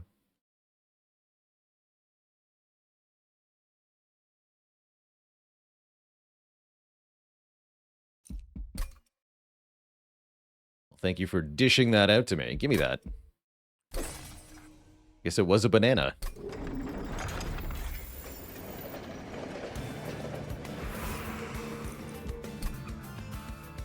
So, Crucible Warden now 84 power. Shade Guard 53. Train Stewards are amazing. Wait, the Train Stewards are godly. Yes, the power. Good.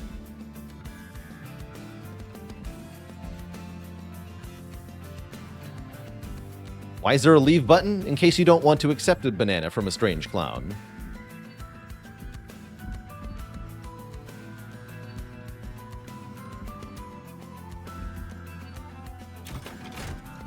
Do the healing, please.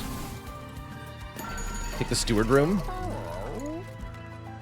Zone of Silence, good. Uncertain about this. 15 magic power seems pretty good.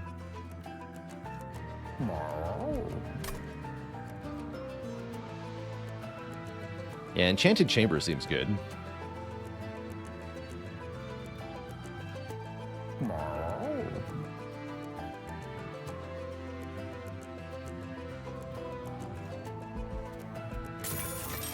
Not sure about Meat Shield, though. I guess it's okay on maybe Shade Guard or something.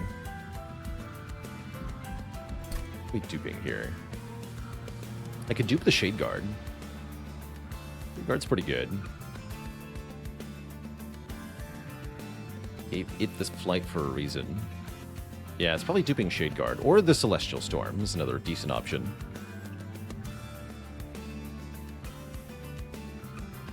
Actually, yeah, double holdover Celestial Storm is kind of busted, right?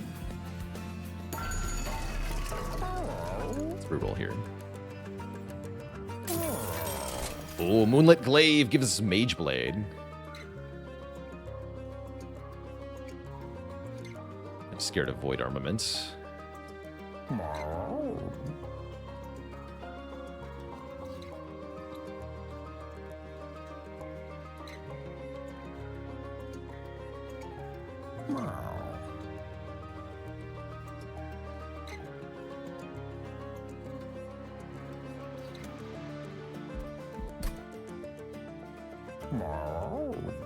Give that to the Shade Guard, right?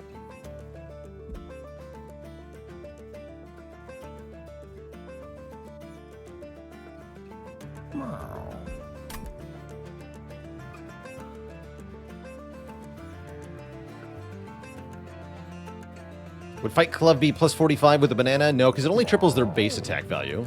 I don't think Fight Club would be affected. Just gotta not lose, exactly. I mean, there's not that many rings left, right? I'm kind of tempted to take that Void Armament and merge it with the other thing. Mage Blade. Oh, I can't actually afford to do that. Well, never mind. We make the Mage Blade deployable. I guess we should.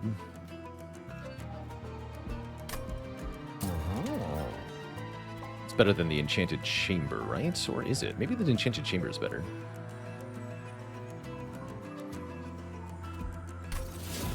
Do that. And then, yeah, dupe our big friend here. Now that he's a random cost.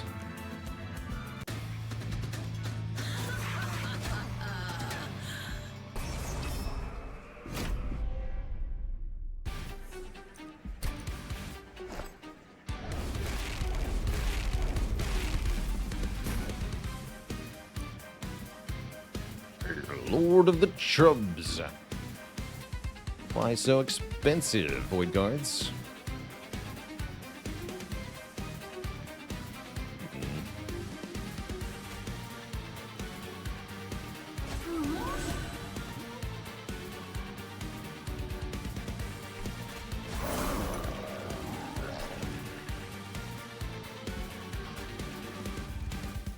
I'm sure I'll draw one of them again, right? Smiley face. No, we should unplay the chamber. Feels safer.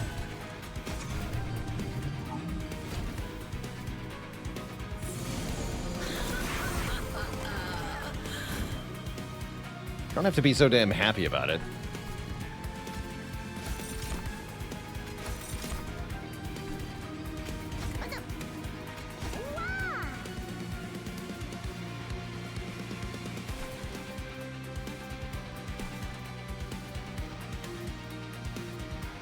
Guys going to the top floor. That's not really a problem, though.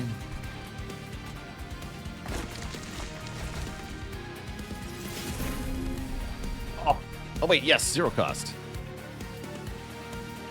Is that a glitch? Oh, that's weird that it works that way. Understand. Whatever, bonk the boss. Thanks. Need one conduit.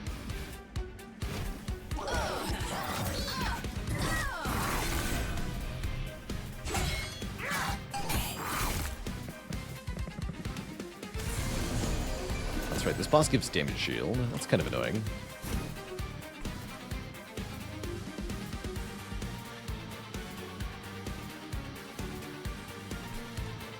Send him back to the bottom.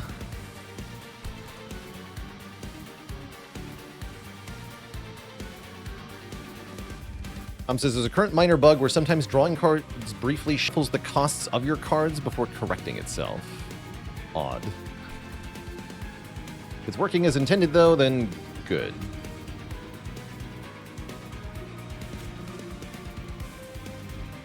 Good. Spell shield and damage shield? What? Oh, jeez. Okay. That's annoying. Yet again, I should have gone bottom floor. I gotta read more in this game.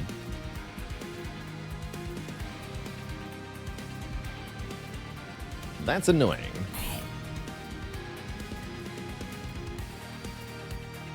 Play the gem trove. Yes.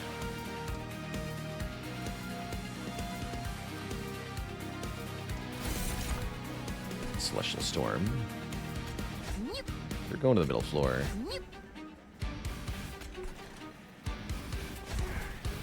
Let's make a difference here.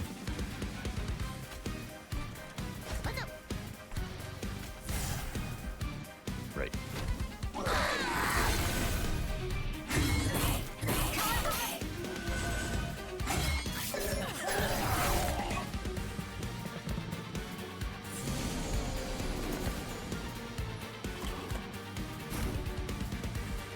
It's got 2 and 2. Oof. The Dark Day.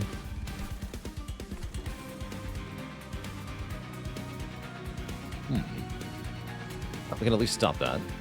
You're the elite unit here.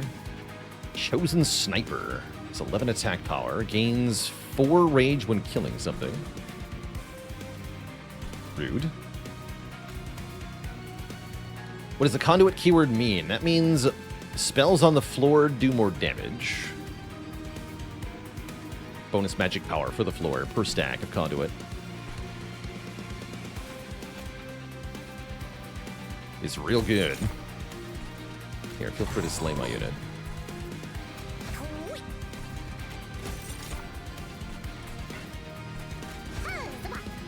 You're just giving it? Yes. Ooh, that's rude. It's gonna have another damage shield next turn? Really rude. This guy's gonna hurt. I don't have an answer to you.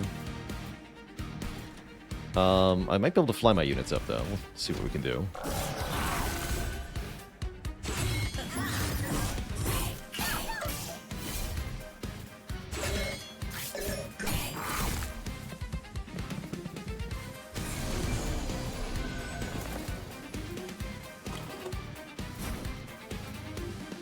+1 magic power per conduit, but if a card has the attuned keyword, they multiply that by 5.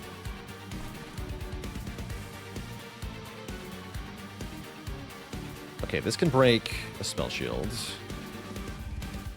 Like, break damage shield. Okay, yeah, we can break the damage shield and attack it properly. Good. Although it's probably better to use the Celestial Storm here, yeah? Yeah, it is.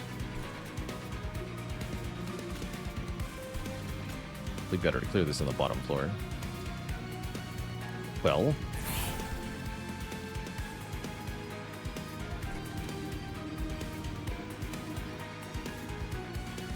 I can't break the damage shield, right? Foolish?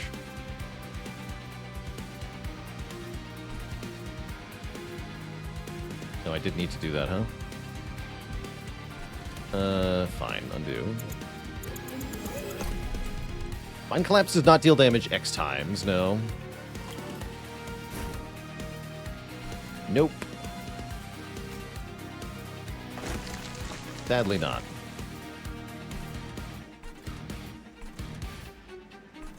Could make the magic power up here higher? I want to do that. Top floor for now. Because of how this is going. Alright, so I need to hit you 3 times.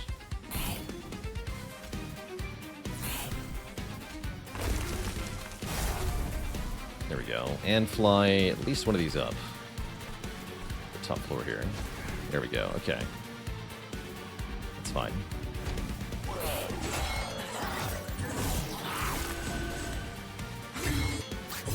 Get more shield though, that's my problem.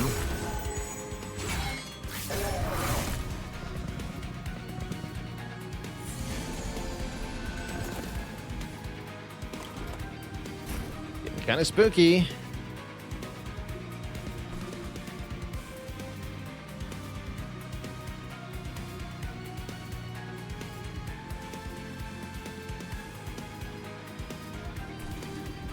No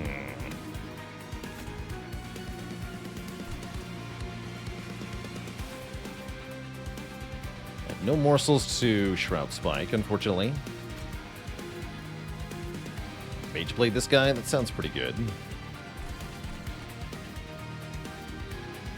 Brumph, thanks for the Prime sub.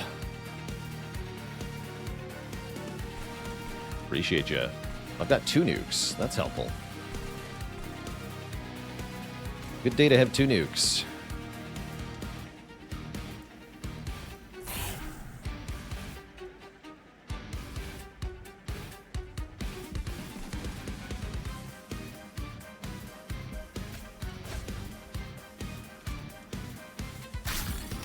That's fine. Then I can nuke down here and kill these backline guys. That's really good too.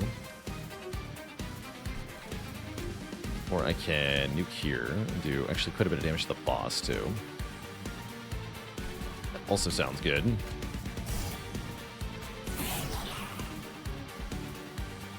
Great.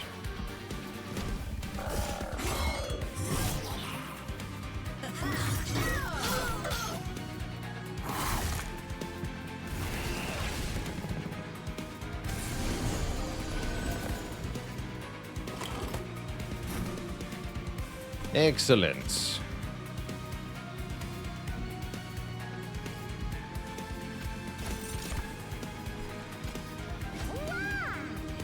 You're gonna go down here and help with this wave. You're gonna go in front? Yeah, you're gonna go in front. Oh, you have way more attack power now. Good.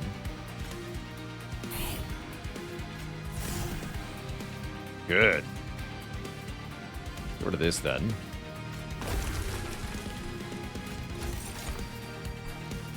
The Pyre have 1 morsel as a treat. Fortunately, there's no capacity up there.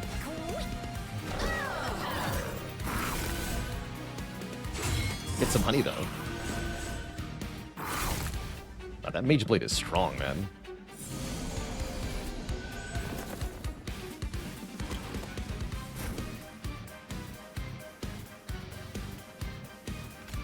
A boom?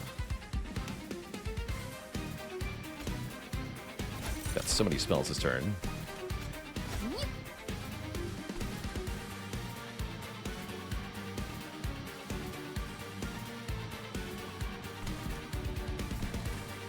Wouldn't do that if I were you.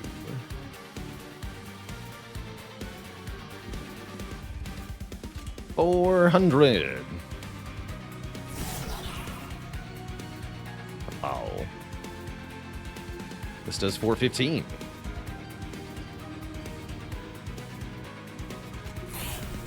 This does 430. And then Jim drove.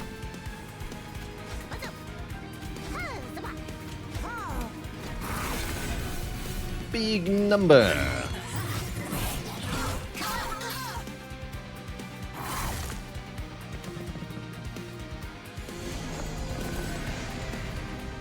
Boss is going to give himself stuff now. Unless I Moonbeam him. Impressively powerfully. I think I'll just Rail Spike, though. I've got more important stuff to do.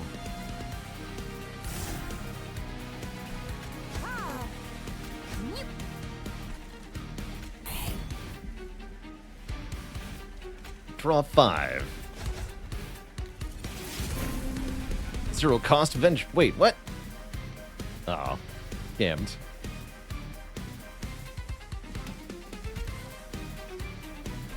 Absolutely scammed.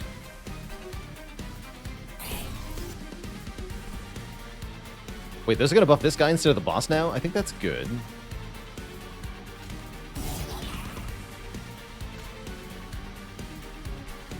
One. I've been bullied. Help!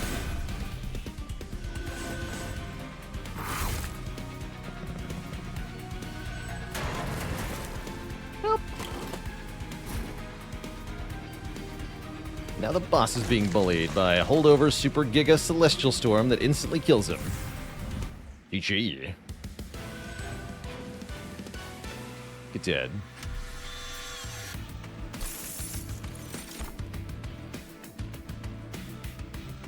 Ooh, Tidal Turning is a really good survival spell. It's also 3 cost here. Stardust Invocation is also really good.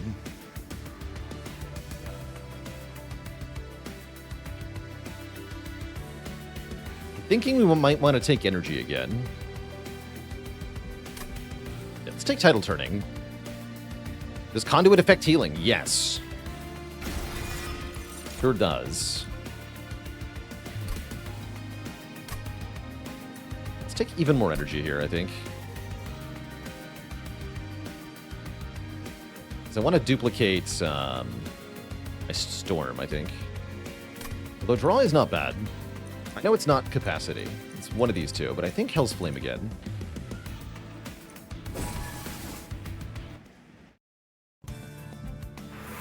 And then I would really, really, really like to heal.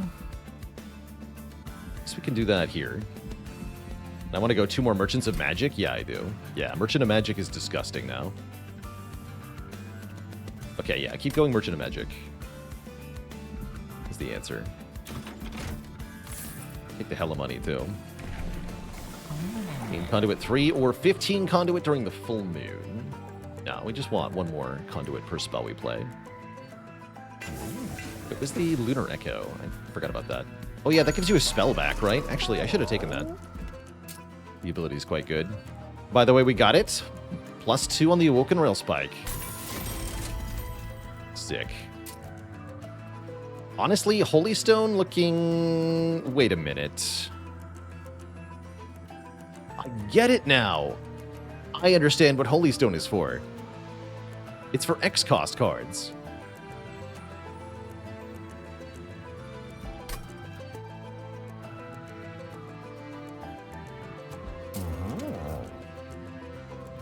That just makes sense.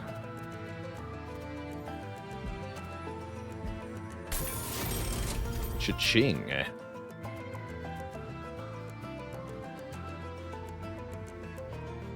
More likely to be able to play the Moonbeam. Is removal as strong as it is in Spire? Not as strong, but it is very strong in this game, definitely. This is a good permafrost thing. Spell Chain.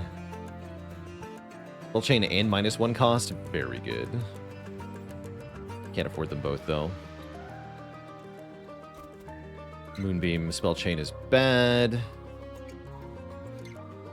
Tidal Turning Spell Chain is disgusting.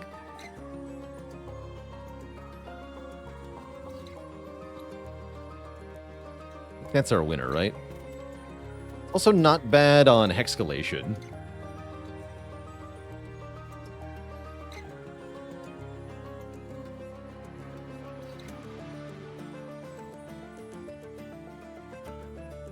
Yeah, Double Gem Trove is too many morsels, I think.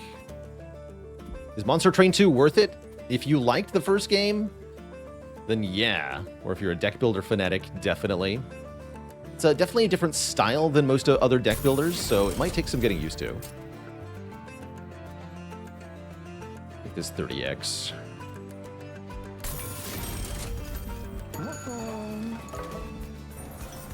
What's in here?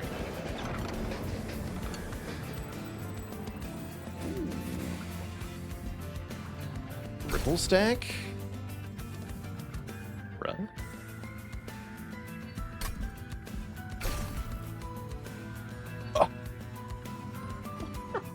Oh no.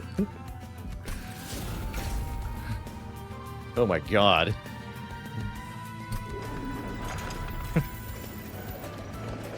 Now that's a card.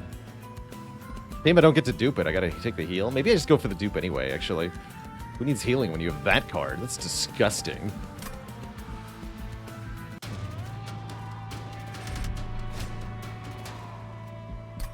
It's filthy.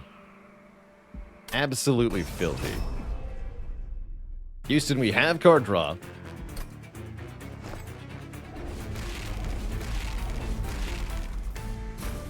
Oh yeah, 0 cost.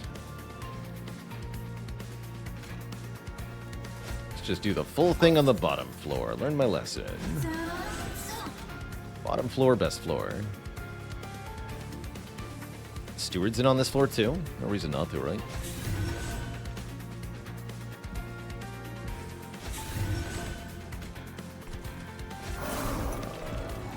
One of them anyway.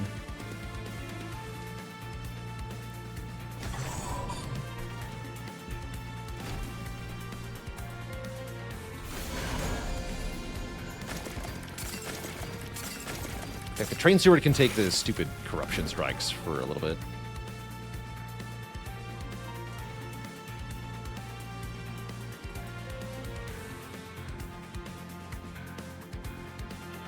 Excellent.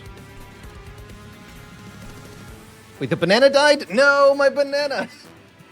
The 1%. Not the banana. My banana. Jimbo, I need you to come back again. What will humanity do when our bananas all die? You must save me from ourselves. Or some such.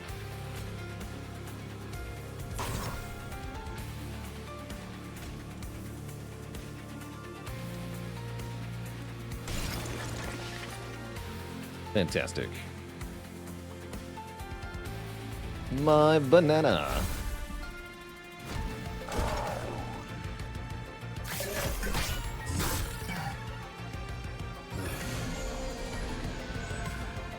Look at Mr. Big Pants here.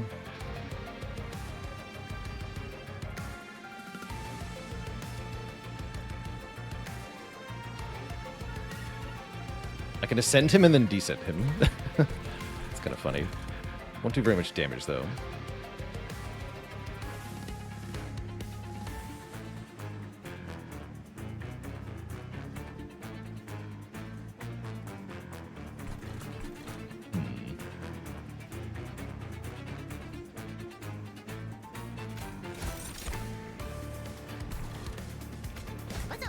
Acceptable.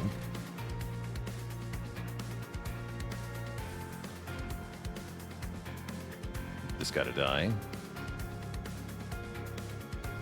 Yeah, so I can Shroud Spike here. Okay, let's do that.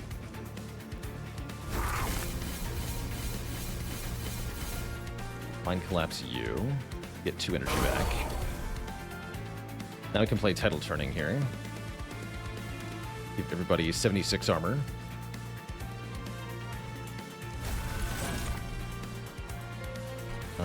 Just play this for free on you, I guess.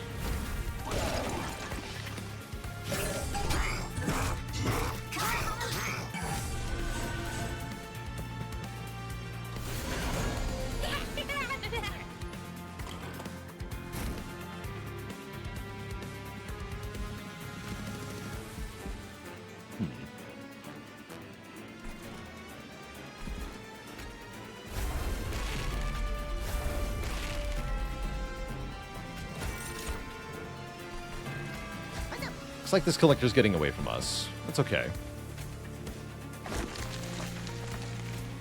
Holy damage.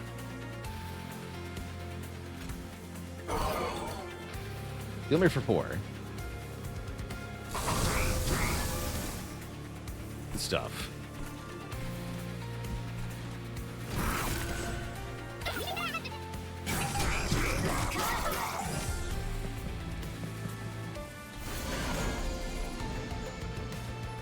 My holdover Giga spell. Oh, we're about to get it. Draw 12.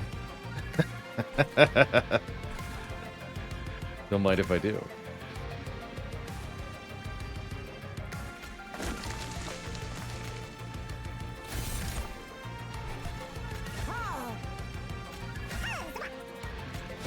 It does take a while.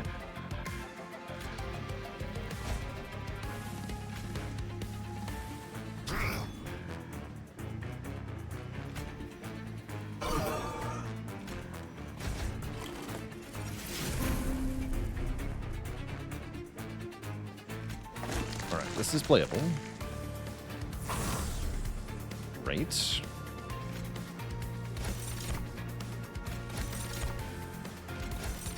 Not much else was playable, unfortunately. So we gotta fly this guy to the top now. Or play the morsels. I can't let this guy to the Pyre. It's not acceptable. Actually, he won't do that much damage, right? Do some. Enough. Okay, flame boat to the Pyre then. Oh shoot, the floor is at the limit. Oh no! I can undo though.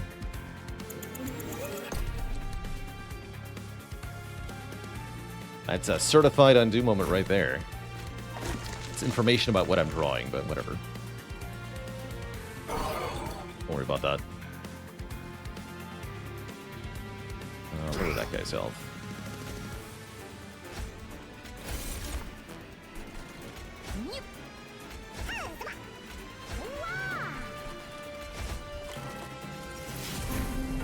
Should be the same costs, right? Yeah, okay.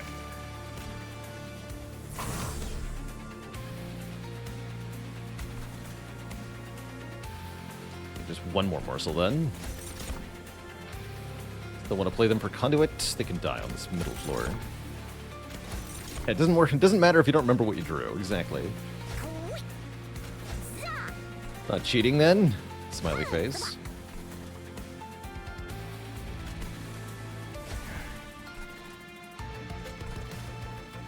There we go. Okay, that gets him. This guy lives.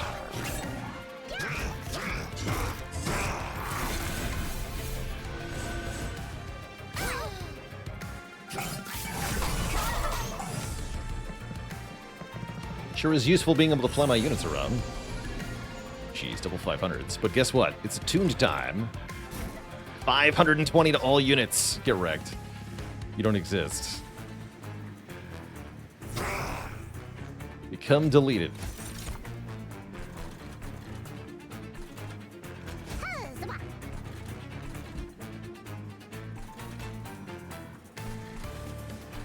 Dead anyway.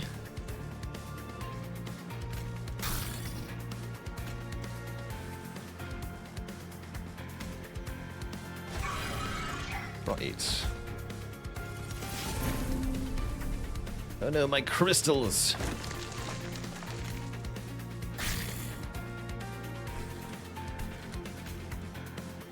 How does the moonbeam work here?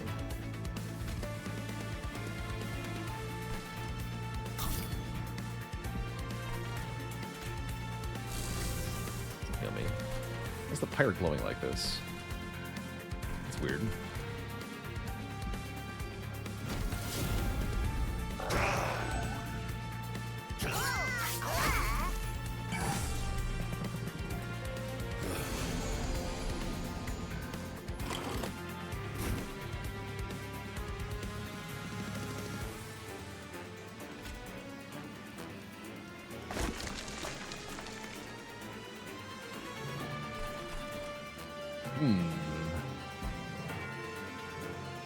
Send you though.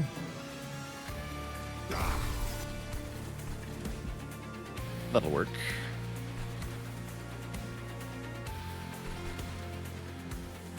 I get corrupted. Means you can fly down to the bottom floor. The Mage Blade, yeah. Not this guy next turn. Fine. Great. Perfect. I can feed that guy some morsels. Yeah, I really like having the flight ability on these guys. Very useful.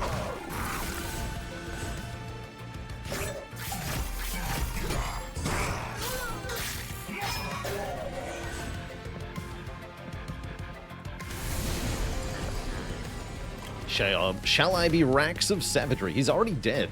Wait, why? Oh, because you have 500 attack power. Jesus.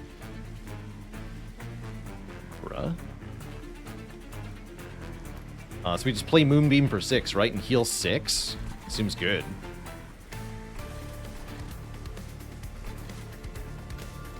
Ow.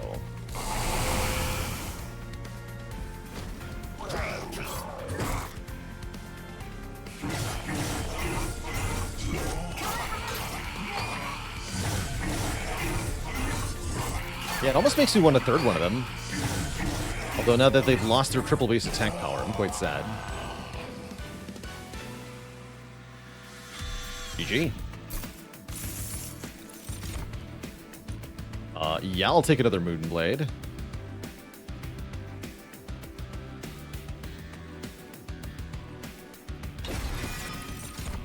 And another Gem Trove, too, sure.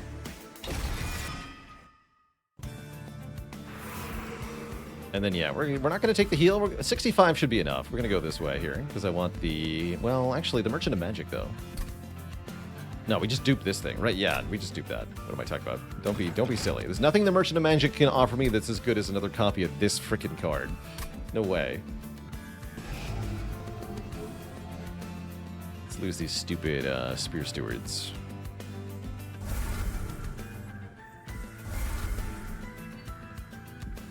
And what do we got here?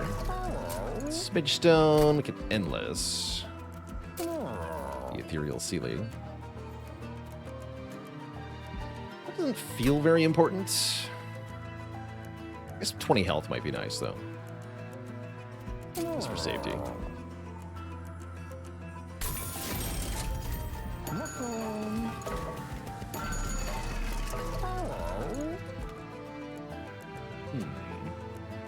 I don't think the Artificial Pyre Stone or the Mind Jacks actually do anything. Kingdom's Tears is kind of whatever. Guess let's reroll. Oh, there we go. Mage Blade adds more attack power. Yes. Deployment phase, draw a non-damage spell from your deck, costing 1 less. Yes. With yes.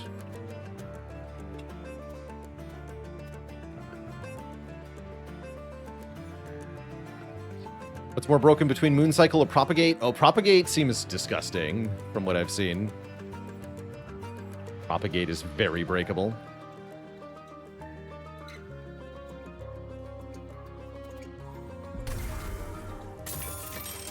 Does that draw the X plus 6? Maybe?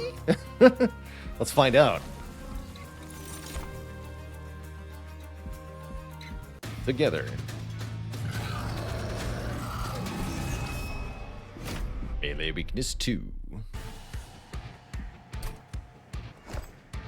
Alright, so this should be our third fight with elite fights, with elite units in it, which is kind of scary. We got Tidal turning on turn 1 at 0 cost. It's a little busted.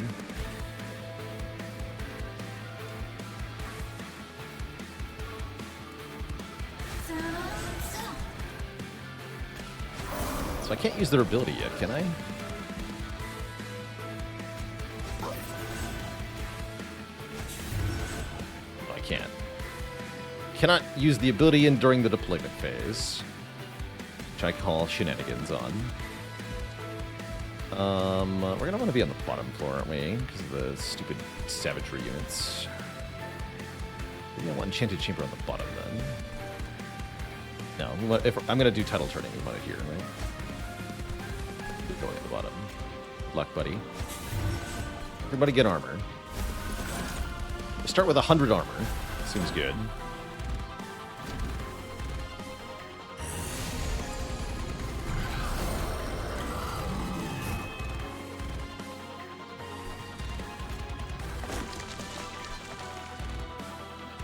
What is this? Chosen Assassin. Gains rage when attacking.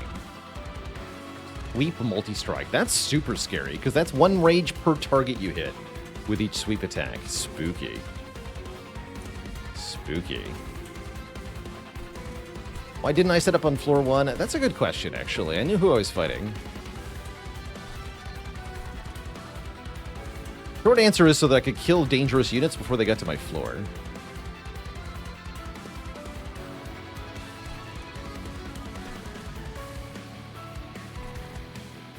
Wait, you have 50 health? No?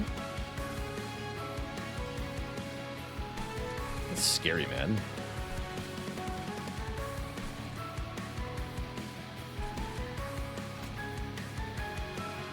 It's better to spend 2 Ember on Moonbeam than it is to spend it on Vengeful Shard, so we're definitely not playing Vengeful Shard. Let's play this.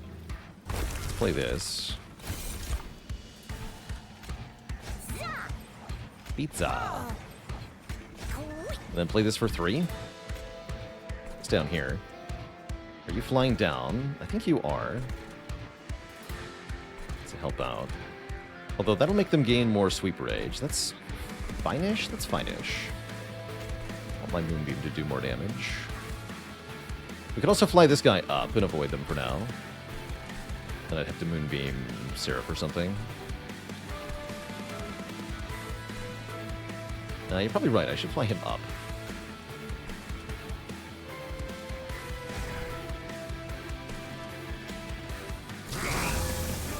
So 3, take 1.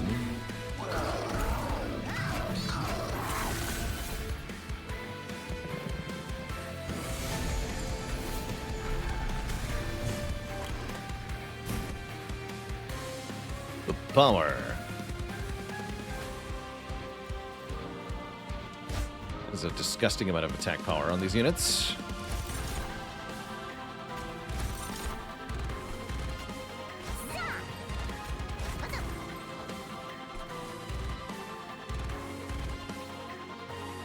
Concerning. Me concerning. But I got no attack spells here. Let's see what happens.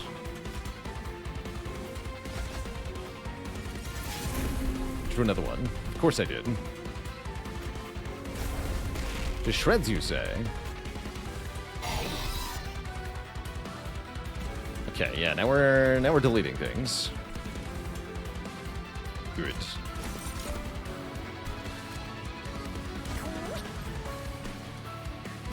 Get rid of that and give me Incant. Blast this nerd to death.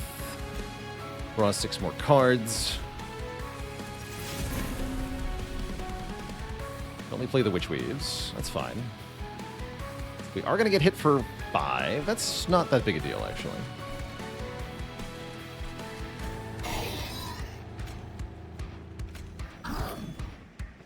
Cool.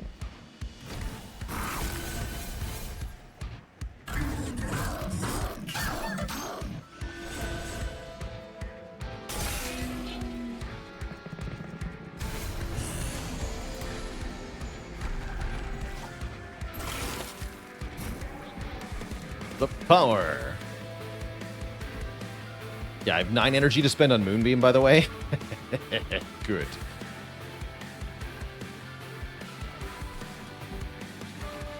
So I do want to give somebody a Mage Blade.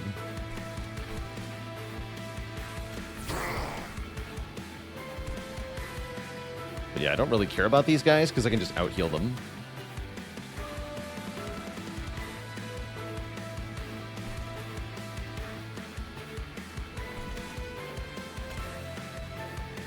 Gives 600 attack power?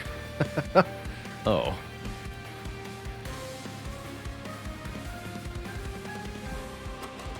Isn't there another one I'm drawing? Yeah, there's another one in the draw pile.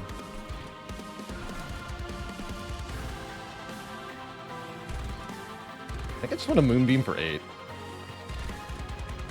If I'm being honest here.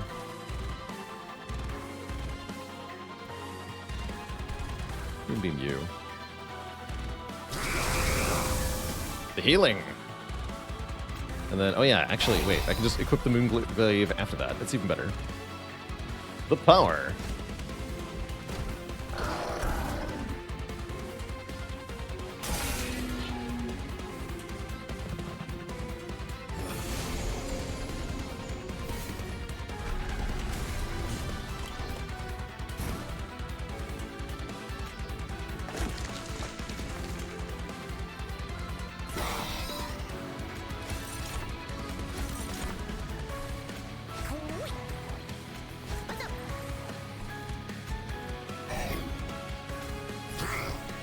Draw 9.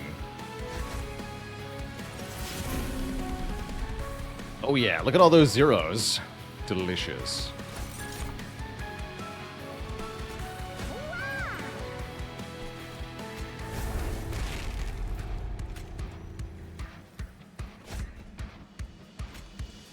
You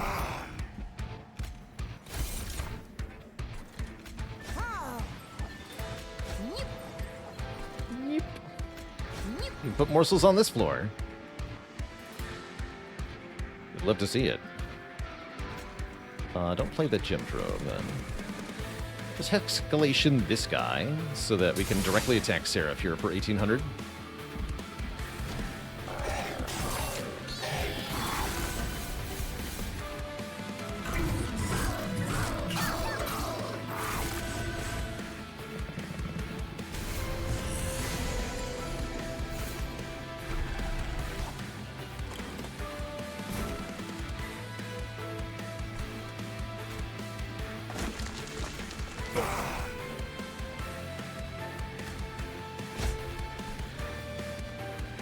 One of those nerds. I think I care that much, though.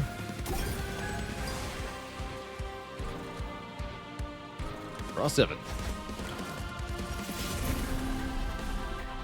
No, we're taking 1. Bad.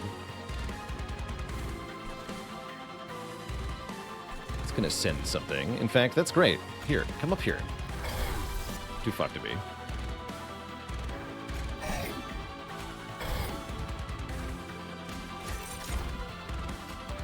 850 damage. Moonbeam.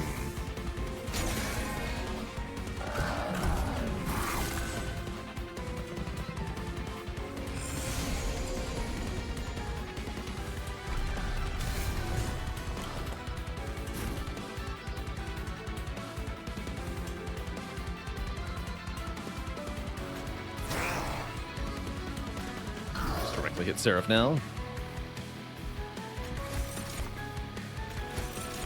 More conduit.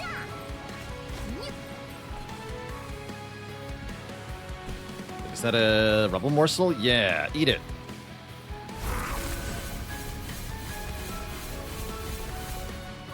Draw 16 cards.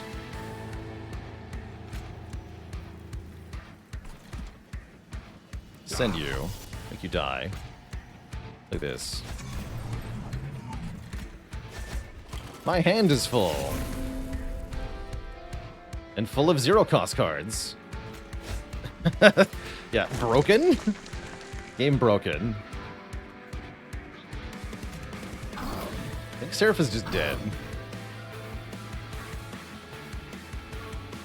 Oh yeah, this is 1,000 damage. Yeah, he's out of here. Goodbye. I could heal more by playing Moonbeam again if I don't kill him. I don't think I care.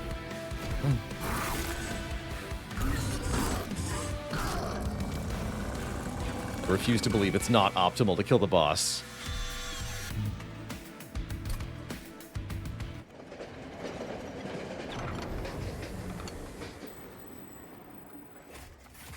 You followed the rail through the gates of heaven and defeated those sent to stop you. Fight the Titans.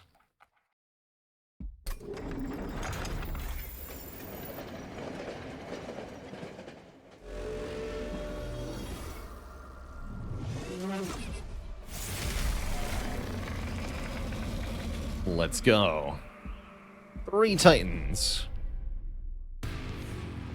In 3 different spots. Oh, our Pyre's way weaker. Interesting.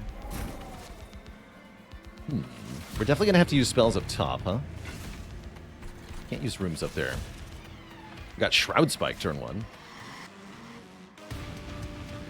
We go bottom floor? Looks like we should probably be bottom floor. What do I think of the Titan fight? I think it's very well designed. There's pressure put on you in a lot of different fronts. You have a lot of different tools for mitigating how the Titans attack you. And there's a lot of different things you have to consider and think about. I think it's really well designed.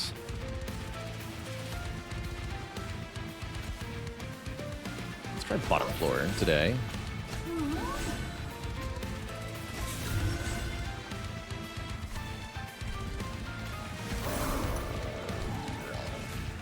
Can't play the Shade Guard and the Enchanted Chamber. Do the Enchanted Chamber, then I can play both Stewards. I'm thinking I put one in front of my Gorger here, just to take the initial hits. Might regret that. We'll see.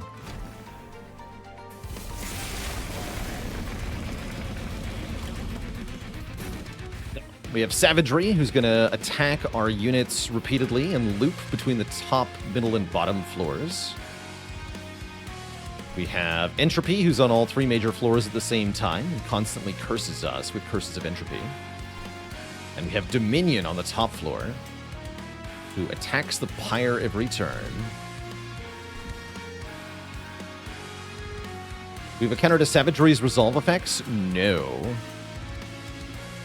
Well, sort of, but mostly no. We have Pyre health, is what we have. We can also Hexcalation to move them, if we need to.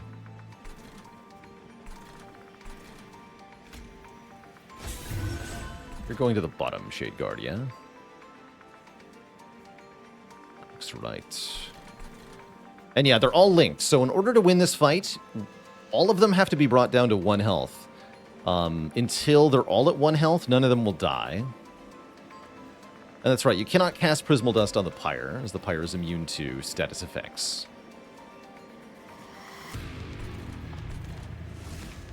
Not being able to kill them early is definitely a complicating factor here. Alright, who are we giving damage shield to?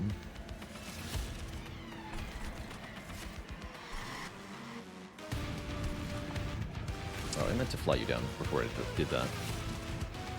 This is fine. Like this.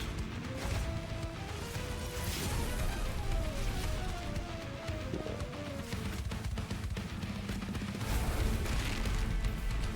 Need 2, nothing else to hit. Just want to stack these. Oh yeah, he's getting eaten by the right unit. Actually, wait, what? You were dying before, but now you're not? I'm confused. Oh, because it gets corruption or something. Weird. Use this to break Spell Shield here. In turn.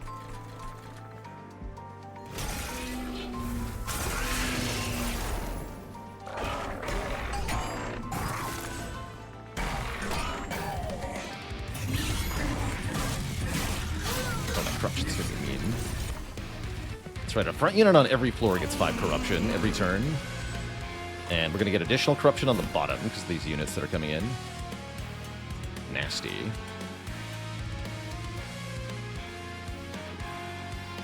That is quite nasty. Right, this guy in the back definitely has to die. Praising on him. Add a Discordant Toll to the top of your draw pile and to a random location in your draw pile. Wow, that's rude. You have to kill those guys on the first turn of their appearance. Otherwise, ouch. We have really low Pyre damage, so I'm pretty sure I have to play Pyre Light at every opportunity. I can use that for incanting down here. Good. I have room for 3 units. Yeah, let's do this.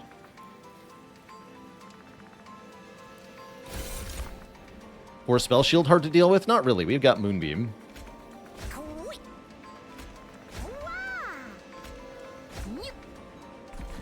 Just use the Moonbeam. I could Shroud Spike that. That is not a bad idea. Give him Lifesteal? No, give him way more damage shield, right? Is that even helpful enough? To just have a crap load of damage shield? Doesn't get any attack power. We want to give it attack power, right?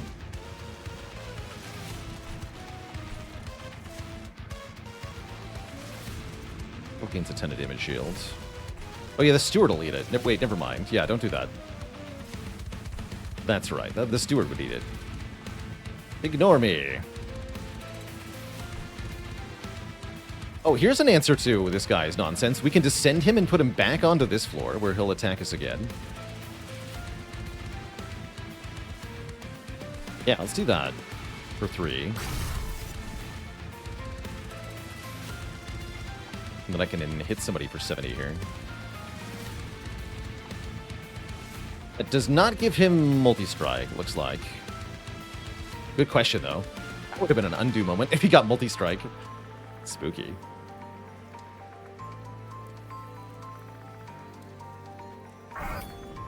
That only happens if he goes to the top, thankfully.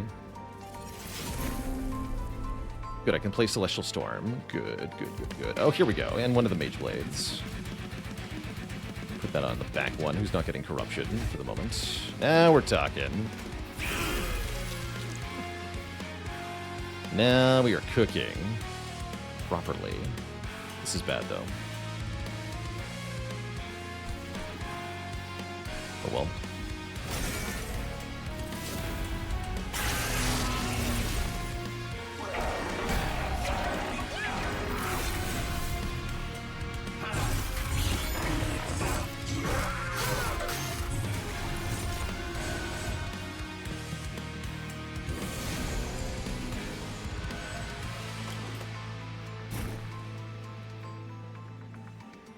Zero-cost title turning is going to turn the tide here. These sweepers can't hurt me now. Also, Celestial Storm just nukes the floor.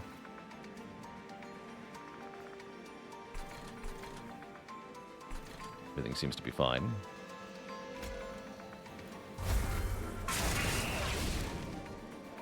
We're taking 14 Pyre damage. Oh yeah, because of these, right? Ow.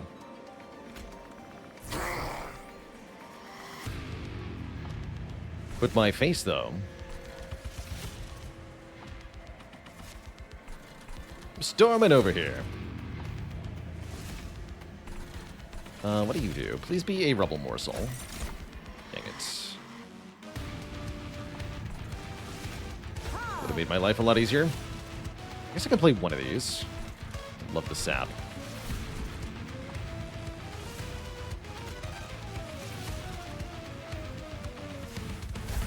Giga Armor. But yeah, we can fly up to deal with this guy, too. If we can't deal with the fact that there's nobody on the unit, we can just fly to the middle floor. Oh, I don't want to get Corruption right now. We'll let him damage me one time here. That's fine. Play one of these. Mostly I want to let these go. I think that's mostly fine. We'll be using our Moonbeam to get more health in this fight.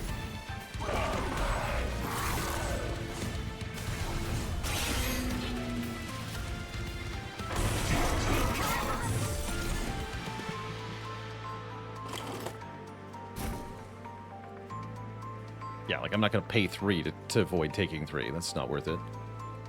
Just Moonbeam for 3 more.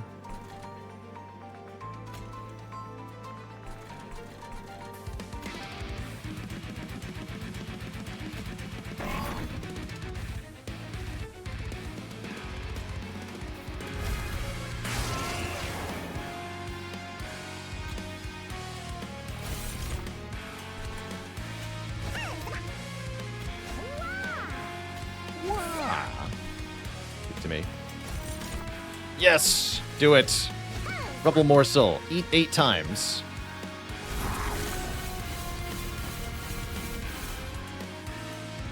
Yes! Eat him. Use this to break Spell Shield. Then Moonbeam. Up here for 7. Heal for 7. Draw a bunch of cards. Oh no, not again!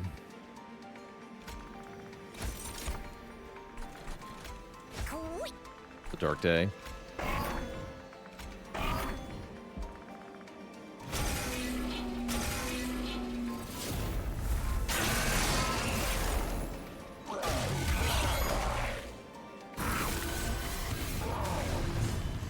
Alright, now he's multi-strike.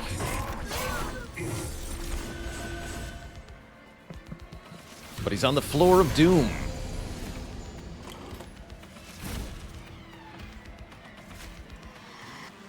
As if Spell Shield, how rude.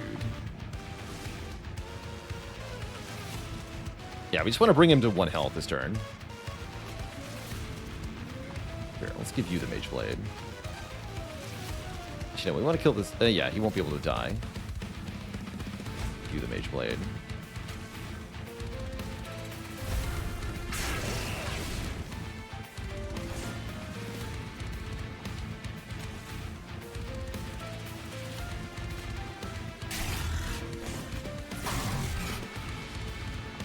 Okay, he's going to 1 already. That seems good. Unfortunately, I can't do a lot of harm up here.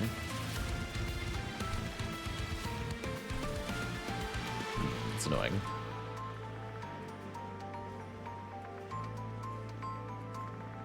All we have to do is Moonbeam Dominion to death. Yeah, pretty much.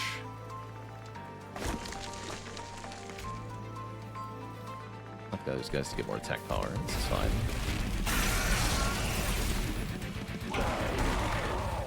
Got plenty of health to spare here. Damage. But yeah, that does block the attacks behind him, which is kind of annoying, right? It's fine, though.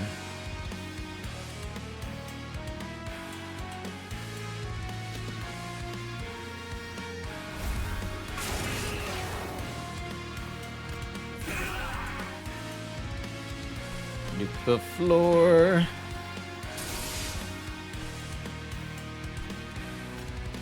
This. Draw 8. And kill this thing. Draw 7.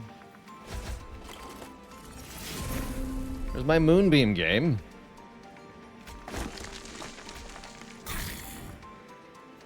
Okay, you're going to 1. So yeah, just this guy left.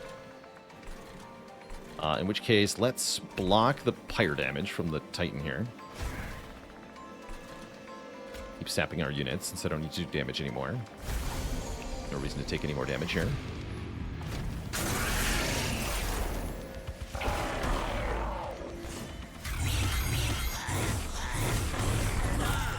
Oh, actually, they go past him. That's cool. He does not block the units behind him.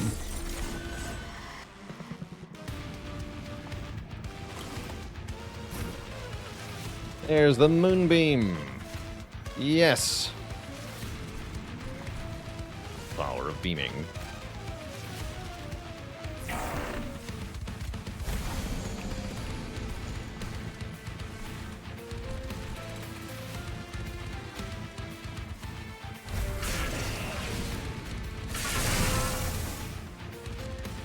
Heal the Pyre. Okay, just gotta do 10 more damage. That's a freebie. GG.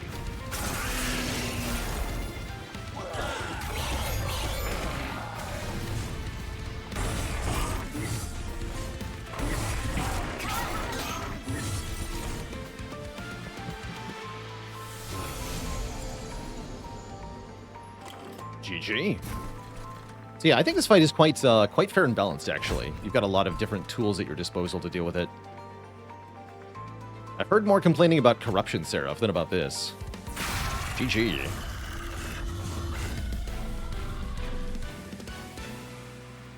There's our first try Covenant 10 Titan kill. What a great deck that was. Oh, Corruption Seraph already got nerfed? Good. Good. GG.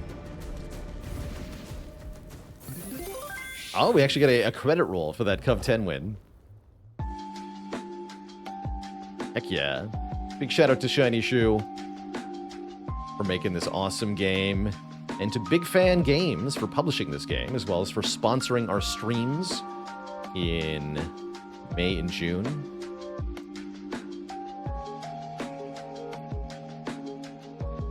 Tom, you're in the credits of this game? Did not realize that. Been cooking.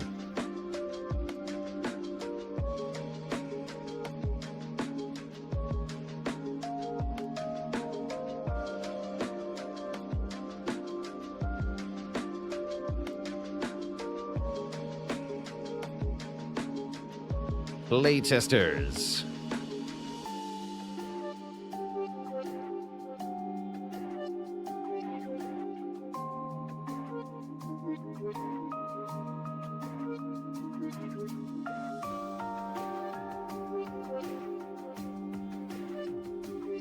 Haley. Thanks for those congrats. Published by Big Fan Games. Oh yeah. Main complaints you heard were Dominion is too uninteractable. There's lots of different options for Dominion. You can play lots of spells on the top floor. Sap is a really good way to deal with Dominion. Direct damage spells deal with Dominion.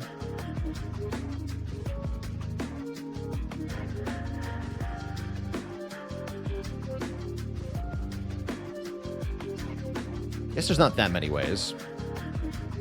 But you're given that Pyre attack spell each turn. That's a pretty good way to do it.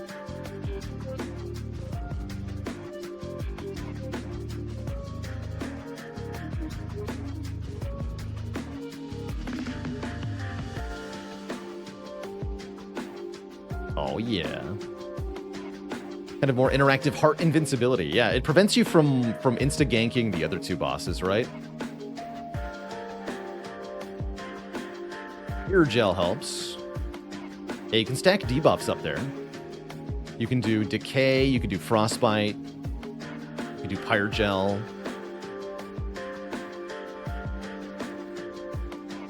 Again, Sap is very effective on Dominion. Famas with the Prime sub in 55 months.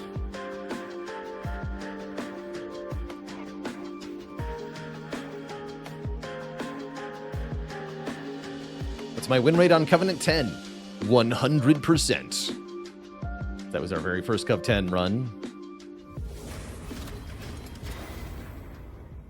Oh, I love that idea. Tom says you can intentionally leak sapped enemies to trigger more Pyre combat rounds.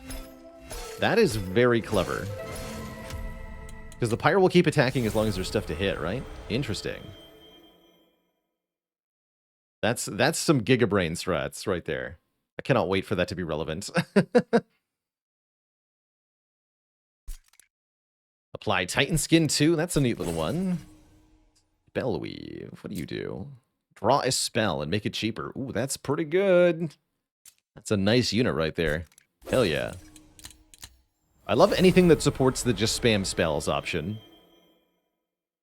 Oh yeah, Kindle. This card is game breaking. Right here. This card can, with the Holy Stone, holy.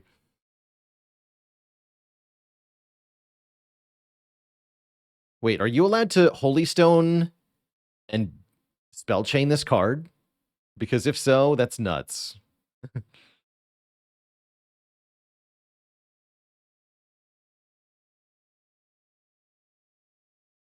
Heal to full and quadruple energy. Heal to full. That sounds good. And it's Kevin! Kevin! Hooray, Kevin! I didn't even realize you weren't unlocked yet. Poor guy. Oh, yeah. 1 out of 180. Defeat the Titans with all clan combinations at Covenant 10. Oh, no. All right. 1 down, 179 to go. Hell yeah.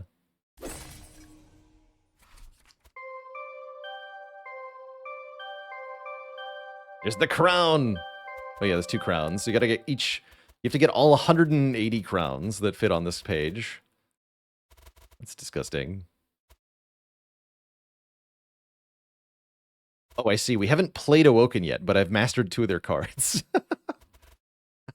Oh. That's funny.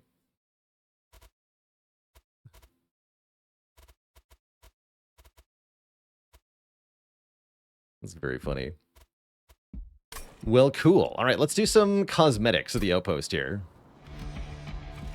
Customize my terrain. Give me the Bone Shaker, the classic.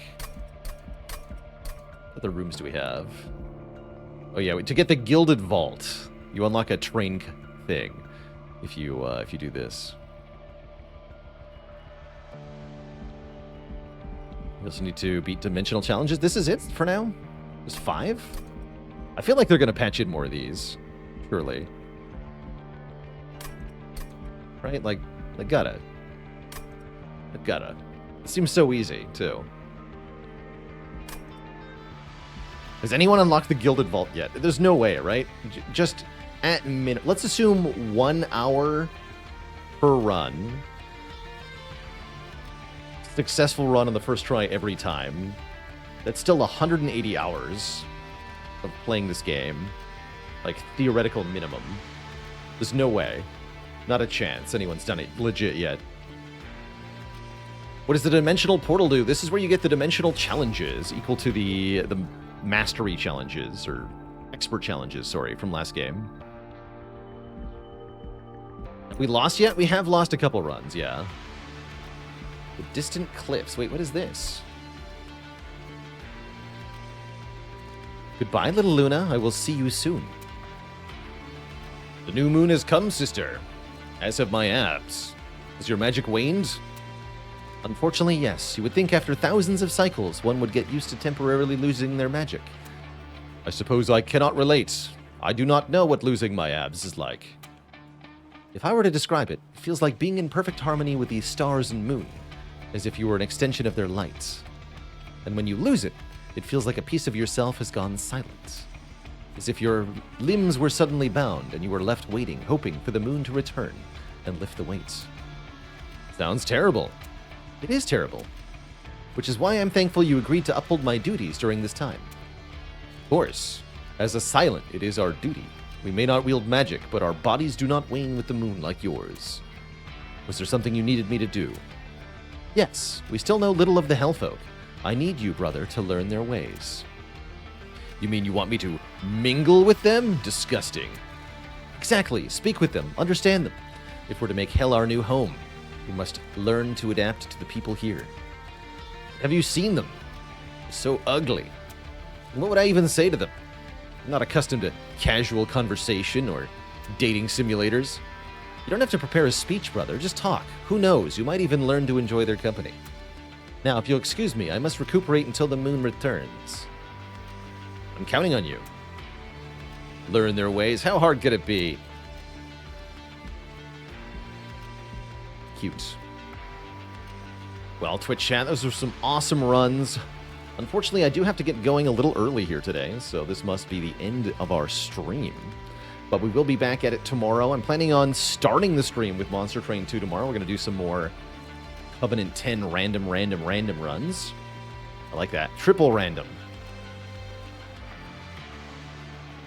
And then maybe some XCOM later in the stream tomorrow is the current plan. Probably be a slightly short stream tomorrow as well. So a little bit of Train, a little bit of XCOM. And then coming up on Saturday will be Risk of Rain 2 for the first time ever. That should be quite something. For now, though, Twitch chat, I am getting out of here. So I will say so long and farewell to one and all. Hope you all have a wonderful, wonderful evening. Until next time, this is Baylor signing off saying, stay cozy, my friends, and have a good one. Toodaloo.